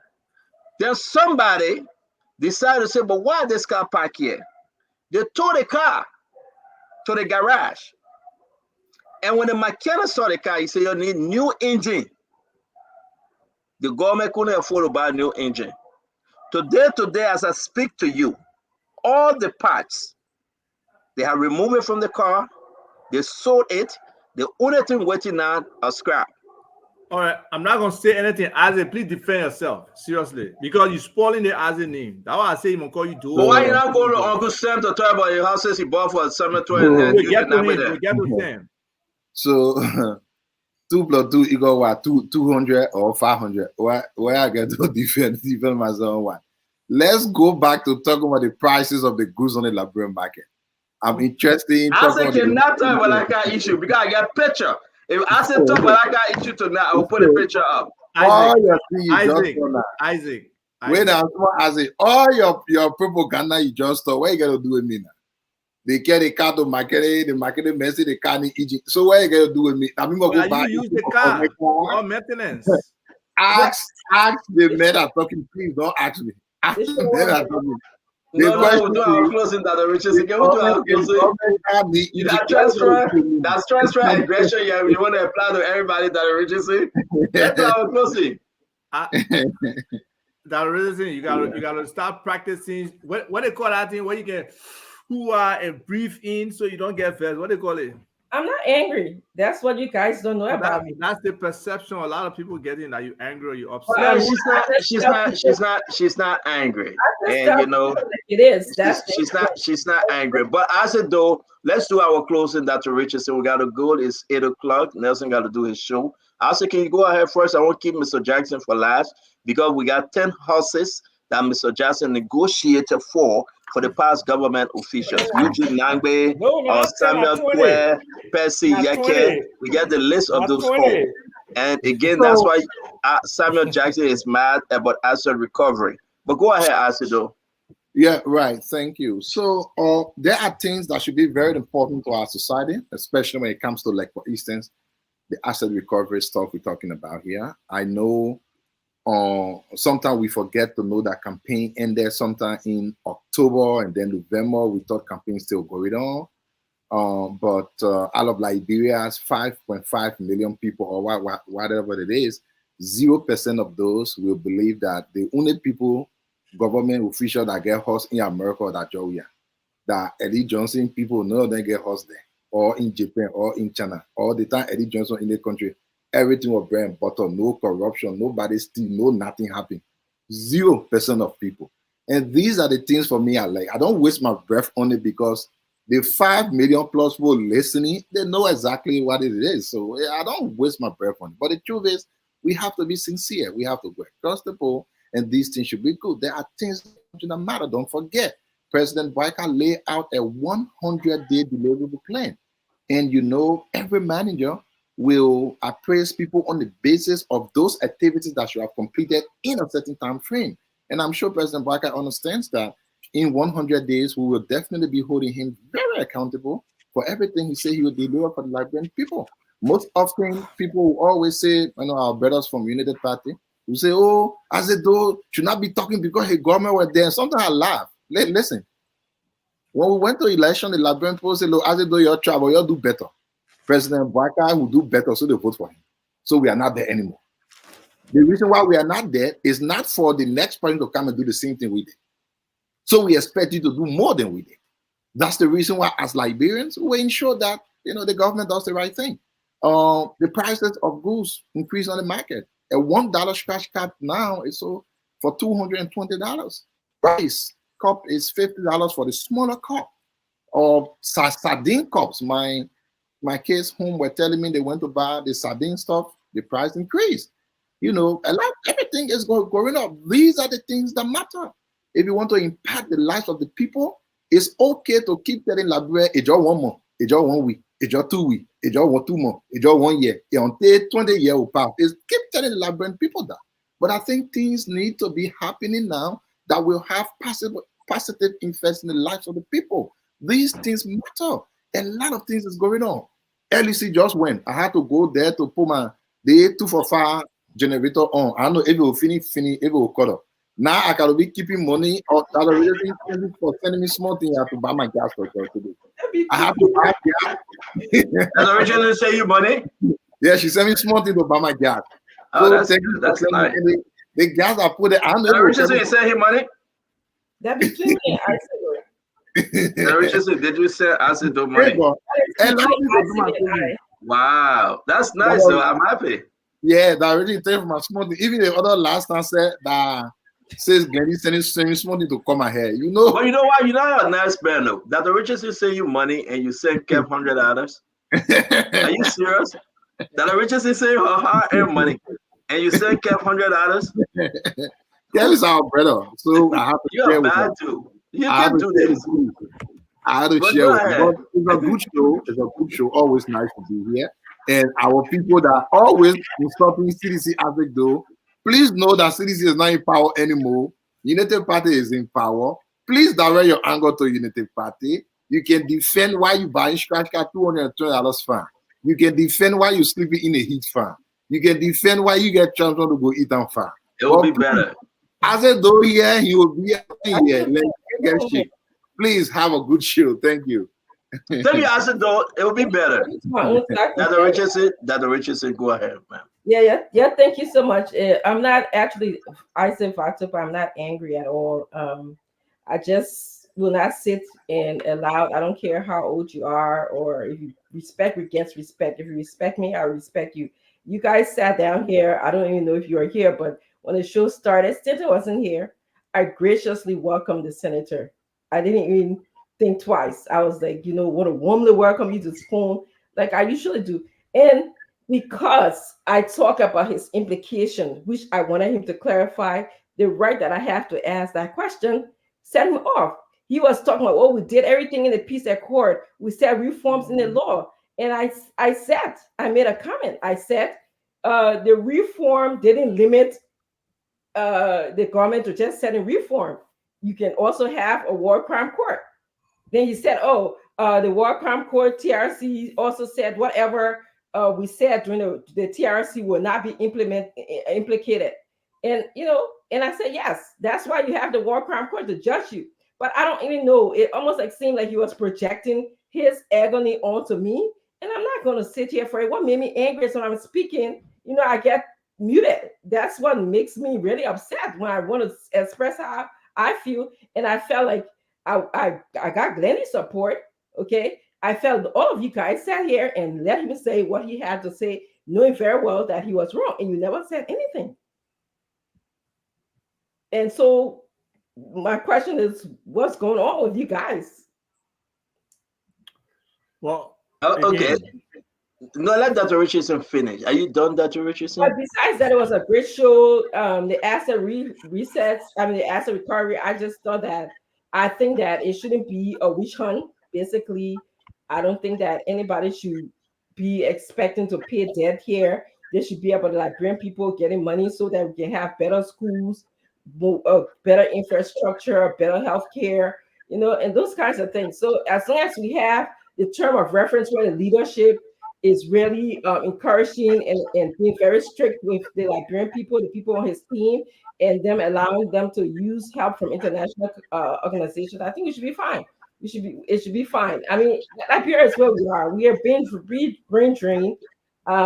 We don't have the best in the world in terms of resources, so we have to tweak things as we go along. That's how I feel in terms of asset recovery. I think that Acido, sorry, not Acido, Acivar, you can come in, please. Thank you. Yeah, the show today was pretty exciting. I know the former senator was on the hot seat, and I don't think he was spared. Maybe we didn't address the direct exchange between he and Dr. Francine, but at the end of the day, I think he did take some lashes. But we have to also give him credit because in the past he was considered definitely a revolutionary.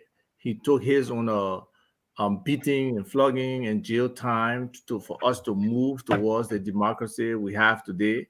Even though some people believe that even if the progressives had not come around, President Towa was still going to get us in that direction. But he's totally wrong on this issue of war crime right now and what the people are thinking and what needs to happen for our country. I hope he reconsiders his position and look back and be able to say he thinks is in the best interest of the country. People put it off. I remember when folks in the CDC were fighting against me when one of war crimes when the CDC won the elections. There's no best time for that kind of stuff. It's a hard political decision that people have to take and then pursue and try to ensure that it happens. So, there's no regrets. I really hope the decision that President Boyka has taken, he will stick with it because it shows that, there's some consistency. He committed to the effort of War and Economic Crimes Code, accountability, and then with regards to the asset recovery, definitely we must praise him for appointing a team. I probably personally would have done it differently. I would have allowed Councilor Clark Martin or whatever his title is to really form his team, go out there and search. But the team is the team we have. We hope we're gonna kick it up back in from your answer. My man, I talk he's scared of any door. That guy can scare me when I go walk him, my man. But anyway. So, President Boyka, we appreciate what you have done. You have started us on a road of accountability, integrity, and everything like that. I just hope through your administration you will keep it up. You will have a clear term of reference for these people you are appointing in these serious positions, and we expect them to produce. So, there's no, we just started, we start, like, as they were kind of saying, there are metrics that we're going to measure these people by, President Boyka himself, and his people he has appointed to make sure that they produce at the level they promise, right? Not every promise will come true because we understand, as though you're crying about prices, there's a lag. There are events that probably happened before this government came into power that will affect prices today. So it's not like today prices that jump up. No, there were some things. It could be the cost of production. It could be some other, demand factors that causing prices to rise the way they are today. There could be the whole issue that we have at the port with importation. It could be the impact of the elections when things are really dry and down, that business people now trying to make up their prices. It could be the exchange rate that is rising again today. I saw as it posting again 195. So yeah, there are reasons why price increase, and hopefully this government will be able to do a more detailed economic analysis of prices and keep us posted, as opposed to the Azido government or the Jowiya government, where you didn't get any information for anything substantive to it. We just come and just make some general proclamations and expect people to accept that. So, overall, hey, we have to try to do our best to help this government succeed, because if this government succeed, all Liberians succeed. And these politics about who become president stuff should not just be about the successes of government, but who at that time can move our country in the right direction, in a more positive direction. So again, the show is wonderful. Thank you for the show. We appreciate it to the listeners. Your participation is very, very energizing. And Stanton, the after show is also hot. I was on here the other day with Nelson. And we were on for like nearly an hour. It was I heard that you're coming on a watch shoot. I saw you, but it was interesting. You talk about the late night with Nelson, and he's doing extremely well. A lot of good folks coming on, and people. I can be surprised, Isaac, that people stay up late at night. That's why somebody commented. People stayed up and were watching. Yeah, people want to be informed. People are hungry. So we got to get in stuff. I think these are the opportunities comments miss. You guys allow comments to miss it. But we'll have that conversation later. They say you guys allow comments. Your trouble now. Your trouble get fitty. I want to just make an observation of what just happened in terms of what you're saying. And I want everyone to speak before I made the observation, but I will do that. You started off reprimanding me and asking me to please relax and take meditation exercise. And then you went off to say how Commander Wisa was, an important person in Liberian history. He took his lashes for the cause of the people, blah, blah, blah. But you never once mentioned his behavior on the show. I don't know if you noticed that. No, but it was not acceptable. We're not backing it. And I said he took some lashes. Yeah, that's what I said. He took some lashes. He took some lashes from the panelists, but you never mentioned what happened. What happened between he and I. There was an exchange. I'll be honest with you. I don't know exactly what he told you that upset you. I don't want to ask you to reiterate what he said. As I said, I asked you if you know him. The point that you can't even remember, I said the point that you can't remember what he told me or what I said to him means a lot, because the man left and went to the bathroom. I was talking. When he came back, the only thing I said was implication from Samuel Jackson. I'm not sort of rehashing the story, but I'm just making an observation of what just happened. It will help me. Seriously, I missed it. Go ahead. Seriously. No. I mean, I'm just making. I'm done. Basically, it's interesting. Okay, so on behalf of the men here, early this morning, I wish all you intelligent, highly accomplished and beautiful ladies. It's a microcosm of what we should have happened when we are involved in interaction with men. I just I consider myself a feminist, and I tend to protect women, so I must have really missed that. I really missed that. So I'm sorry. True. Yeah. But on behalf of all the men on this panel who did not stand up for you, especially if they heard what communist said, I apologize, because I would not have spared him if I really, understood the exchange. Because I was watching earlier on the show when you and Glennie were on with him. You guys were cordial, everything was nice, Okay.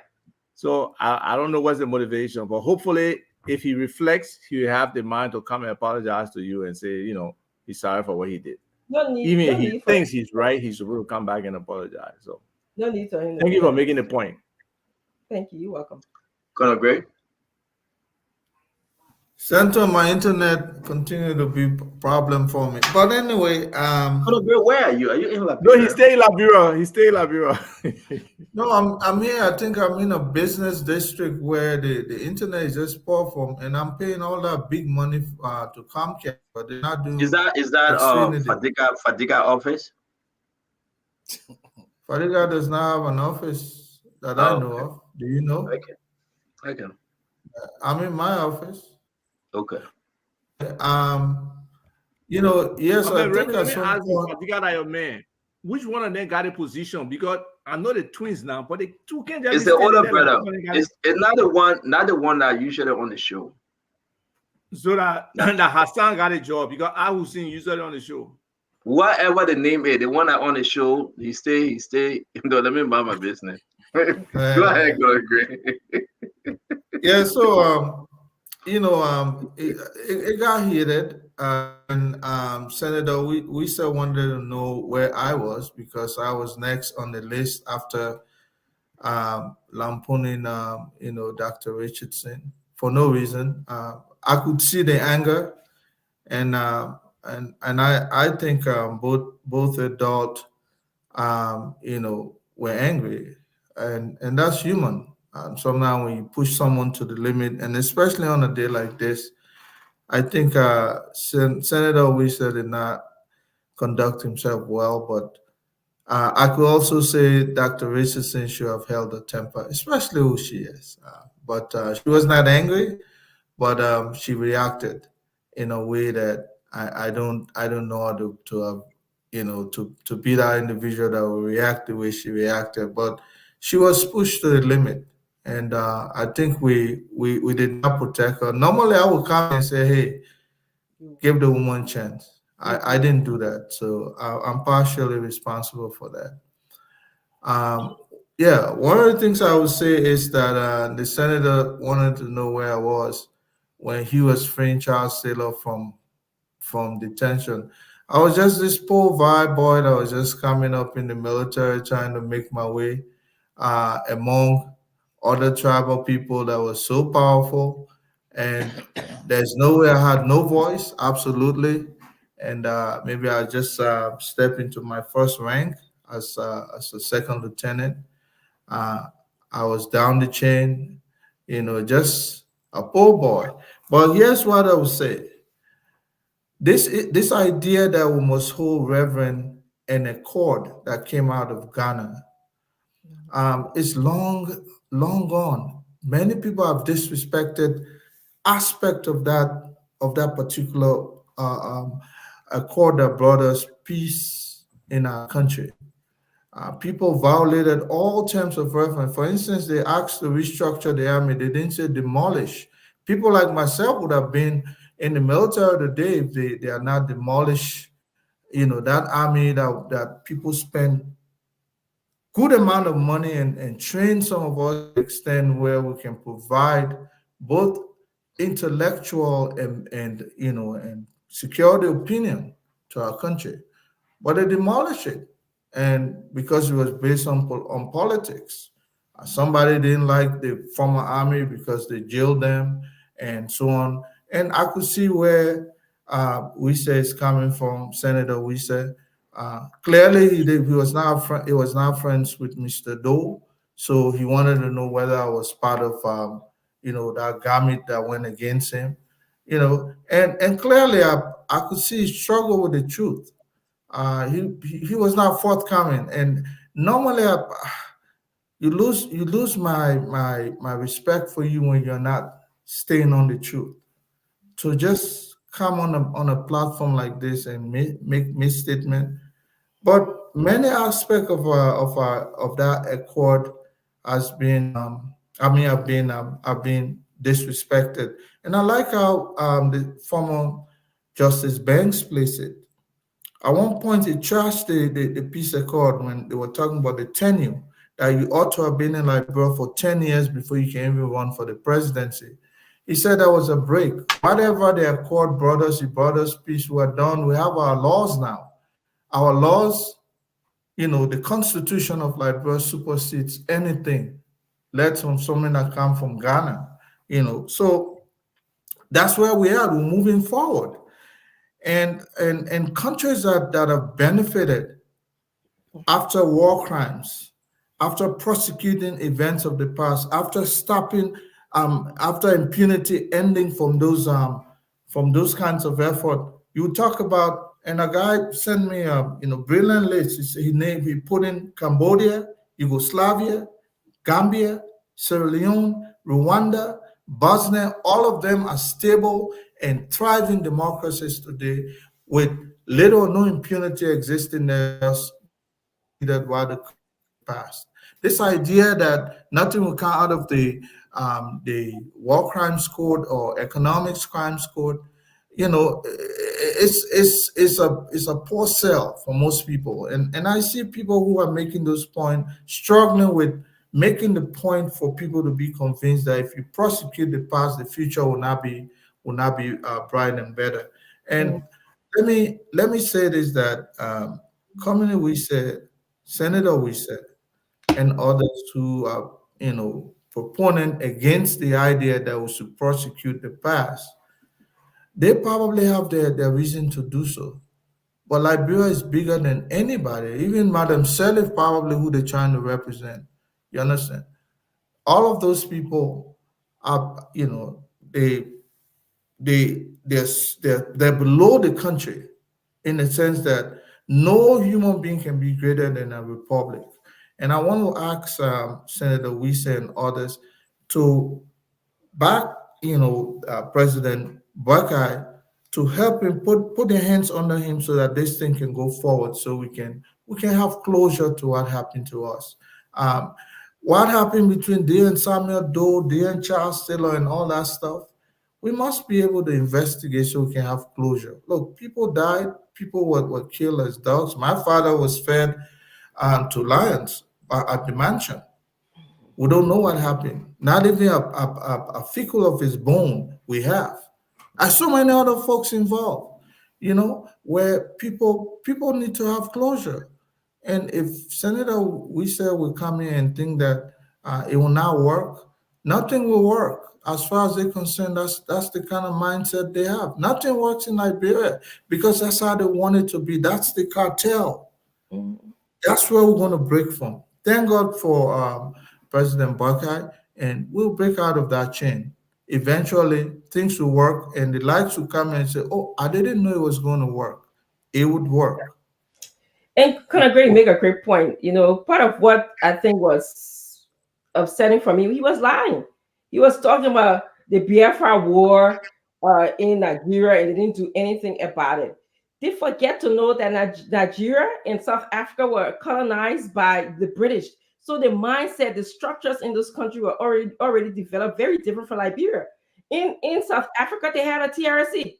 The people had to acknowledge their crime in order to get an amnesty. All right, they went the forgiveness route, but they still had to reconcile.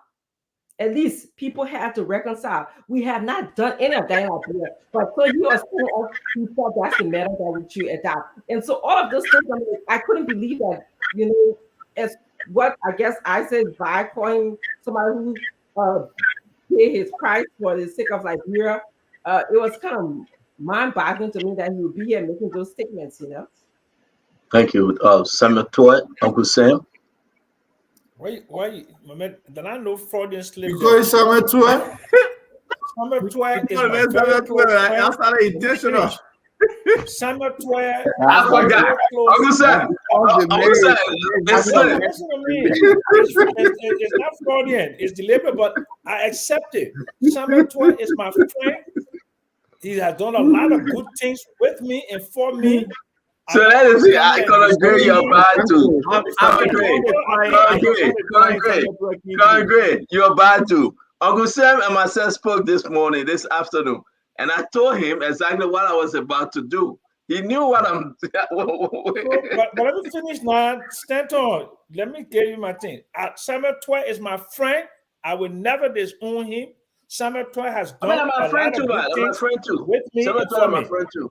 Okay, so when I listen, I'm going to speak to the issue, but let me just get something clear. Stanton, a joke sometimes, I have to react to your joke because this is a public medium and this is the historical record.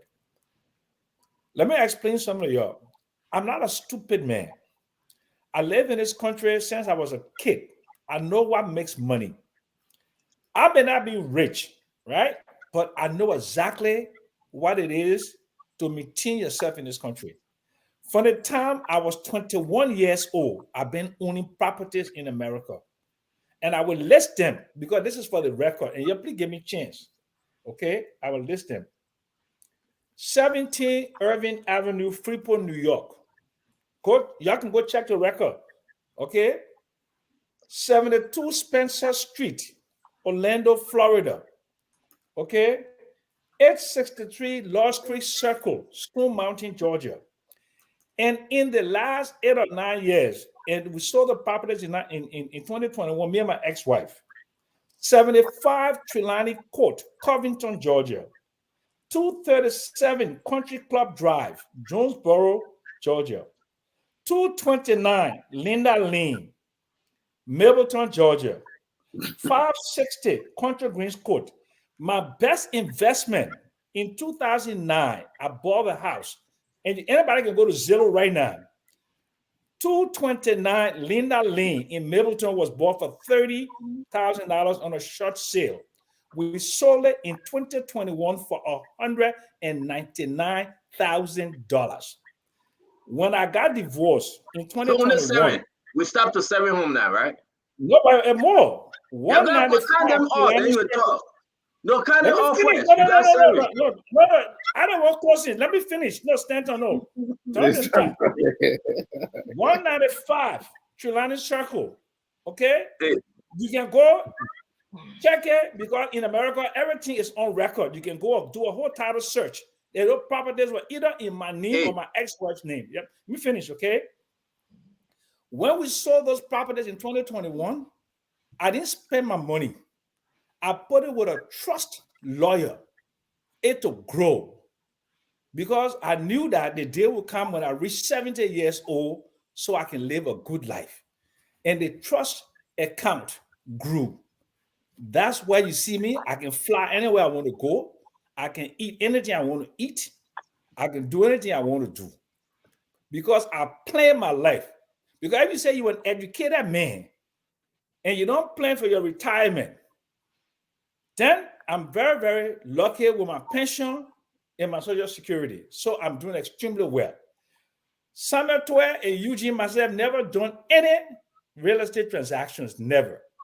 So now let's just clear it and put that one side. Let's come to the World Economic Crime Code. But so I 8 properties on the record, 8. But more than that, because I had 6 in Aiken, Georgia. I don't mean Aiken, South Carolina. I can't even remember the. So that's 14. How many in Liberia? But it probably more than that. Then in Liberia, right by Daniel or Warner Grave there, where the second tower is my property for me. Selcom Orange pay me $50,000 every 10 years. It's for me. Okay, so that's 15. That's 15. So let me finish now. Let me finish. What was the one in South Africa and the one you just bought? Huh? No, the one you just bought in South Africa. I didn't just buy no house in South Africa. No. For my wife, no. But your wife is you. No, listen to me. I will admit if it's true, okay? My wife lives in a penthouse in South Africa. But anyway, let's just go back.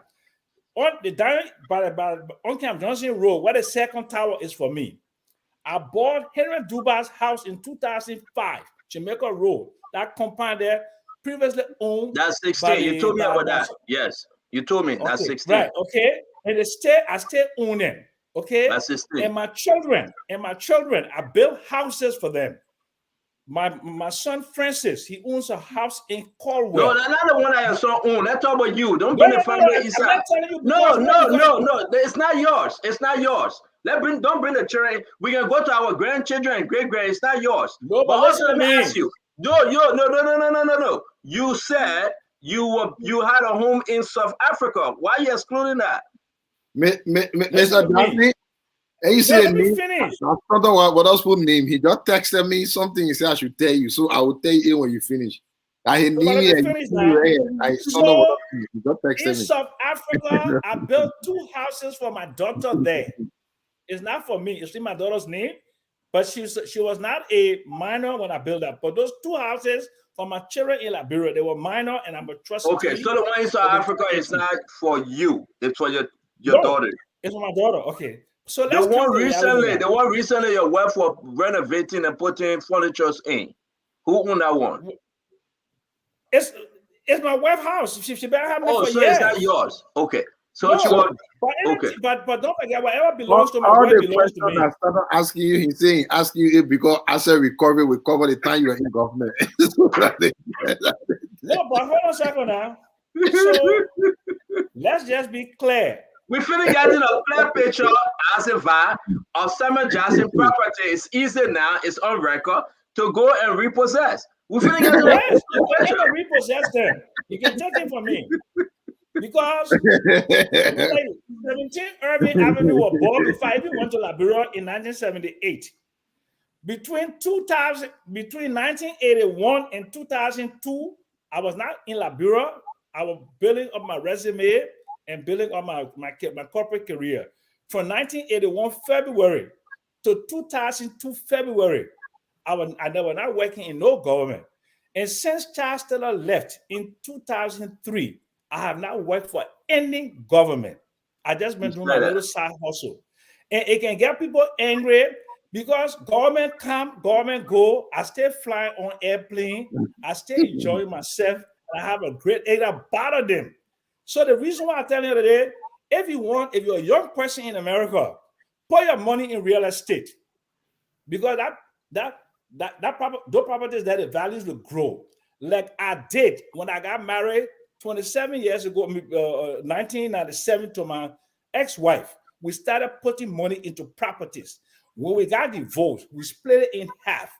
I will not tell you the quantum value, but believe me, it's enough for me to live for the rest of my life. You got around 400 and change. You told me man, already. Don't worry about how much I get. You told me. You told me So you got around 400 and change. No, my man, you must say discuss that one. I'm not telling nobody what I get because IRS after my ass. So I'm not telling nobody shit. Okay, excuse my language.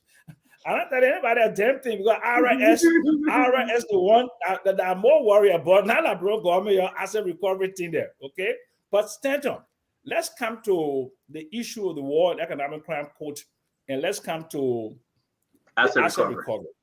Okay. So, Mr. Jackson, please, before you go there, let me say something. Mr. Jackson, why made the UP people, why are they so bad against me? Why are you talking all your Google thing, your property, the other mayor campus right here that as it do, send me your number, let me say you small need to buy toothpick. What kind of a thing is that on me? What is that? Alone, the one that crazy people. So, okay. Look, they think of accountability, and we have to, with impunity, we have to do something about it. The victims of the war, including myself, both parents died during the war. To no fault of their own, they starved to death in the state of Monrovia. People must be held accountable for it.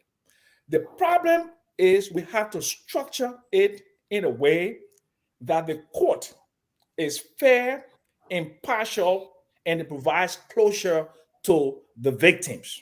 It has to be very clear. The resolution from the House is not adequate. It is not adequate to put into place a war and economic crimes tribunal. There must be a bill, okay, approved by both houses and signed by the president. And then it must get international backing. International backing means like the UN backed court in Sierra Leone or the other international criminal court in The Hague. They must bring investigators to Liberia, and then Remigray, you know that better than I do. They must take investigators to Liberia. They must develop witnesses. They must develop evidence. And those perpetrators must be. And it must be those who bear the greatest responsibility, including people who finance it, like Ellen Johnson Sirleaf. Okay? Tom Woweyu is on tape with me, and I have the tape of that, where he talked about Ellen sending him to Paris, sending him to La Côte d'Ivoire, and sending him other places as a precursor for financing the war. So people like those who participated in the funding of the war, they have to take responsibility and they will be brought to book. Asset recovery. The asset recovery, I like it. You know why I like it? Because I have had to do most things right to be where I am today. And many of us had to do the right thing. But others have taken shortcut. And those people who have taken shortcut, they have access to wealth, have access to privileges that they got on the backs of the Liberian people. So Joseph Boakai must not limit the asset recovery from 2018 to 2023, because if he does that, it will appear like witch hunting. The 12 years of the Elling administration, you have to look at people like Robert Sirleaf. They have to look at others who participated in granting other mineral resources to fictitious companies. The civil the thing about Big Boy 1 and Big Boy 2, the United Party, if I can remember, the United Party, their youth, the current LPRC managing director, when he was youth chair, he obstructed the arrest of the party chairman, Vani Sherman, when the police were going to arrest him to serve him with a writ to take him to jail. Amos Twer obstructed that. I'm telling you, the reason why I'm saying this thing is that we cannot have peace in Liberia if we don't have fair and impartial justice for all of us. If you start to make this thing like a Samuel Twer thing, Eugene Namwe thing, like my brother Isaac Doe said, it will be resisted. But if it appears fair and impartial, and it encompasses the period post-war, it will make a lot of sense. So I did not see in the executive order that was written by the president the time frame. He did not give the time frame. He did not describe the kind of offenses and how far down do you go. Do you go to LRA LRA officers there who build fabulous houses because the man maybe is assigned a route fee or at a port and he gets hundreds of thousands of dollars from passing? Do you go down that far? Where do you stop? Do you stop at the director level, assistant minister, deputy minister? All of these things have to be put into some sort of a framework to make me comfortable, to make Liberians comfortable. So because you have to get public buy-in for this asset recovery. The asset recovery will include due process. Liberia have laws. You can't just go start what? Confiscating people property like they're doing in 1980. You have to take people to court. They have to be adjudicated. The court have to pass down whether they confiscate their property and what sort of punishment each person gets. That's where I stand on this issue. I'm not against war crime. I'm not against asset recovery, but I want it to be fair, transparent, and can provide some sort of accountability to people who've been ripping Liberia off. I surrender. Standard, you can go and talk to Tabata now about houses. No, thank you. I think it was a beautiful show, Asiva. I think Asiva, you always eating on our show, brother. I know that bitter cola you eating or that red cola, whatever it is. But I want to say a beautiful show. My thing is that, Mr. Jackson, I'm not after you. I'm just being sincere. You know, this is me. To earn is human, to forgive is divine. There's a reason why you are protecting. You will fight for CDC to the end. There is a reason. But even the former Asiva, the former chief of staff, the man that was very close to George Manowi than any other person, Nathaniel Fallow McGill. This is why he posted. Listen, look, read this. As a past official of the executive, I wholeheartedly welcome the establishment of the Office of Asset Recovery Process. It is crucial that past and current officials of government are held accountable for the stewardship and potential misuse of public resources and any potential misuse of public resources. I'm fully supportive of the idea that past and current officials, including myself, Nathaniel Fallow McGill, should be willing to submit ourselves to scrutiny and accountability when called upon by the relevant authorities consistent with established laws. Transparency in the process is key to ensuring fairness and impartiality in the investigation and recovering of assets that may have been misappropriated. I call on President Bouaka to show the courage, if he truly does not want to witch hunt, to include the past 12 years under Unity Party rules instead of limiting the process to the last 6 years.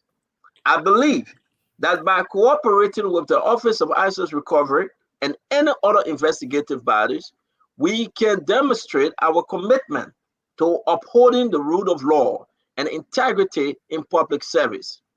It is only through accountability and transparency that we can rebuild trust in our institution and ensure that the public interest is protected.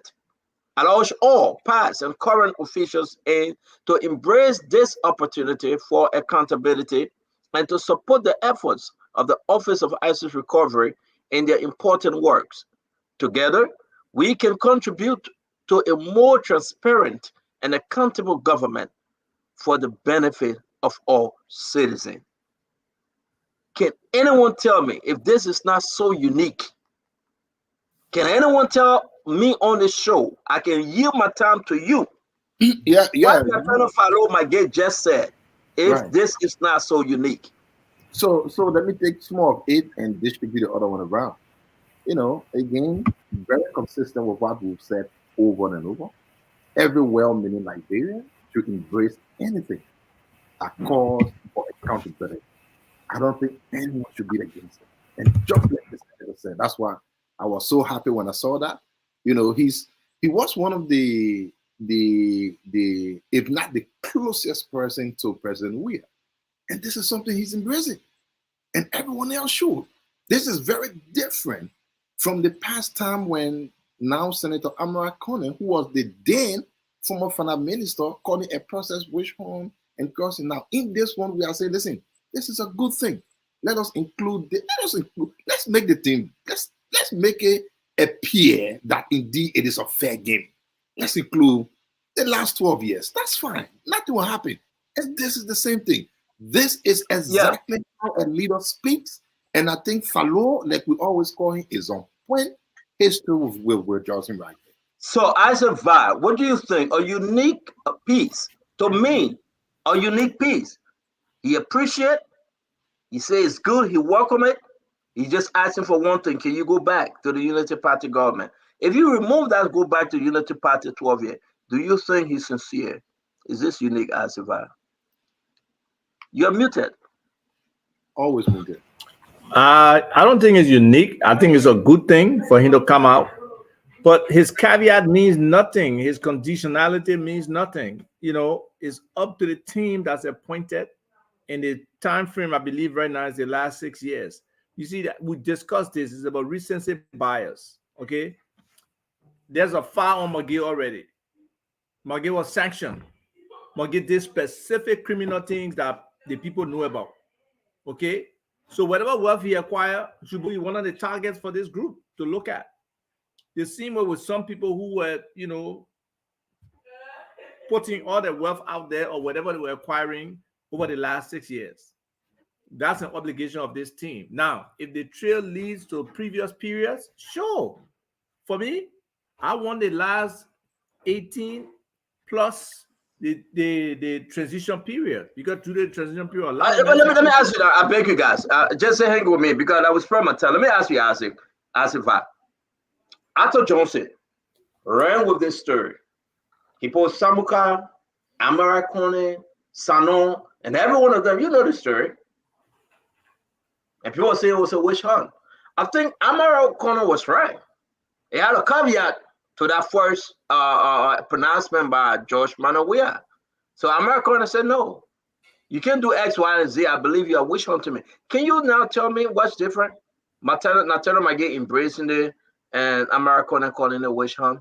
And next week, by the way, if all goes well, we'll have Americana on the show anyway. It'll be good to have him for me to understand our rationale of his position then and his position today, because he supports this today. Yeah. And I believe he should be open to people looking into his tenure as, you know, Minister of Finance. I believe he is open to that. So it should not be a problem.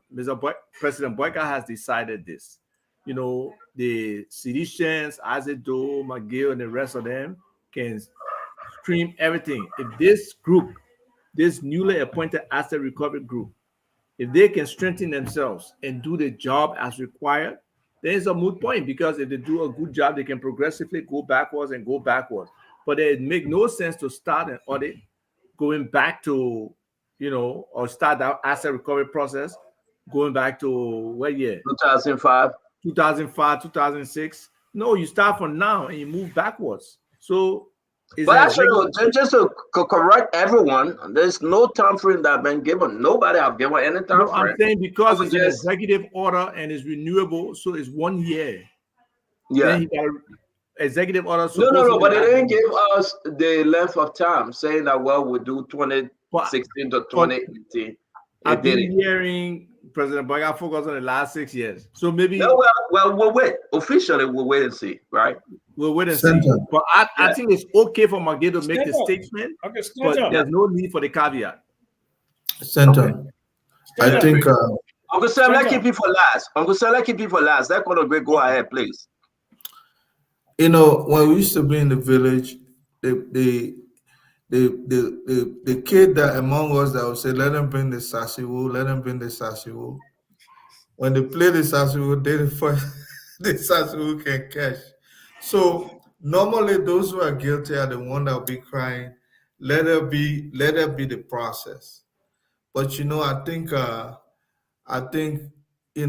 Ambassador Buckeye is well within his constitutional right to determine even 2 years from today. It is his right. When Isaac Do and others had the right, they swept it because they knew exactly what they were coming to do.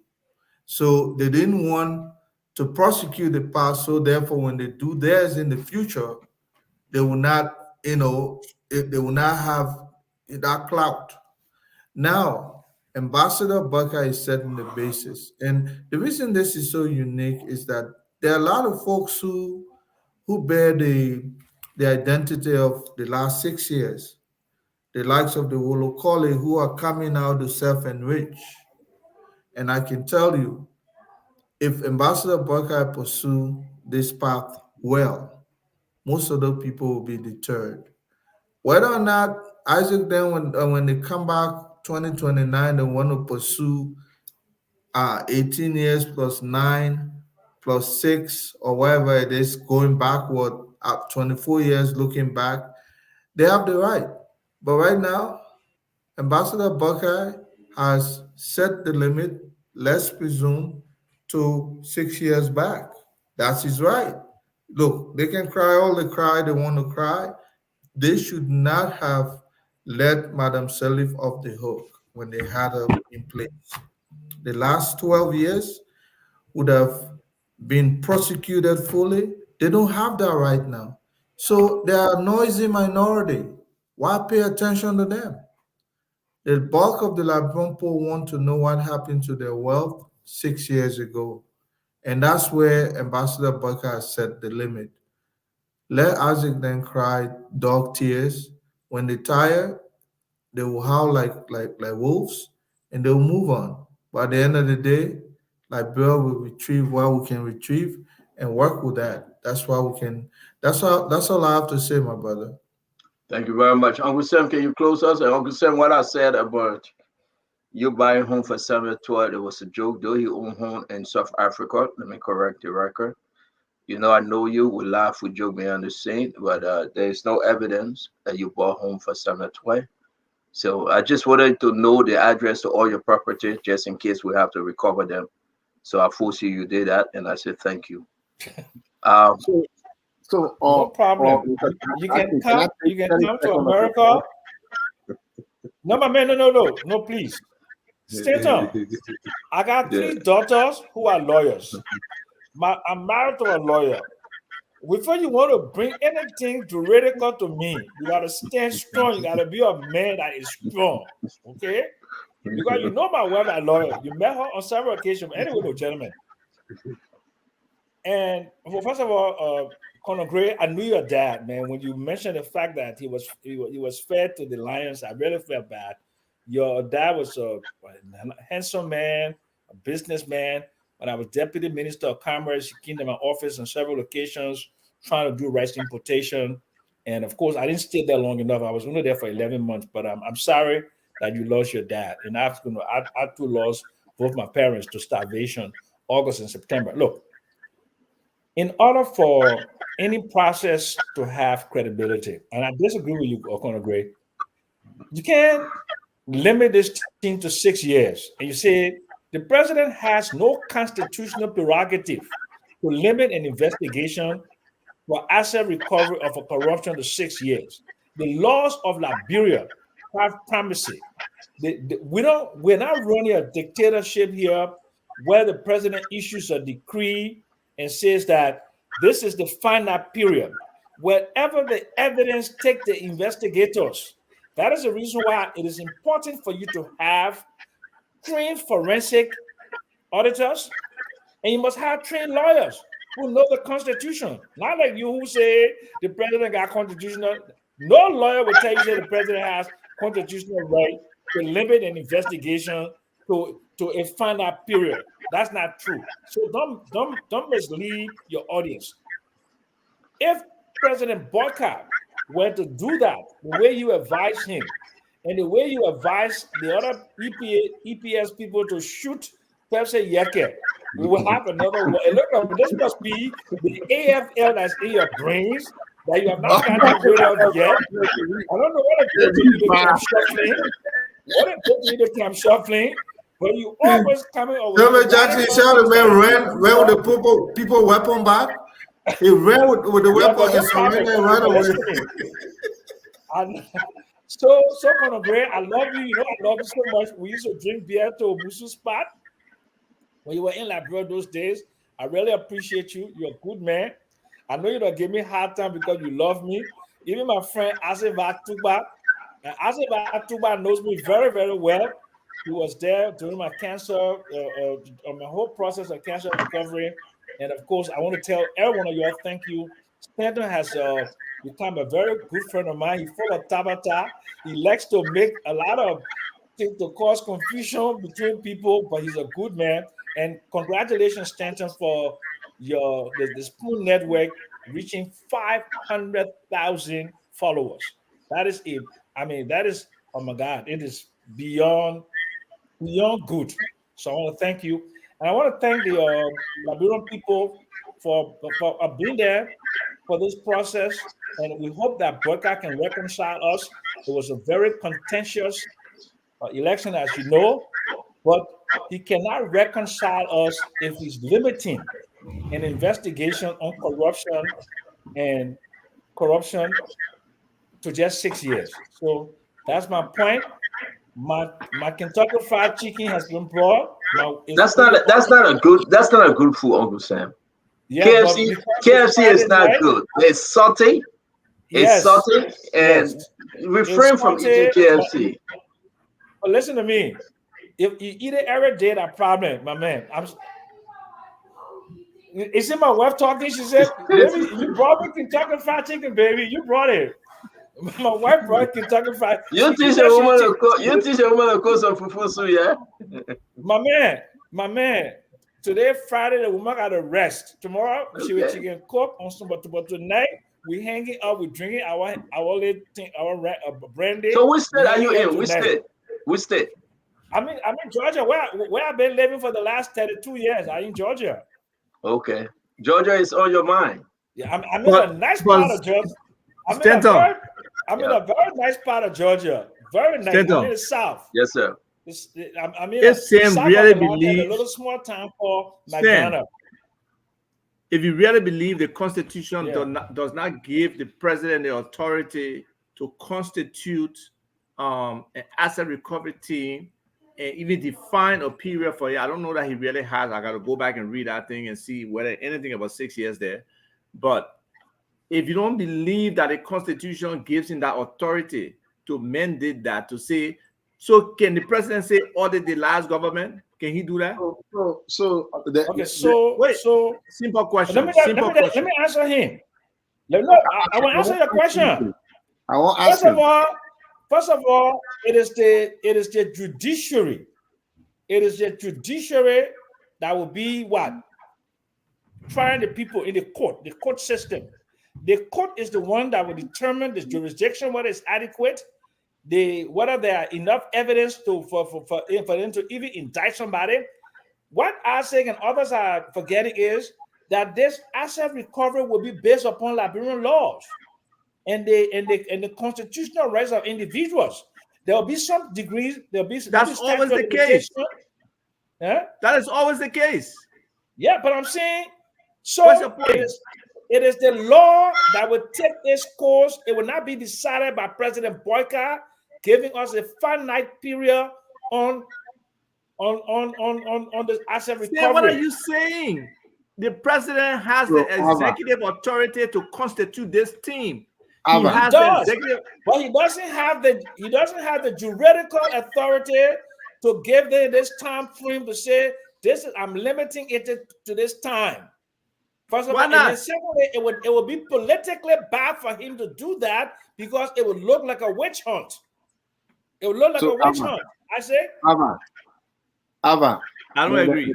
Hold on one second, Isaac. We come to you, Sam. I want to ask you something. Sam. Yeah. Do you believe that is conventional practice to get a baseline of the previous government in order to move out effectively? But you can order them. Why not? You can order them. So if you focus on asset recovery over the last 6 years, what's the major distinction?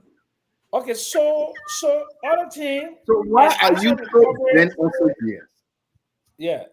Why is the crowd going beyond 6 years? Why are you so your time will come? Your time will come. That extra time here, we in extra time. No, I'm going to ask you, why are you so bent? What's your question? What is the hanging fruit? Why are you so bent on 6 years? Why do you think the only I want 18 years. I want 18 years. You know, I was one of the most prolific critics of Baranceli's administration. It shouldn't be about this. I was one of the most prolific critics of Baranceli. When you were in diapers, sitting down in the corner, I was criticizing Baranceli for good governance. Okay, so let's be honest here. I want that to go 18 years, whatever years. That's fine with me. I'm just saying a boycott choice. Isaac Doe and Mr. Jackson, is there any law that says the president cannot cannot take that decision the way he took it? Okay, let me answer it this way. Let's agree that prove a negative. You can't prove a negative. Let's agree that I'm not a law person, I don't know good, but let's agree that all of the laws on earth gave the president the power to. Why are you so bent on 6 years? Oh, Remy. Why do you tell me why we should not be bent on 6 years? I'm not a legal person. I don't want to go there. I don't know if the law gives the president. Isaac, I know you biased, so I will not ask you this question. Let me ask Sam Jackson. Sam, let's say if the president said, go back into whatever time in eternity, what would it be? What would be the professional approach to go back to in 2000 or to start from this and walk backwards? Okay, so that is the reason why it is important for the president to have named a consummate professional who will advise him. Okay, that's independent of the question. That's orthogonal to the question. That's not the question. No, it is. Because the thing is, let me explain something to you. The president did not even put in the executive order the kind of crimes. He did not put it in. He talked about asset recovery. And then he did not indicate who's the official. Does it cover a corrupt police officer who been getting bribed and built himself a house? The term of reference will clarify that. Public policy wise, the term of reference will qualify exactly the scope of that particular constituted authority. They will give that a term of reference. The executive order is not specific enough. You can squeeze so much into an executive order, but the term of reference will clarify their mandate. If I were to hire you to do a piece of job, I will only announce that I've hired Mr. Jackson to do such and such and such. The mandate that I will give you, public policy wise, will define your scope. No. Public policy doesn't give you. Anytime you give somebody a job to do, you must give them term of reference. You need to give them a term of reference. That's what I'm saying. Public policy wise, you will have your scope or term of reference. You can't go give me as a consultant and say I want to give you a work to do. Oh no, you can't be arbitrary. You can't be arbitrary. If I consult you to do, if I consult you to do a piece of job, I will give you a term of reference, definition of what I want done. And scope. Yes, and scope. So but that's what I'm saying. Buckeye has created a commission, a committee. You know what? Something I've been doing research, No. Okay. The only thing that comes close to asset recovery committee is something with the American Bar Association. I've never seen any society or any country where they put together. I mean, they probably do a task force, but the task force is a lot of professionals. But to bring in politicians on one big tent 15 we'll of make them, Ambassador Bucker to including you include you so that leaders. the noise can go down a little bit. We'll make Ambassador Bucker to include you there. So The other poll that you're going to give jobs to, you're just put it, you're using the asset recovery as a dump part for the people, right? But that one will bring you there, so that they'll give you at least job too. I have no credential. I have no experience in asset recovery. Okay, no. I don't have a degree in accounting. You have an opinion. You have an Courses. opinion as to what it should be. You don't have to have a degree. But my opinion is not something that you work on. My opinion is just an opinion of a common journalist, 70-year-old man. Give Ambassador Buckeye kudos for even attempting. He's endearing. Look, in a landfill with what you call it, cartel people who have their own individual interests. I think the old man is doing well. No, I think asset recovery, the idea when you're walking on a landmine and you step, every step matters. This is a landmine. But the framework, look, great. The framework. Huh? So let's discuss this thing. Where in there has the president put any time limit on this? He has not. So exactly. No, but I'm saying so then it's fine. So you're crying about 6 years. He has not put any limitation on it. I'm reading people like McGill are saying, because guess what? The charter out there is that's not the mandate of the team. It's I agree. What they should do. But the charter out there with Unity Partisans is that since Joya did not audit Ellen and go after them for the 12 years, so that means it's gone, it's in the past, and nobody can go ahead and recreate that. But that's not the official information. I agree with you. On that. Thank you. But Nathaniel McGill said in his statement that if you limit it to only the last 6 years, it will appear to be witch hunt. It won't be comprehensive. And but he's jumping an unnecessary caveat. That's not what the executive order said. The executive order is clear. It's very clear. I said we saw the way administration dragging Charles Sirleaf and others to jail. I mean, so what? So be it. That's how we proceed. Sam is in my mind is needed. Is that full of confusion? In my mind is needed. The team had a clear budget. The president has instructed the Ministry of Finance to fund that budget and make sure the guys get going. Let's let them get going and let's see where the information leads. Like you say, it's a process. So they can collect all that information. They can go and seek indictment. They can prosecute the people in a court of competent jurisdiction. And then, but if they get some sort of holiday, they can declare all the late assets and can return well now for them. But it's fine. Let me ask you a question, okay? So you can agree to even Stanton, right? If people have assets in jurisdiction outside of Liberia, outside the bailiwick of Liberia, have you thought about the process it would take to go to court in a particular country? Because you have to have due process to take people's property in almost any country, right? So what would be that process to go and stand up to say in an American in an American court or South African court, all of the steps that will lead for you to even bring that person to a trial? Because you can't use Liberian, the Liberia, whatever the court says in Liberia, you can't take that paper there to a foreign jurisdiction and say the man was found guilty in Liberia, therefore you must seize his property here. No, so what is the process? Sam.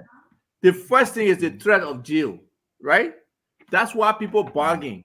If this person has, let's say, 25% of the assets in Liberia, and they got 75% of the assets, and we're talking about like $20 million, and for them to rot in jail in Liberia, for them to turn those 75% over and be free, which one you think that normal, rational person would take? No, but suppose you don't have custody of the person, or you don't have access to that person. Extradition. We got extradition relationship with some countries. We seek it.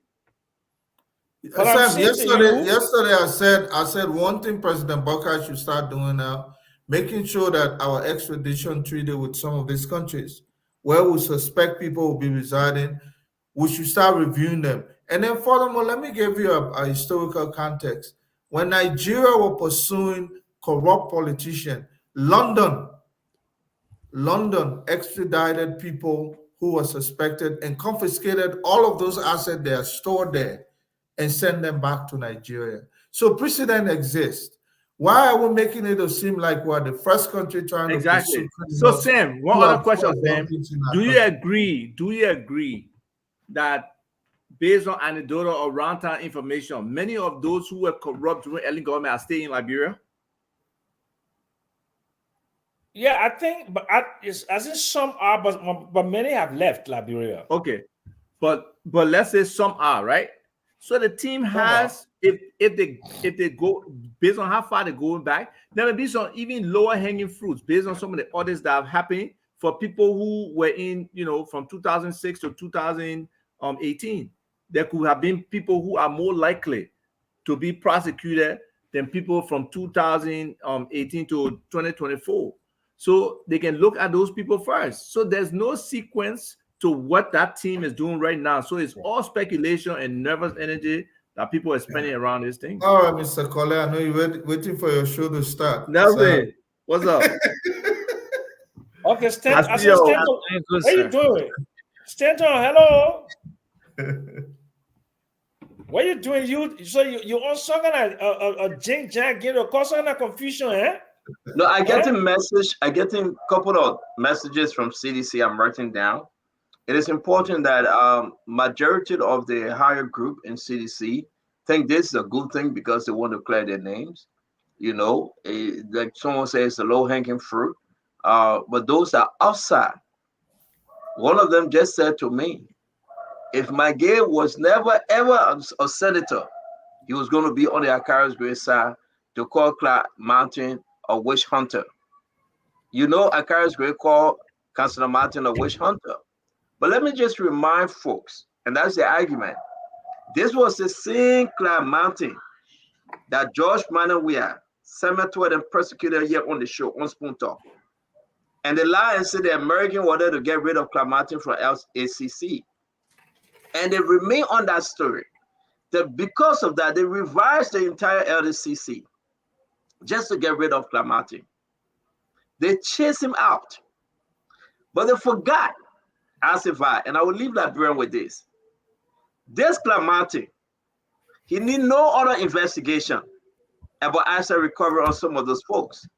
Because there was a same Clark Mountain that recommended for persecution of Jenny Cooper, agriculture. We all know that.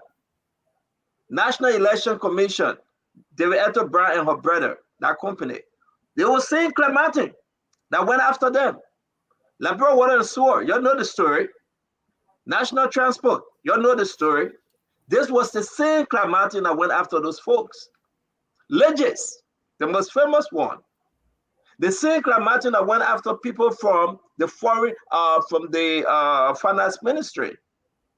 This guy is not a smart cat. He's walking around with documents. Documents. You don't see the man document, or the way you covered about the man document, you must have seen someone else. I have seen most of them.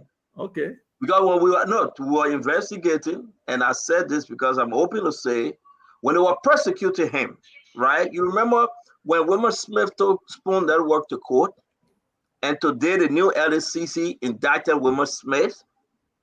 When he recommended these things, gave the document to Frank Musadin. Frank Musadin walked in the office of the chief of staff at the time, who was now Senator Nathaniel Fallow McGill, gave him the document and said, yes, the document. What did McGill do? McGill gave it to the president said, McGill said, put that thing on there. That was the end. Nobody did anything till they removed Clark Mountain. He has so many of Jowea government officials, senator, representative on a list that he was recommending for 4. Even Jowea himself. Well, Stanton, even Jowea himself. So if you come and sit down, I will end on this. If you come and sit down and say to anybody that a man need investigation on a cemetery, he already got it. So when are we having Clamati on the show? When? No. So I spoke to Clamati. We chatted, and I don't think it's appropriate to bring him on now. I don't think so. No, I don't think. I support that. I support that. It's appropriate to bring him on now. The man, hold on one second now. I said, let me finish now. You asked me a question. Behind a news cycle right now. I say, I do this better. I say, you can do accounting and other things better than me, but they want to do it better than you. I ain't say, I mean, you don't making your comparison. Let me say this: the reason why I'm saying that, I watched one show across. There's a take cloud. I'm here. I say, there's a take cloud, right? He got to form this thing. You got Ellis Coffey way in America. You got Martin Colley in Europe. He got to bring. Listen, he will come. I say, he will come. Let it put this thing in motion. Let it talk about the length of time from 2017 to 2023, or from 2005 to 2023. They're putting all that thing together. Once you know the budget, once you know how many manpower. No, they know the budget already. They approved the budget. What you know mean no budget? They write in the executive order, they approved the budget already. Ministry of Finance support the people budget. As a vibe. Man, I'm small to you. Executive as a order, I'm small to you. Yeah, but as a vibe, I don't think right now, Clark Martin, you know why? I call him Uncle Martin because we have that relationship. I don't think right now he's coming. The reason why you see how happy I say, because town trap is not for ride alone. No. You know, I will give this story and people don't want me to give this story. Let me say this. You know who CDC went? A wish hunt now. You know who CDC went out? No, I don't care if they said I wish hunt. Ride alone, that I wish hunt. I don't care if they said I wish hunt. Around, you can fall your own trap. That is. I don't care if they said I wish hunt. Colin Gray, what CDC did to Liberia? You need a witch hunter to hunt them. To be frank, what CDC did to Liberia? But I don't believe in witch hunter. You need the witch hunter. You need a witch hunter to hunt them, because the only person that they beat on, the only person that they threw the blame on for Clamati was Nathaniel McGill. They beat on Nathaniel McGill. Nathaniel McGill argument to them was, listen, you're chasing them for what? Senator came on Spoon Talk, sweating.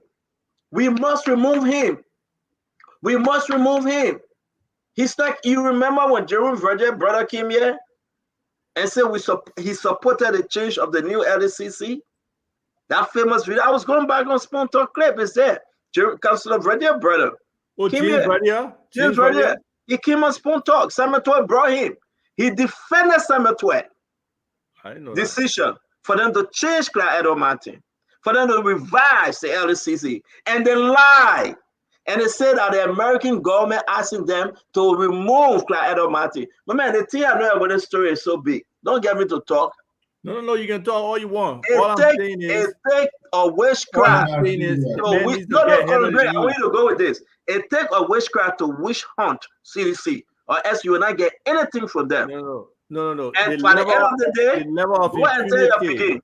Go and tell your picking. Go and tell your picking. I will say this to you. I say, go and tell your picking. Which one? Which one? The picking Johnson Koji. Yeah. Yeah. Let me give you a message for him. All right. Now he building 2 rooms at the CDC headquarters because he had received an eviction notice with immediate effect. Wherever he living, he will be leaving from there before the month end. We asked him to leave immediately. He been there for 6 years. He have not paid a dime to the owner. What? The Benson popping all of my mouth. You say what? Maybe your words not correct. The Benson popping all of my mouth. That one, that extreme he been there. That's extreme impunity. He been there for. Hey man, let me talk.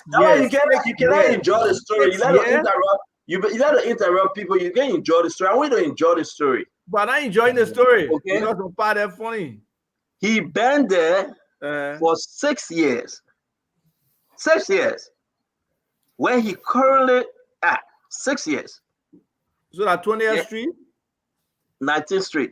19th Street. And he has not. I'll test you to see. Man, sir, don't test me, brother. And the thing is that the man now he moving to the party headquarters. He building small 1 room and 1 office that where he going to stay. But they're chasing out of the party headquarters again. The invention notice just came out. So I don't know, you ever going to look at. Let me ask you this. Why is not building on those acreage that he took from that guy who he allegedly spilled acid water on, the old man who died? My man. Why is he not moving on that land? What? I missed the other story. You said the man spilled acid water on somebody who died? I mean, you find everything amazing story. Leave somebody here, man. Go home. Everything amazing story. Go home, man. You didn't follow the story? You might go call your picking to find place to go. We kick him out. My son, he can have a place with me. I don't approve of all his methods, but he has a place with me anytime. We kick him out. On a serious note, that asset recovery is a good thing for the country. The war on economic crimes is definitely a good thing for the country. And if President Boyka is serious and will fund these people and make these things happen in the international community, we partner to ensure that we can have a strengthening judicial system. Some jobs can be created from this that could be sustainable down the line.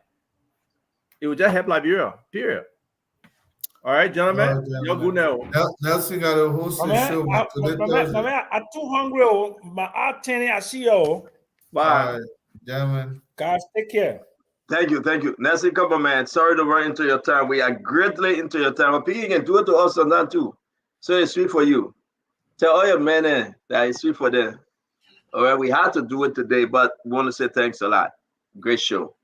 Yes, sir. I don't go past in front of Jefferson Koji. We kick him out of that house. That's not your house. We kick him out. We have written him a letter. At the end of the month, he must leave, or else he will be. They say, move or be removed. We will remove him because he's squatting right now. He got nowhere to stay. He's squatting right now. Nowhere he got to stay. He's been there for 6 years. Can you imagine? He have not paid a dime, and he running around and say he get hustled. But Joseph, my friend, you know Joseph, my friend, right? Yeah. Wow. Yeah. This thing, listen, this thing is just politics. I and all the guys in front of him, and my friend, will invite him, and then I will give him place to stay. But how you talking about inviting your own friend? No. That our friends are for. For invasion. Oh yeah. We invite him, man. That will give him place to stay. All the money he took from MCC, he got place to stay. Yeah, we have to take him from there. Yeah. The man, I met place. The man, how you go sleep to the party headquarters? How you go pay one? You see, they left the party, you go sleep to the party headquarters. Can you imagine? I mean, that's a shame for Jefferson. You go find your place to sleep to the party headquarters. The man made one small room. You see, there's my little sitting place in my bedroom at Jefferson Koji room. Yeah, he tried. He just put the AC in the other room. The play he will make up. He just put one of these. The AC I can put on the wall. He just put one in the other room. Yeah, they have told the picture. Don't want to send me the picture. I said, don't send me the picture. Jefferson is my friend. Like, seriously, he's my friend. But it's bad. But we got to kick him out, okay? We got to kick Jefferson out. We will. I mean, if you guys want to come and do something, you can do it. But we'll kick Jefferson out.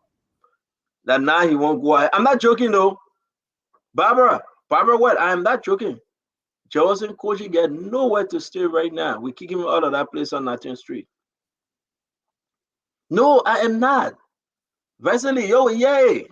I'll tell you the story, yeah? I'm not kidding. The place on 19th Street is not for Jefferson Koji.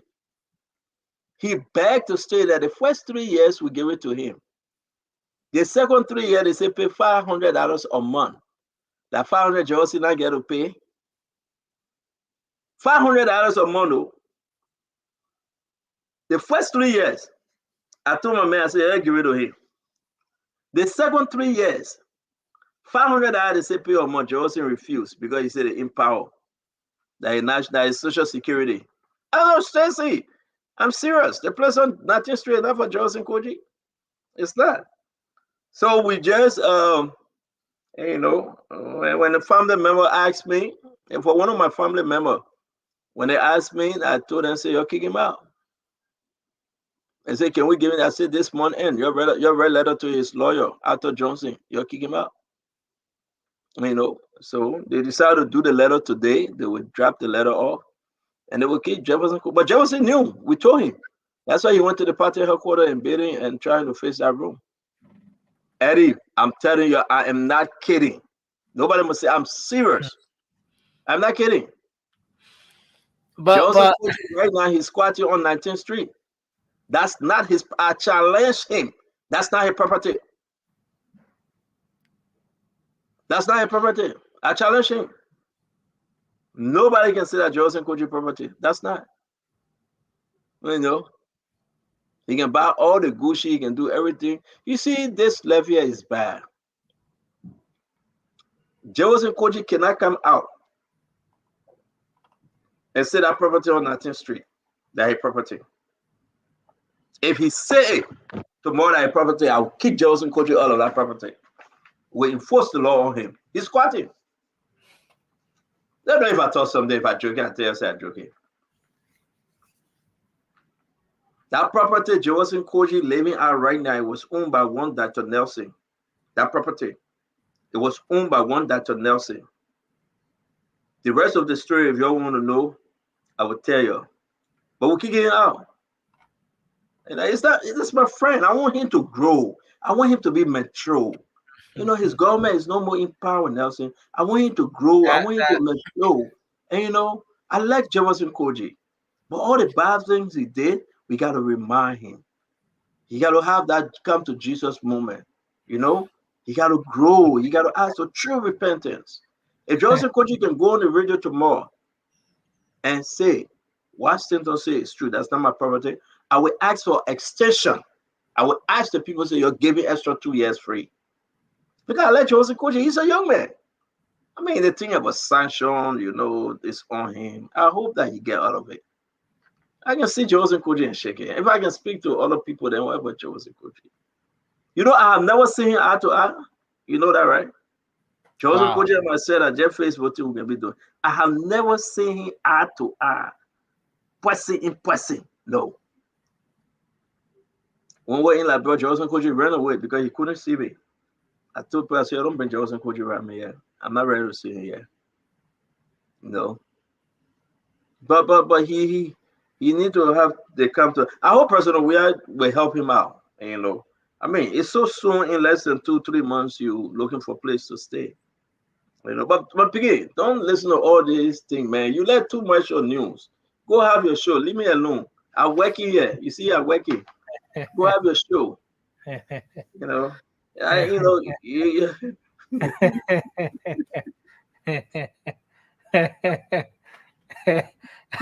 guess I enjoy the comment section.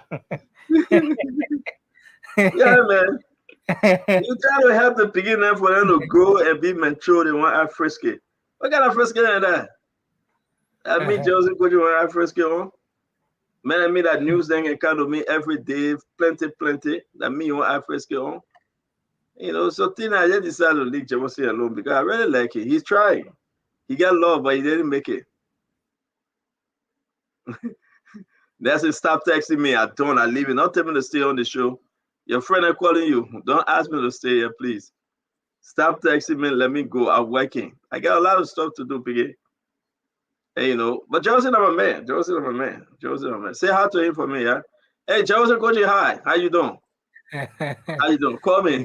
You know, I get Joseph nowhere at all. Samuel Swear, Jefferson Koji, all of them are my man. The president, you know. But I still got to tell them the truth. Because I'm a different species. I'm a different dude. So that's how it is. But we'll get the full story tomorrow. Nelson, take me off camera. Stop texting me. Oh. I think that way you say get me on camera. Take me on camera. What kind of thing is this? But you get it. No, I get control. I work. You see the pen in my hand. You still get me. You won't get me in trouble. I tell you. You want me to talk the other thing that I don't want to talk. You want me to talk the other thing. I don't want to talk that. But what if I go ahead? I saw him. I saw Yeah. the DG designate at the Senate the other day. You're doing a confirmation, right? No, not a confirmation yet. I think the confirmation is on Monday, right? Yeah, it was pushed to Monday. So that they don't give him Fagon pressure. Because they don't, let me tell you something what they don't do, all right? They don't want Eden Snow to be out of the country before he can confirm Fagon. And I asked them, I said, why you do that? They don't want Eden Snow to be out of the country for him to carry confirmation proceedings for Fagon. Because Fagon begged Delon. Fagon told Delon, say Eden Snow plan to give him hard time, So he asked him that Eden Snow shouldn't be in the country. And I told Fagon, I said, Fagon, you can't do that. Eden Snow is our friend. He will tell you what he won't tell you and keep on moving. But Delon is, he will be confirmed. Fagon will be confirmed. Because Fagon have Nukwe, Aboche, Fagon defended those people. Nukwe, Aboche, how you call him? Nathaniel McGill, and Bill Trawe, and the Pro-Tem, Delon. Fagon will be confirmed. Ain't no problem with confirmation. But how you call him? Snow just want to give Fagon small pepper. And that's a problem. I beg you, Snow, this Snow, man, leave the man alone. Snow say, man, just because you, I want to tell the man. Let me tell you, Snow want to tell Fagon, like McGill want to tell Patrick Honda. When Patrick Honda going for confirmation hearing, McGill will tell Patrick Honda. McGill didn't vote for Steven Johnson, right? McGill voted no for Steven Johnson. He voted no. Like he said he would do the Patrick Honda. So all they gotta know what to do. Folks, if all goes well, next week probably we should be having Amara Corner on the show. It's about time to bring the Senator Corner back on. And and that's the way it is. Yeah. So let me go down. What you say keeping me up for? No, we finish, yo. Yeah, but then take the thing over, man. Let me go. You still keeping me. I tell you, I'm baking you all. Let me go. You won't do it. If you keep me, I will tell the people your secret. Oh. No secret. No secret? If you keep me here, I will tell the people, say, by next week or so, you'll be traveling. No. I think you have to go. If you keep me here, I will tell the people, say, by next week, you're traveling. Don't keep me here. That. Oh, so you want me to tell them? Oh, but looking at the whole situation now, Megan to all. Okay, so I'm gonna tell them. No, Megan to all. No, you're not stuttering yet. You're adding a Costa. No, man, Megan to all. Yeah, what Costa? Oh, wow. They made around. Pedro. They made around. Pedro around. They call him man Pedro.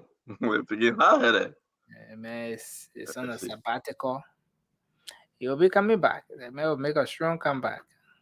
Yeah, listen. It is why it is. We are all family. We're doing the thing for one Liberia. So it is why it is. We move. No hard feelings, no bitterness. The other day he sent me a text and I texted him back. You know who I am, that's it. Yeah. I get nothing to hide. That's how it is. And, it is why it is. We move. And, it is why it is. But that's let me go here. I will tell people how you living like bro pretty soon. You say get me here. I say beg you. Let me go. You won't do it. See that serious issue they bring you. Anyway, thank you very much, CEO. You have to go. The library people say you should take a break. You have to rest. The librarian people say you should rest and come back strong tomorrow. Well, folks, we want to say thank you to everyone tonight for being here with us on this edition of the program. Spoon Talk, thanks to you. Thanks to our listeners across the world. Thanks to you on Facebook, following on Spoon TV, Fabric TV, and Super TV. The CEO is down coming with the spoon. And thanks to our audience on Spoon TV, our real MVPs, and then to all of you across the different platforms. But we've hit 501,000 counting on only on Spoon TV, 500,000 followers, and we just want to say thank you. Thanks to all of you who always make up time to be here with us on Spoon. The folks on Fabric TV, the folks on Super TV, we appreciate you. And thanks to our YouTube audience, the handle is Spoon Talk Live. We want to appreciate you for being there and making a contribution from YouTube as well. Spoon Talk will be back on the radio tomorrow. As you know, this is where you get authentic information about all of the major happenings in Liberia. This is the space where Liberians across the world get to gather every single day to talk about the happenings across the country. Spoon Talk has absolutely no border, regardless of where you are. You can always follow the program. That's why we're online, and we are also broadcasting across the country on several radio frequencies. We are live on Spoon 107.5 FM, Fabric 101.1 FM, and Super 95.5 FM. Thanks to Punch FM that's always relaying the program. Gibi FM there in Kakata, Gibi County. We appreciate the team. Thanks to the folks there in Grand Crew County, Trend Radio 104.7 for always relaying the program. Spoon Talk. Thanks to the team in Bomi County, Trust FM for being a part of this joining. Thanks to Premium FM in Bon County, Central Liberia, making sure that you reach the folks in Nimba County and the other adjacent counties. We appreciate every single radio station that's always relaying the show. So we'll be back here tomorrow. Spoon Talk will be back on your radio.